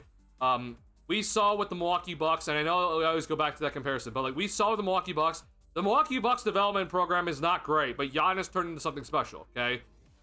So just because that Giannis turned into something like, or just because Milwaukee's like, terrible development program has never like really worked out for them, like, that does not mean you pass up on Giannis. And if you've seen recently with their prospects, like Marjan Beauchamp has never developed. Like, the Milwaukee Bucks have not been able to develop a guy since Giannis, honestly. I guess Chris Middleton too, but Middleton's gone. So, like, they have not been able to develop guys. So, like, their development program is bad. But just because it is bad, I'm like, I can't pass up on the talent that I see, or potential that I see. So I'm happy the Bulls chose him. Even if you don't trust your internal development program, like, it might not matter at the end of the day. Like, I won't lie, for what we've seen from Buzelis and his workouts, I mean, I don't know if you guys have been seeing some pictures, but like, this is kind of what I wanted to see from Buzelis. But like, the dude looks absolutely ripped right now, and hey, I don't know if I really think that's like the Bulls development program. That to me is just him. Like, he just has that motor inside of him to go and get better every single day. And, go and hire his own personal trainers to help him get better. Like, hey, like, that's obviously great. And so, I'm hoping that that's gonna be kind of the same thing with Asengi. where he's gonna, if you don't trust this Bulls development program, which I personally wouldn't, but go out there and get your own development coach, which a lot of players have, and go work on your own programs and get better yourself. Like, use your own internal investment into yourself, use your own internal motor as motivation to go and get better, and don't listen to the Bulls. Just like go and be the best player you can be without, the Bulls hanging over your head. Like, that to me is the bet. I understand, like, it's a high risk, but right now the Bulls, they have to take these high risks because they're not going to be up in the top of the lottery anytime soon unless they get some lottery luck. So I'm really happy that the Bulls chose him. It's going to definitely be a process. It's going to take some time. But hey, the Bulls, at least in my opinion, have nothing but time. This upcoming season does not matter, at least in my opinion. I think you should just be bad, honestly. So playing a Senge 18, or playing a Senge most of the games and playing him at least 20 minutes a night, that's a thumbs up from me. They won't do that, but I personally would do that. Hell, even the season after that, even if like you do get a high overall pick, like that rookie, if let's say you get the second overall pick, you get AJ, well, he's still a rookie. So like, hey, you're not gonna be winning in 2027 either. So you have time. I promise you, you have time. If you need a Senge to start to develop, like, it's okay. That's gonna be my hope. It gives me, like, I can't even tell you guys how much the Bulls drafting a Senge give me at least some glimmer of hope. Before the Bulls drafting a Senge, I thought the Bulls were gonna pick Queen, or they're gonna pick a guy that I just don't really have much. I'm just not as high on him in terms of like high upside. Like a little more of like a safer pick. Like, I thought Cedric Coward was gonna be the pick. But I mean, I also thought Queen, like Yakuchonis, was also potential. So I can't even express to you how much just having a Senge here gives me some hope. It's not a lot. I'm not saying, oh, I'm like bought back in. I'm not. But it gives me some hope that if we can develop a Senge and Buzelis for the future, like having those two guys be like all-stars, bro, that gives me so much more hope. Like I'll feel a lot better about this team moving forward. When you have two guys that are 6'10" with their length and athleticism running your team, like, that'd be fantastic. So I'm hoping, man. It's my only hope, honestly. Unless, Ryan Surf dies and his son, Michael actually sells the team, which he won't. But that's my hope, man. I'm really hoping. If the Bulls made a monumentally stupid move like Dallas trading Luka, would you remain a fan? Oh, bro. I mean, it's so hard to just like X out the Chicago in me, bro. I've only known Illinois, I guess not my entire life. Like, I was not born in Illinois, but like Illinois has been most of my childhood, so it would be so hard to not be a Bulls fan. Before I started streaming and everything and like doing content, like the Thunder were always my second team. Now that was when Westbrook was on the team though. Like Westbrook, I love Westbrook. He is by far one of my favorite players ever. But when Westbrook left, like I just kind of didn't care that much about the Thunder. So like I don't really know who would be my second team. I've gone to Bucks games. I like Giannis a lot, but like I wouldn't call myself a Bucks fan in a sense. So I mean, if the Bulls pulled off some sort of ridiculously stupid move like the Luka move, I mean, I won't lie, if it's that monumentally stupid, I probably would not be a Bulls fan at that point. I just don't know who I'd go root for, honestly. I'd probably just be an NBA fan at the end of the day. I just love the NBA, bro. I was real high on Tyler Smith last year. Tyler Smith, yeah, that name, you weren't the only one high on him. He has unfortunately not turned out into much yet, but hey, he has time.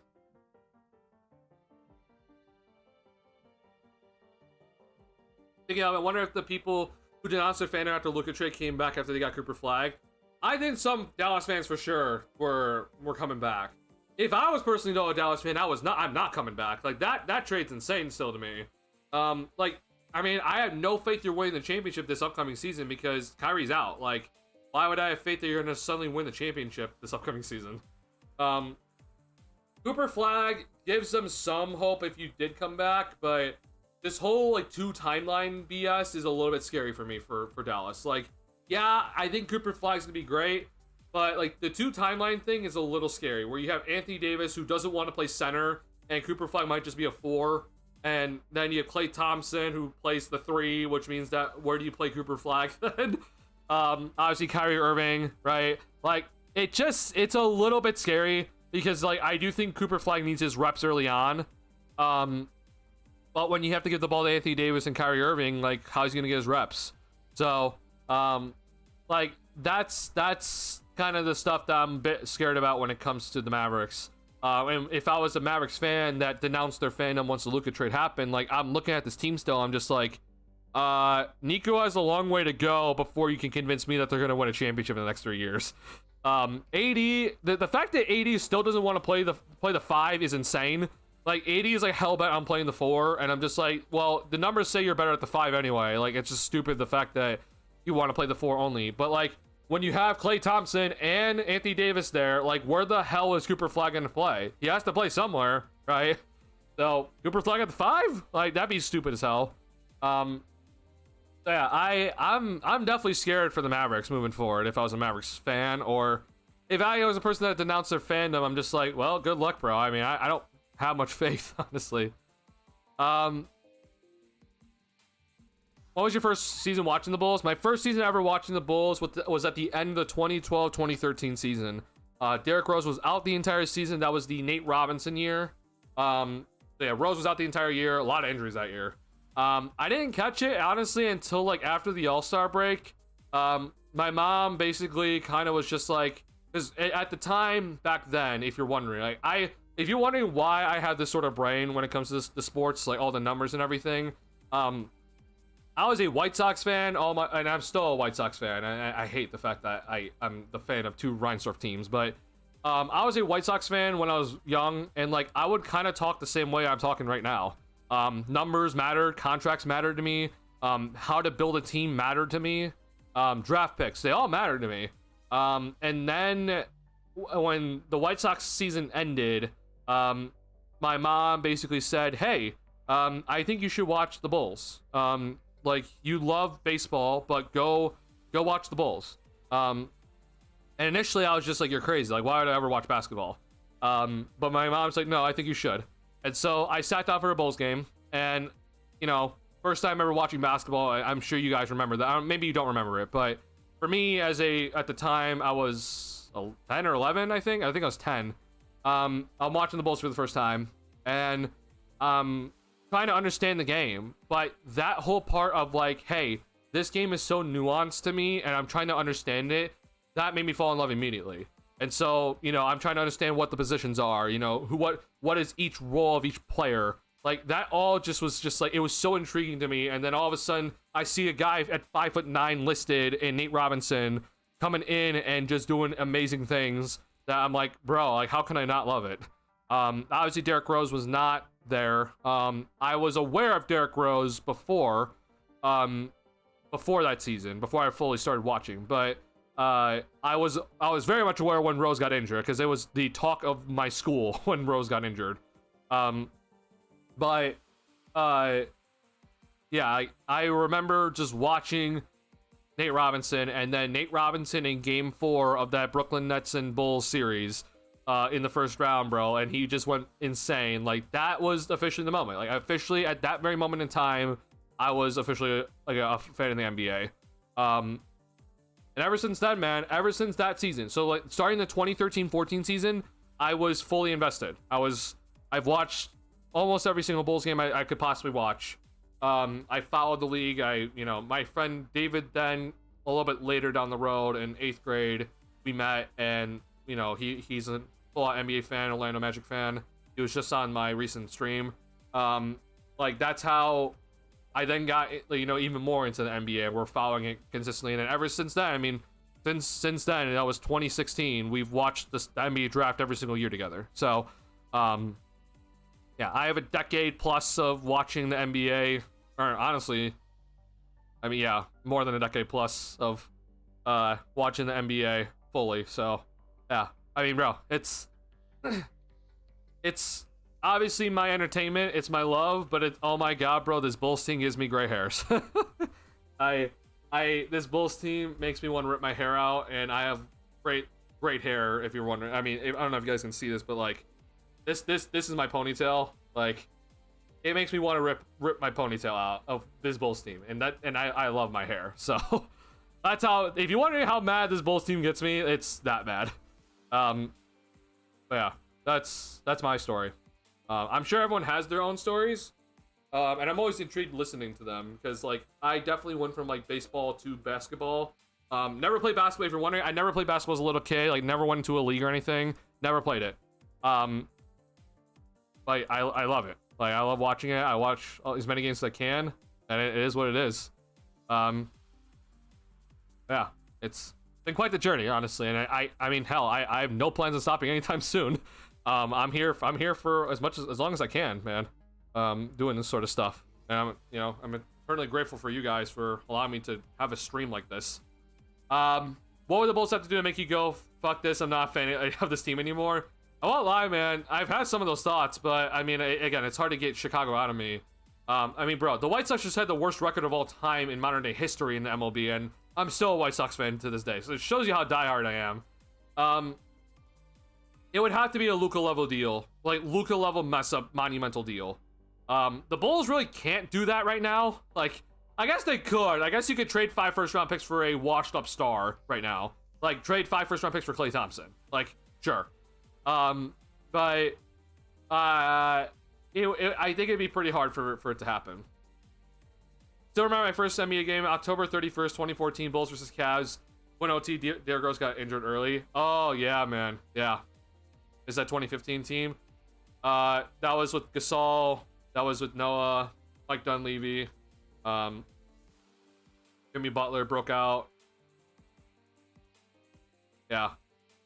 I missed the iconic Joakim Noah steal and duck against Paul Pierce in the playoff series in 09. I mean, yeah, see, I never got to experience that. I never watched that stuff. So, yeah, like anything before 2013 is stuff that like I didn't get to watch live. I've gone back and watched some stuff. Like I've watched, Derrick Rose against the Atlanta Hawks in that playoff series. Like I've watched, I've seen that Joakim Noah highlight where the Bulls I think they brought it to 7 against the Celtics, right? In that series, like.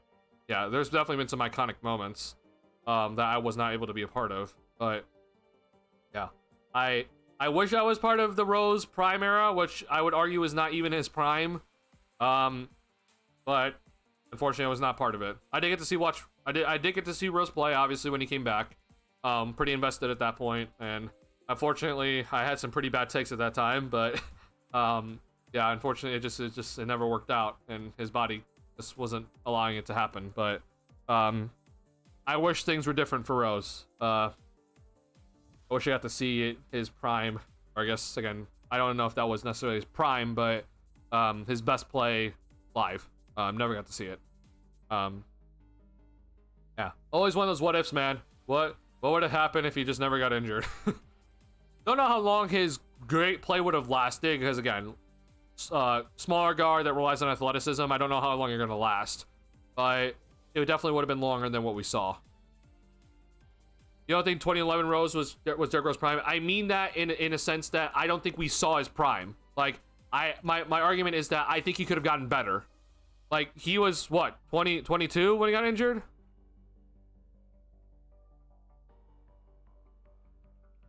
23. So my argument is that I think that 26-year-old Derrick Rose could have been better than 23-year-old Derrick Rose. Like, or 22 when even when he won MVP, right? Like, I think that at 22 years old, like, I think you could get better. So like that's what I mean. Like, I don't mean that as me saying like, oh, like he's not a bad or anything like that. I'm just saying that like that was definitely his best play. Don't get me wrong, but I'm saying that as I think that Rose, if he just didn't get injured, I think he could have been better in like years 25, 26, 27. I think we could have seen, like I've always said this, Russell Westbrook averaged a triple-double in today's game, or at the time back then in that game, okay? Which was the 17-18 season, if I'm not mistaken, right? Or was it 16-17? I mix up my years now. 16-17, excuse me. But if Russell Westbrook averaged a triple-double in his time, I think Rose could have gotten close to it. Not saying he would have. I'm not saying he would have gotten there, right? I mean, averaging triple-double is historic. But I'm saying that I think that if there was a heavy emphasis on Rose kind of doing what Westbrook did, where he got the rebound and pushed it, because we saw how much tempo and pace mattered when Rose was coming back from injury. Like, I genuinely do believe that Rose could have been close to averaging a triple-double. And at that point, that, I mean, we're talking, going from a stat sheet, like, we're talking about him averaging like 25, about 8 assists, but like we saw like the field goal percentage be kind of down here a little bit. But instead of that, we're talking about him getting to like maybe 26, 27 points per game, like 8 rebounds, 8 assists, and like a higher field goal percentage, ideally. Like, that's what I see, and like what I think Rose could have been. And he would have definitely had, and we saw the mid-range shot kind of come along for Rose. But I definitely think he would have had to have needed it, as he kind of was like getting to like that point in his career, like 26, 27, 28, to like kind of keep up like that MVP level play. But like I'm telling you, bro, like I see a world where it could have been similar.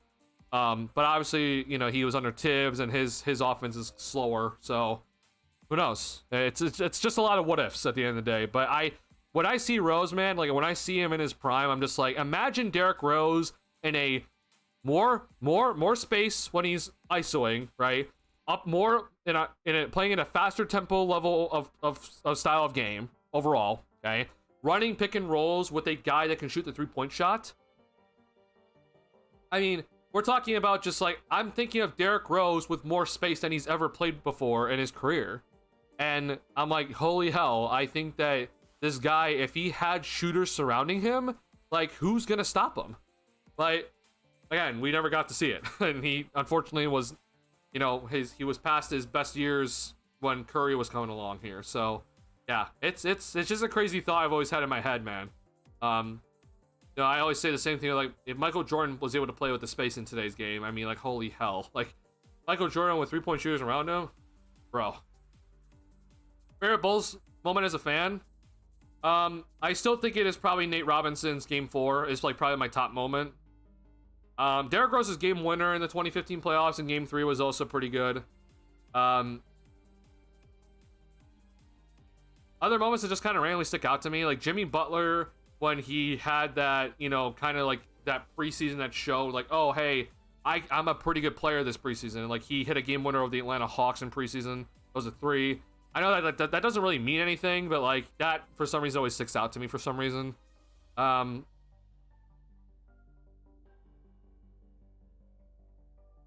Past that though, I mean, if I had to give someone any like big kind of shout out, I mean, I won't lie, bro. Like, LaVine got me through a lot of these bad years. Like, LaVine and his, like, I understand a lot of people hate him and they dislike everything he did, but to me, LaVine, like, he was like kind of my only hope. Like, I hated the Jimmy Butler trade, for wondering. I despise the Jimmy Butler trade.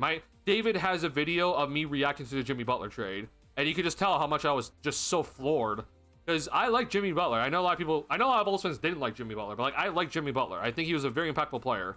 And hell, I mean, we saw him lead the Heat to 2 NBA Finals appearances. But when it came to the Butler trade, bro, I mean, I was floored when it happened. I hated it.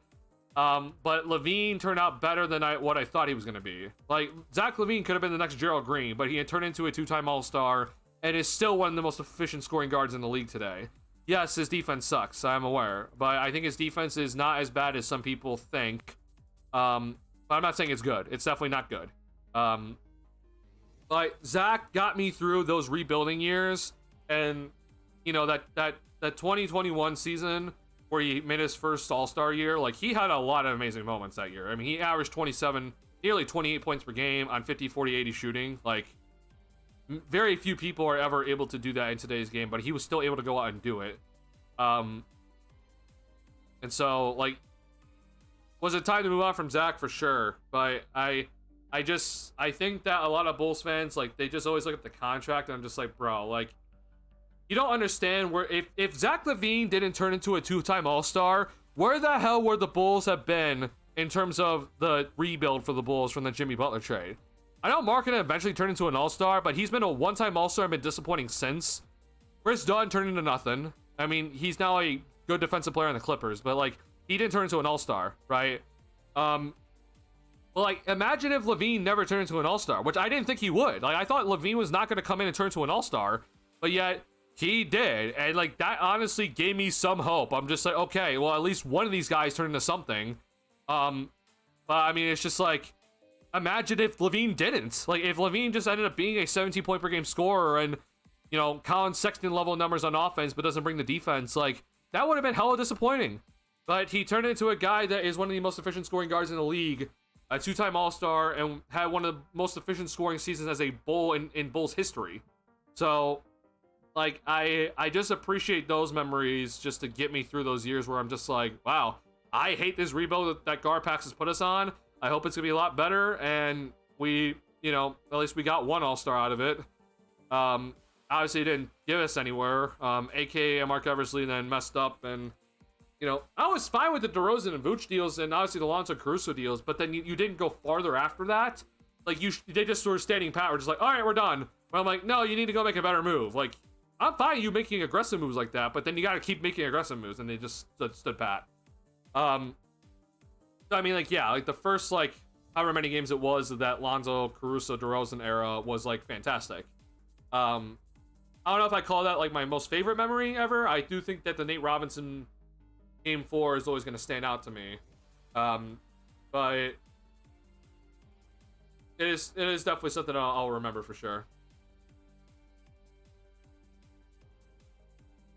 Yeah, game in 2012 against Chris Paul, and he just destroyed him. I think it was scary how good D Rose was on his way to being. I mean, bro, like I really think that we did not see what he could have actually become.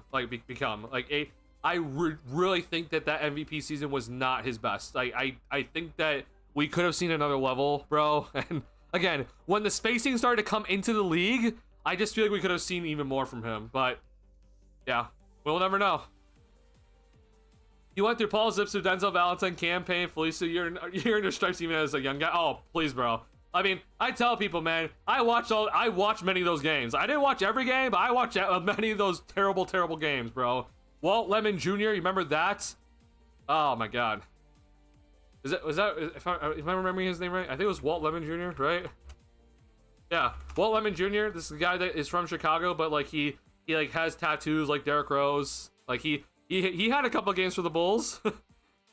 He's not currently playing in the United States, I think. Yeah, definitely not.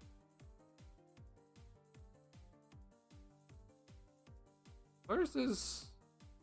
Where's his? There's his Windy City Bulls here. He had time with the Bulls. I'm trying to figure that out. Oh, it's G League. Oh, hold on. I mean, stats. Yeah, here it is. Yeah. I don't know if you guys remember this guy, but I mean, he had 6 games with the Bulls. He averaged 14 points per game. It wasn't that bad, but you know, nothing special. God, what was his name? There's a guy that the Bulls traded for from the Memphis Grizzlies that I was like, hey, Wayne Selden Jr. I thought it was Selden Jr., but Wayne Selden. You guys remember this guy? he came in also 18-19 season, bro. He was here for 43 games. The Bulls they just didn't resign. I thought they would resign him, but they didn't. Yeah, remember this? And then I don't know if you guys remember this guy, but Isaiah Whitehead, if I'm not mistaken. Was he? No, he was not. Who was it, bro? Who was the guy that came in that completely ruined the Bulls' chances of getting Luka Doncic? Paul Zipser, yeah, Paul Zipser, Jesus. Who was the guy that someone came in and just completely? I forget what it was. 2016. Oh.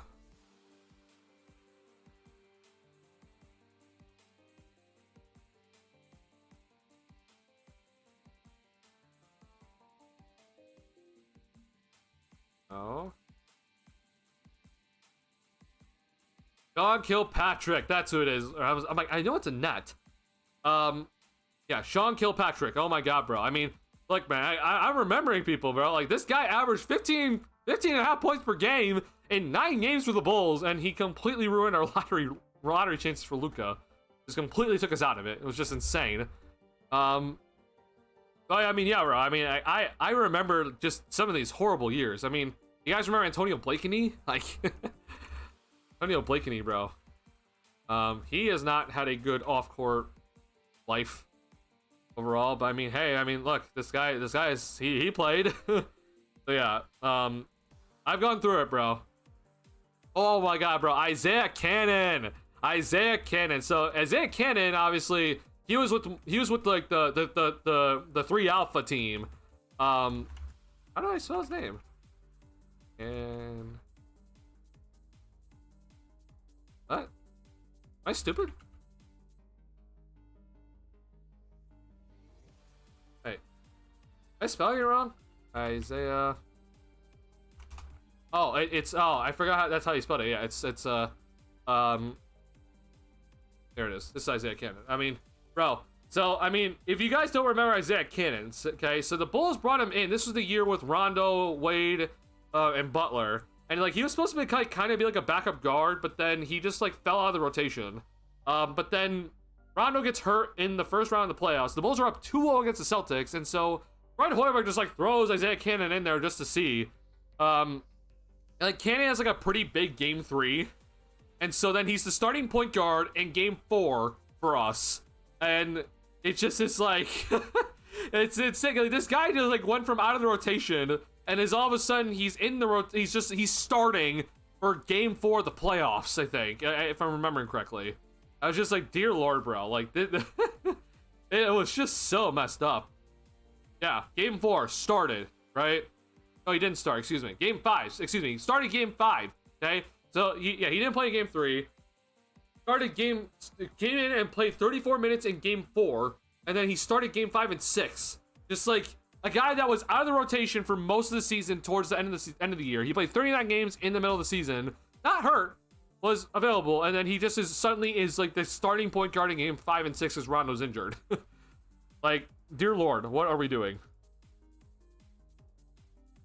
Always thought Jimmy could have took us to the promised land, then saw it happen years later for another franchise. Oh, I mean, I thought Jimmy definitely could have, but yeah, front office didn't want to pay Jimmy a max contract, or super max contract, I guess. Yeah, it definitely was never gonna happen with Jimmy with Garpax. Maybe a different front office. I don't know about AK, honestly, if they would accept it, but it would definitely not have happened under Garpax. My old ass still remembers Michael Sweetney, Gennaro Pargo, Eric. Yeah, I don't know that name, unfortunately. I've seen it though. I don't know how to say it. So yeah, Pargo, definitely know that name. But Michael Sweetney, I also know that name. I know Pargo more as a player. But yeah, I don't know how to say that last name, unfortunately. All zips there, yeah. Denzel Valentine's Summer League game winners. Oh my god, man, that Summer League game winner, that fadeaway, like the free throw line, yeah. Did you like the Larry Markkinen pick at the time? No. Once he had his rookie season, I kind of understood it more. But like when the initial pick happened, I was not happy. I was just like, I don't understand this at all. I don't understand it. Then he had his rookie season. I was like, okay, you know what? You sold me on it. Hopefully he continues. And he had a pretty good sophomore year, but then he had a horrible third year. And now it's just like, oh, I have less faith now. Also the injuries were pretty bad for him, but I mean, if you're wondering, by the way, like, hey, so like all-star season, right? Most improved. This year wasn't that bad, but it's still worse than the previous year, but he only played 55 games. This past season for Markkinen, 19 points per game, 42% from the field as overall. That's horrible. 35% from three-point range. You're a three-point shooter and you're shooting 35% from three-point range. Like, that's just not up to Markkinen standards. These are not good stats from him. And again, his rebounding also went down, so he probably is, you know, injuries getting to him, but yeah. K. Felder, oh my god, bro. K. Felder, I know that name for sure. K. Felder, man. Yeah, he was in Chicago for a little bit. K. Felder. That's a great name. That's a great pull, Ball Brain. That is an amazing pull by you. Yeah, K. Felder, bro. 2017-18 season, man. Oh, what a time, man. What an absolute time. Yeah. Calendar year, game 43, I guess. Dear Lord, bro. Or no, sorry. Was this career game? Oh no, he actually started. I forgot he actually started on the team. Oh my god. Dear Lord, I hold on. Let me just go look at this box score one more time just to see what we're looking at here. Justin Holiday, the guy that they brought in to be the starting shooting guard. Jerian Grant. Oh my god, Jerian Grant, bro. Ew. This is a guy that just would start like 8 minutes every single game and then never play the rest of the game. Ozzy Felicio. I don't know if you guys remember David Nwaba. I loved him. That's a guy. He was like Javonte Green before Javonte Green. RG Diacono. Dear Lord, these are some horrible Bulls teams. Oh my God, man. I mean, obviously Levine's injured here, so you're not really looking at good teams here at all. But yeah, God damn. Kay Felder is getting 15 minutes of gameplay. That is an absolute pull. Yeah, he had a 40-inch vert. Oh my God. That was the best Summer League game of all time. Okay, that was the Denzel Valentine game winner was a fantastic Summer League game. Obviously, Summer League, we don't know what translates, but that was a fantastic Summer League game, honestly.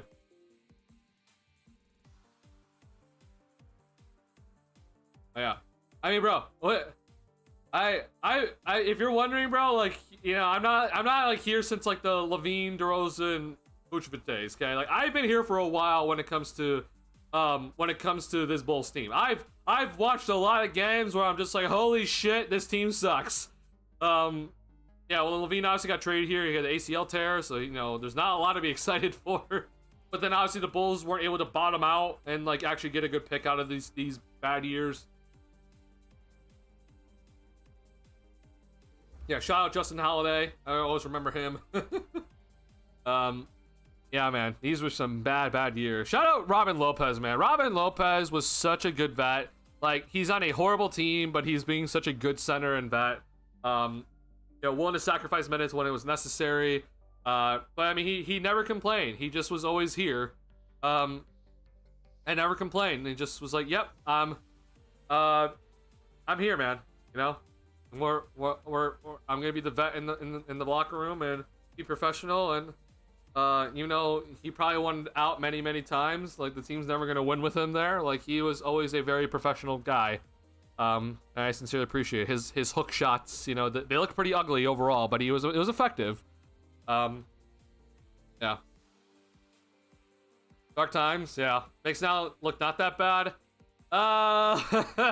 Unfortunately, I'm not thrilled with these times either, bro. Like, you can argue they're maybe a little bit better just because you have Buzelis here and Asenge, but I kind of want to bottom out again just because I don't like the Bulls don't have any extra draft picks. If the Bulls had extra draft picks, then I'm like, hey, we don't need to bottom out. Like, I'm fine. Like, just stay here. Like, just make sure you draft. I think we're chilling, but then again, we don't have any extra draft picks, so I'm like, I think I kind of want to bottom out.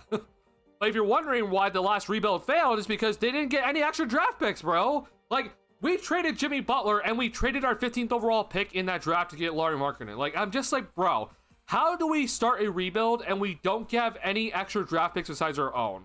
Like, the Bulls are doing it again. They continue to do it again and again and again, where it's just like, how the hell are we doing this again? Where it's like, we need draft picks and we don't get them. Omer Asik, bro. Yeah. I did not watch Asik with the Bulls. He was past the Bulls when I started watching, but obviously I remember the Bulls, and then obviously people talk about him with the Bulls. Yeah, I mean, he went and got a nice decent contract at the time with the Houston Rockets here, if you're wondering. It was a poison pill contract. So yeah, pretty major payday. But if he got, as you can see here, if he got traded, it would have, or actually, huh. I'm actually confused by this contract. I thought it was actually a little bit worse. I guess it wasn't. I thought it was actually worse than that. I'm wrong. But I thought he was part of like a poison pill contract or a situation. Yeah, I know a lot of Bulls fans remember the Turkish Hammer. Oh, we are at 900 frames. Yikes. Okay. Well, update. Like I said, okay. Well, nothing here. Jesus. I'm disappointed, bro. I'm shocked at how much we've, how much the signings have slowed down here, or the trades have slowed down. I mean, well, I genuinely thought Shams kind of hinted that, like, hey, tonight's gonna be a big night, but I guess not. So I'm a little bit disappointed, honestly, that it's been kind of this way. I'm a little bit shocked. I will briefly talk about this. I wouldn't be like, LeBron and Rich Paul kind of make it sound like that he wants out of LA. I wouldn't be shocked at it, but I'm just like, honestly, bro, like, where are you gonna go? Like, he wants to go east, obviously. If LeBron's gonna leave the Lakers, he's gonna go out east. But like the Cavs, I guess it would be a Darius Garland trade, right? 'Cause I mean that's $53 million player option that you just accepted. Like, I'm just spewing here. Like, but like LeBron is like, I want to go and contend. I'm like, okay, well, I mean, first and foremost, like I think Luka and you are still pretty good. Luka's special, but if you're really that pissed off of being second fiddle to Luka, then like you're gonna go out east, and I don't know, like, sure, like this would have to be kind of the deal. I don't know how else you would kind of frame it. Oh wait, no, that's backwards. Sorry, I don't know why I did that. Adjust. The Cavs need to add more money, not the Lakers. Isaac Okoro, of course. No. Does this work? No. Oh. Wait, no. Oh, wait. Sorry. I hit LeBron back instead of Jared Vanderbilt. Whoops. Will this work? 7. Oh my god, we might actually just be at the very cusp of not be. Yeah, it's very close. Yeah. Okay. Let's just do Max Strus then. So, give me back Dean Wade. So here you go. Here's. Why doesn't this work? Wait, why? This works. This works. This all. Oh, really? Oh, the Cavs are a second apron team. Ah, yes, you can't aggregate two players because, yeah, you're second apron team. Yeah, I love this new CBA. This new CBA is garbage, bro. Okay, yeah, I don't know where LeBron's going, honestly. I thought LeBron might just do a homecoming to Cleveland, but I don't know, honestly, bro. You should watch the USA versus Australia U19 team. They just played France today, too. I think there's so much talent. Oh, I have been hearing about all of this, and like I think, yeah, I definitely need to go look at some film. So I'll definitely be going to look at it for sure. I just can't believe, bro. Like the last thing we got was the Gary Trent Jr. News, and I'm just like, that's it. Like I'm just shocked that nothing else has happened because I do think that this is one of those off seasons where trades need to happen, and I'm just kind of shocked that it hasn't happened yet. So maybe people are waiting for the LeBron decision to happen here. If I had to make a guess, I think LeBron's just trying to fish for media attention, and he's not going anywhere. I'd be shocked if he leaves LA, but who knows, honestly. Chris Paul might go back to LA. We've been seeing that rumor, right? He might go back to the Clippers or the Suns. Let me just say, if Chris Paul goes back to the Clippers, I think that's a great deal. Yeah, I would personally like that. They two should be fired. I don't know, honestly. I kind of feel like a lot happens early, and then we see more happen kind of like when we get closer to like when teams or when players can officially start signing the contract. So I'm not entirely sure if day 2 is gonna be great. I hope it is though. I do think though, if we don't see anything like day 2, 3, or 4 here, then you'll see some more stuff in days 5 and 6, because that's when you're gonna see that day. July 6th is when you're allowed to see. First and foremost, a lot of trades are allowed to happen to go through then, like officially. Like the Kevin Durant trade still can't happen until July 6th. But also then your players are officially allowed to sign the contracts. So I think you'll see a lot more stuff happen then. But who knows? I'm kind of I mean, I'm honestly, I'm pleasantly surprised that the Bulls did not give Giddey a deal here. And now watch a deal come in the next 5 minutes, and I'm going to be pissed for the Giddey deal. But I'm pleasantly surprised that they have not done that. And so they're playing hardball as they should. And this was a overall fun first day of free agency. Big trade, obviously, with the Denver Nuggets. Remaining free agents here. So Malcolm Brogdon is a free agent. We expect Miles Turner to go back. Duncan Robinson becoming a free agent was a little bit shocking to me, but I think he's just going to go back to Miami on just a cheaper overall deal for this upcoming season. Marvin Bagley, I won't lie, is kind of like a nice, like, kind of value play. He's coming off an injury, so, you know, want to test it out. So Chris Paul, I do think is going to go back to either the Clippers or the Suns. I like him going back to the Clippers though. PP2's a nice value pickup by some team. This is one of the guys in Achua I'd be kind of interested in the Bulls getting. Oh, have you guys seen the Malik Beasley? Like, he's getting accused of kind of like match fixing or, you know, gambling on his own games and such. I'm just like, dear Lord, man.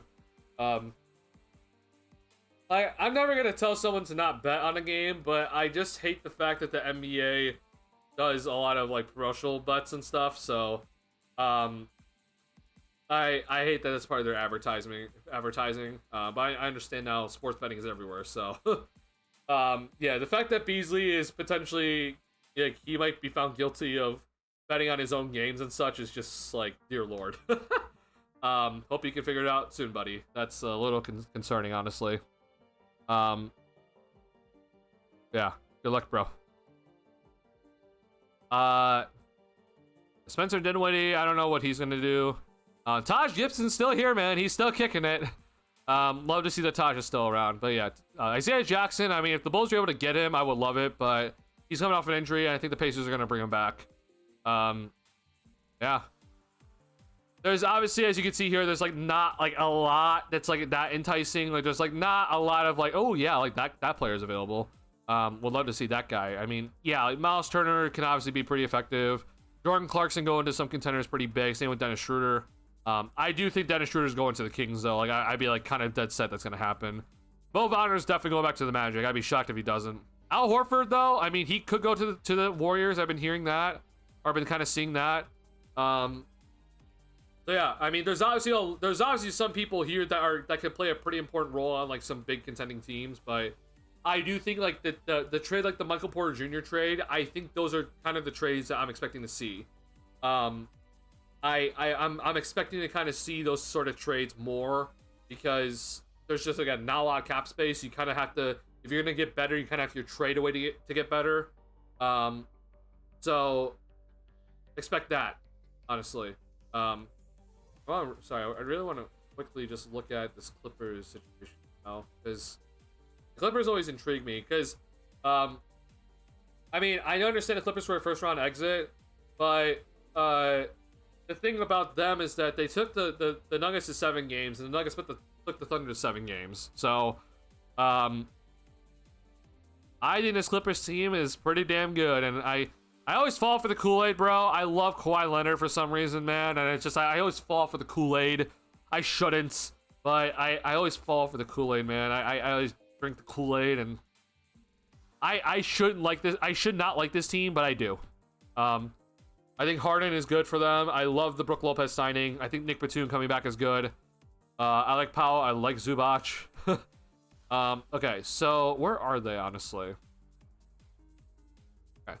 So we're looking at $56 million in tax space. We're talking about $40 million of that gone, 8 and 5. So, I mean, they have some room before the luxury tax. So if they want to go into the tax, they have the taxpayer mid-level exception to spend. And so if Chris Paul is willing to just to take the taxpayer mid-level exception and come off the bench as a backup point guard, hey man, I think that's a pretty good value play. I mean, bro, I cannot iterate how important I think like this Brook Lopez signing is. Like, I think getting Zubac and Brook Lopez now, like having Zubac and then Brook Lopez as your backup center, I think is humongous. This Clippers team has done well in the first day of free agency, at least. I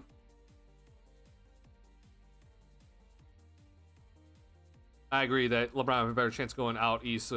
Better chance at a ring, but who knows if it's gonna happen.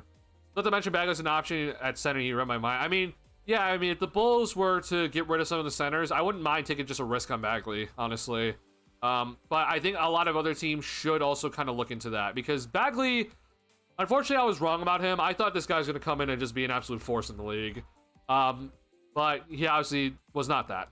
But I do think with Bagley that he has some good play, or it's like, yeah, you want a backup center that can kind of do some things, like, sure, like, come in and just try. Like, these aren't bad numbers. Now, obviously, injuries are a problem, but, like, these aren't bad numbers here as, like, a backup center. So, I think it's worth it for, you know, if some team wants to take a gamble, I guess. I think it's personally worth it. For the Bulls, it'd be, I don't know if it'd be that worth it, but sure, if you're able to get off Vooch, then I wouldn't be pissed off at it. Jackson Hayes, I'm just not a Jackson Hayes fan. He's apparently a pretty bad person off the court. So I'm just not a Jackson Hayes fan. I just am not. Yeah. Sorry. Bull. He's intriguing for sure.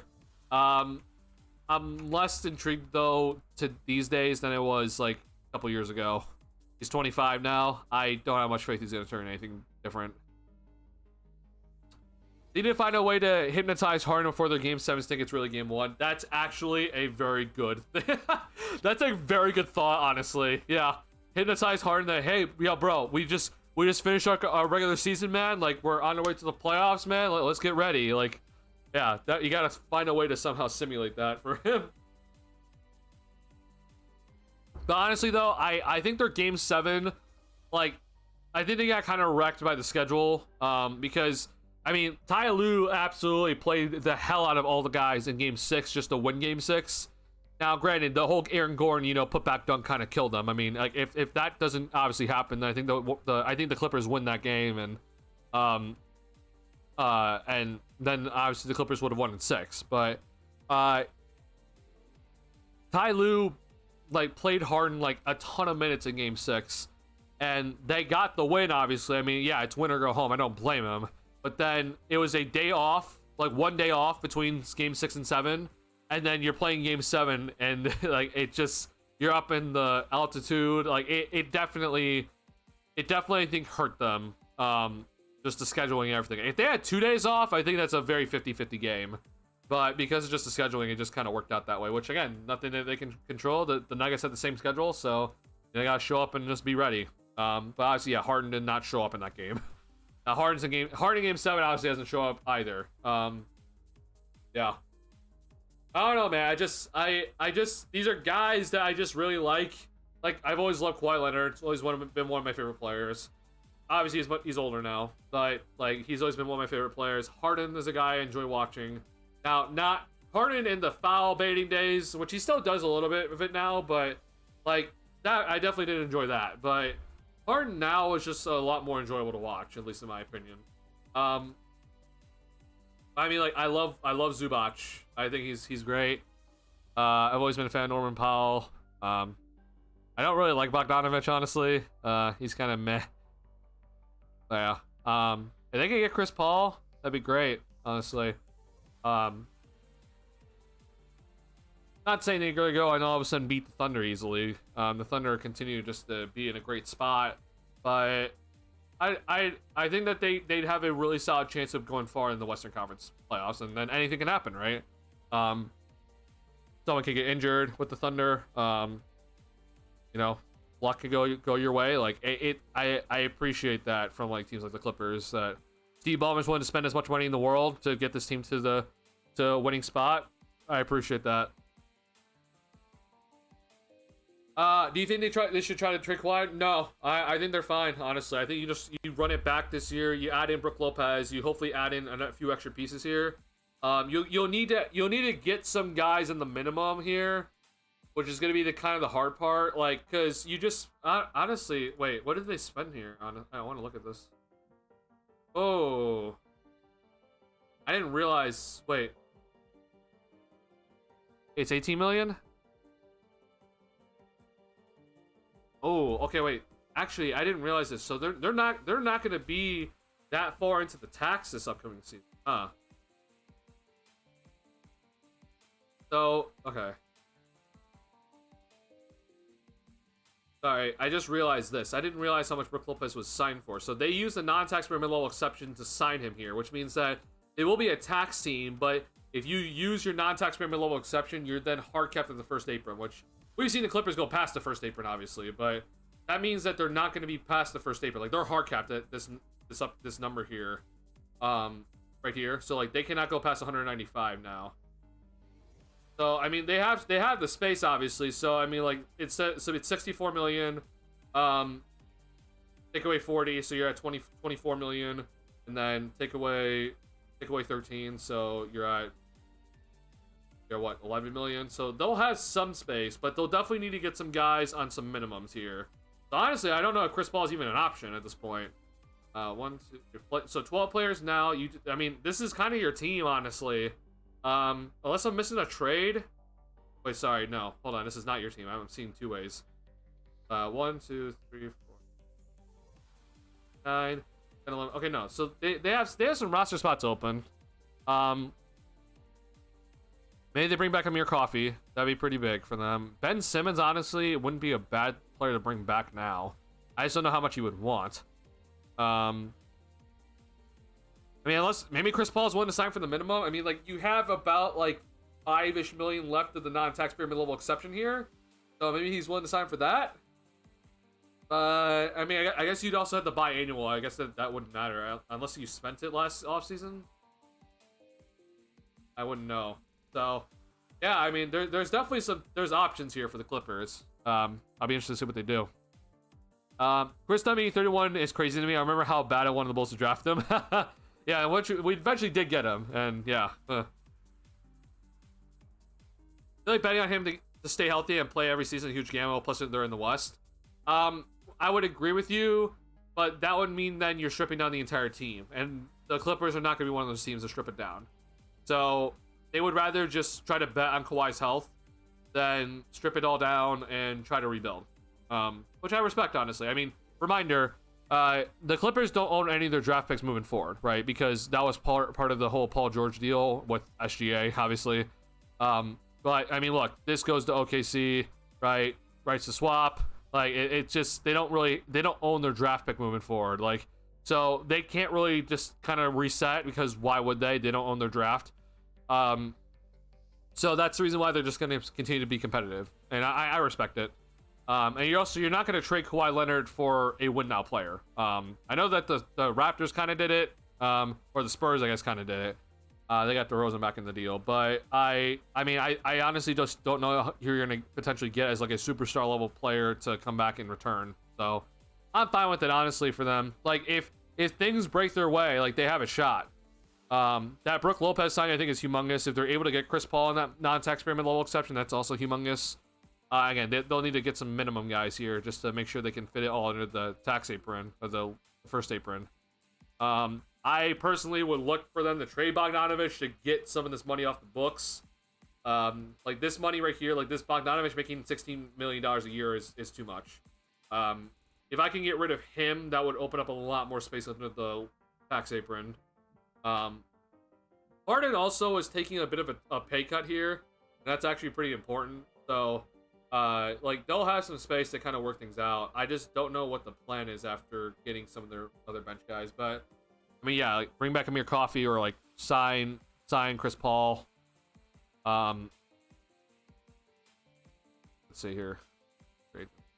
So I mean, like, sorry, my nose. So, like, their big men are pretty much kind of set. I mean, you have Zubac, you have Lopez.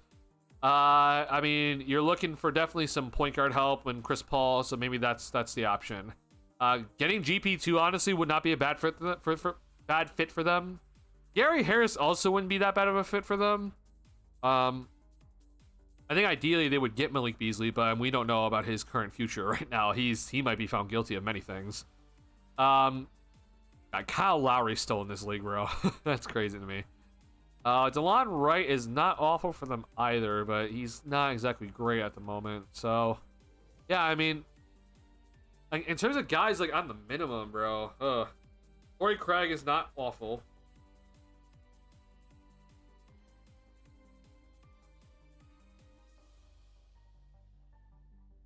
Honestly, a guy like Monte Morris is honestly not the worst thing in the world either for them. Like, just to get that sort of backup point guard help if they can't get Chris Paul. Like, getting a guy like Monte Morris is also not the worst thing in the world.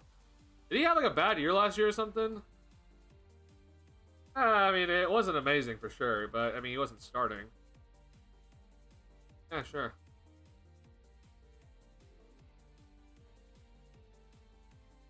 God.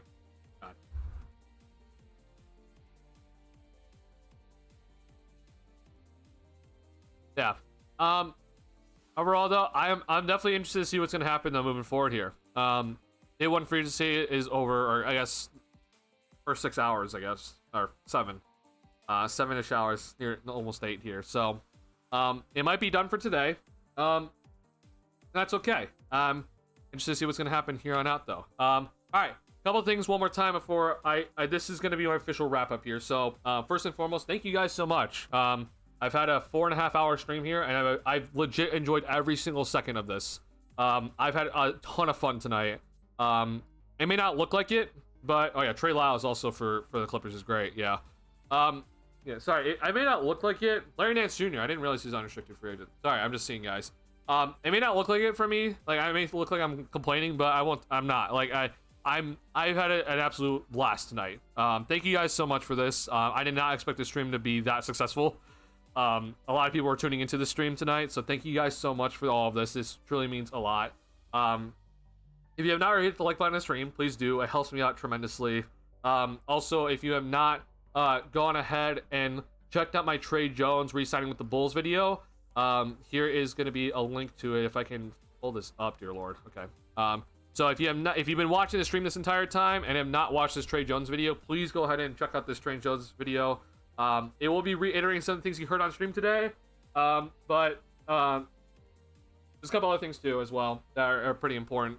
So just to get overall good idea where the Bulls stand with their spending, why Trey Jones coming back is good, at least in my opinion, and then kind of projected outlook for the salary stuff, and such. But if you are interested in joining in my community Discord here, please let me know.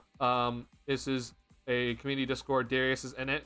But if you want to, be in contact with me, if like, hey, whenever a move does happen, like you want to, hear my opinion and everything like that, that is a Discord you can go ahead and join. There's many channels that we talk in. And I thank you, Darius, by the way, for like putting in all the trades. You have no idea how much that helps me in the Discord, because when I see an initial move happen, I just react on Twitter initially. I don't always think, oh, I should post this on our Discord. So thank you so much, Darius, for helping me out through that. But yeah, if you're interested in joining the Discord, it is that.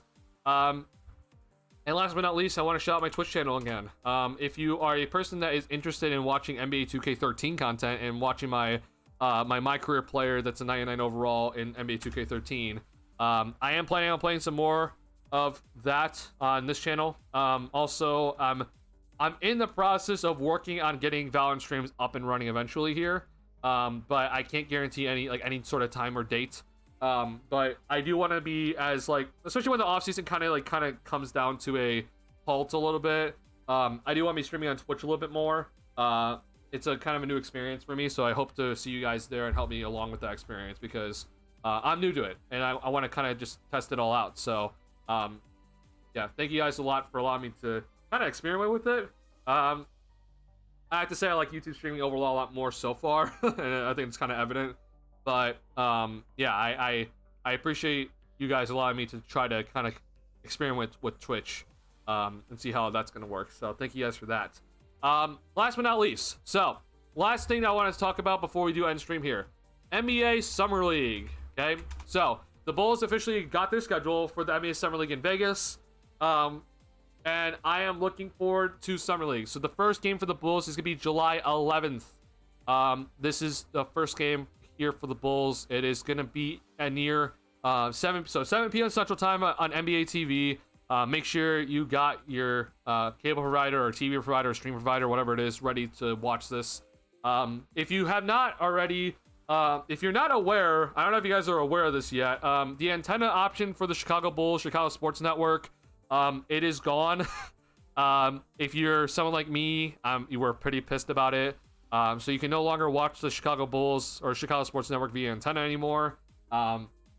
So all I'm just gonna say is that if you're a sports fanatic like me and only watch sports, I just got DirecTV's sports package today, and you have to add in your My Home team, but it's a lot cheaper than getting a DirecTV overall general package. So that's just my piece of advice. DirecTV does carry Chicago Sports Network. It does come with a cost. But if you just get the sports package, which would have like NBA TV, all the channels, like all the Turner channels with sports, like all the NBC related channels like USA Sports and stuff like that, FS1, that's my only recommendation. I only watch TV for sports, so it works out perfectly for me. It's a lot cheaper than getting like a general or direct TV package. So that's just something I recommend.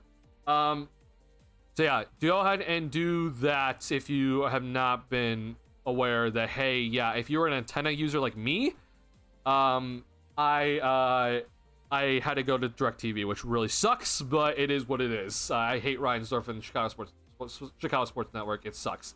So yeah, that's just my 2 cents there. So yeah, when it comes to Summer League, okay, the plan is for now, and I can't guarantee everything right now, but the plan is that I'm definitely going to be streaming after this game. So the July 11th game, it's a Friday. Yeah. So this is a Friday here. The plan is that the Bulls and Raptors going to be playing at 7 p.m. Central Time. So it's kind of like a regular Bulls game. But then I want to go ahead and be doing a post-game stream after this one. So I don't know if I can guarantee this for every single post-game or every single Summer League game. Now, the good news for the Bulls, at least, it seems like most of them are near, like, for some reason in the evening. Yeah, like, this is also 7 p.m. Central Time. So I'm probably going to do this as much as I can. This is 5. I mean, even then, that's fine. So I'm going to do this as much as I can here with Summer League. We're obviously going to be seeing a Senge. We also got word that Buzelis will be with the Summer League team. We don't know how much he's going to play, but I think he's going to at least play 1 game. So that's intriguing. If you're not aware, Summer League, you're guaranteed at least 5 games, I think, right? Maybe it's 6, but I think you're at least guaranteed 5 because you get 4 regular season and then you go ahead and play you play 1 playoff game. So I'm looking forward to this. Yeah, so you're guaranteed these. Yeah, you're guaranteed these 4 games. Sorry, I couldn't count. So Bulls Raptors first game. So it's gonna be Carl Murray Bulls versus Noah Senge. And then you're guaranteed 1 playoff game, which we don't know. We have to wait for the seedings for that. So in Vegas, I was there when the Wembanyama when Wembanyama was drafted. So if you're thinking of going, definitely go. I think it's a fun time. I will not personally be going, unfortunately. I really want to go though. If you're wondering, I want to go so badly, but I'm not gonna be going. But if you're not gonna be going and you'll be watching at home like I am, make sure you tune in for the post-game streams when I am going to be doing that. So, yeah. Appreciate all the support with all that. Streaming tomorrow? We'll see. I can't guarantee it. It's a weird day for me tomorrow. So, if something major happens, I'll probably find some time. But if I am going to be streaming, expect it more towards the evening. Or maybe even night. Don't expect like an early stream. Like no morning or like afternoon stream.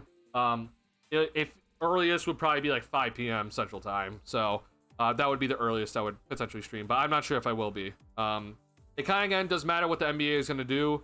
But then also, I kind of have some other things I need to do tomorrow. So, is what it is. Going to be Summer League. Oh, bro, Tyler, I'm so jealous of you. But have a lot of fun with that, man. How long are you going for? Are you going to be there for the entire day? Or the entire time? Or just a week?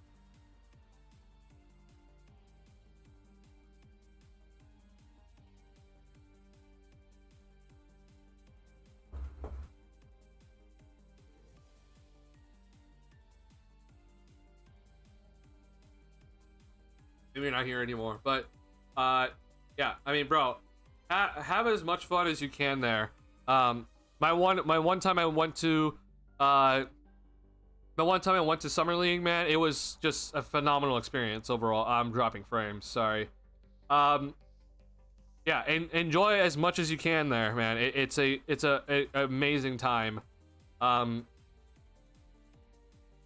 Yeah, go ahead and talk to people. Like go and find like the people in the media that you respect, and don't be afraid to talk to anybody, man. Like honestly, it's such a awesome experience just to just go and talk to people, like people that you follow like on Twitter or like you see in, like I got to say hi to Bobby Marks, for example. But the biggest thing I always just this is always just gonna be something that I will remember forever. But I've said this before.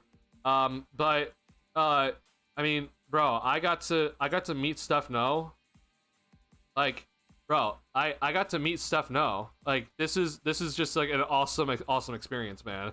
Like he even came up to me actually and was like, "Hey, like you have that Bulls channel, bro." And I'm like, "Yo, like, you know that?" And he's just like, "Yeah, man." And I'm like, "Yo, that's awesome." And so like we got to talk for like an hour or so. So like just go and like find anybody to talk to. I also, if you I don't know if I share this, but I got to talk to Julian Phillips's family.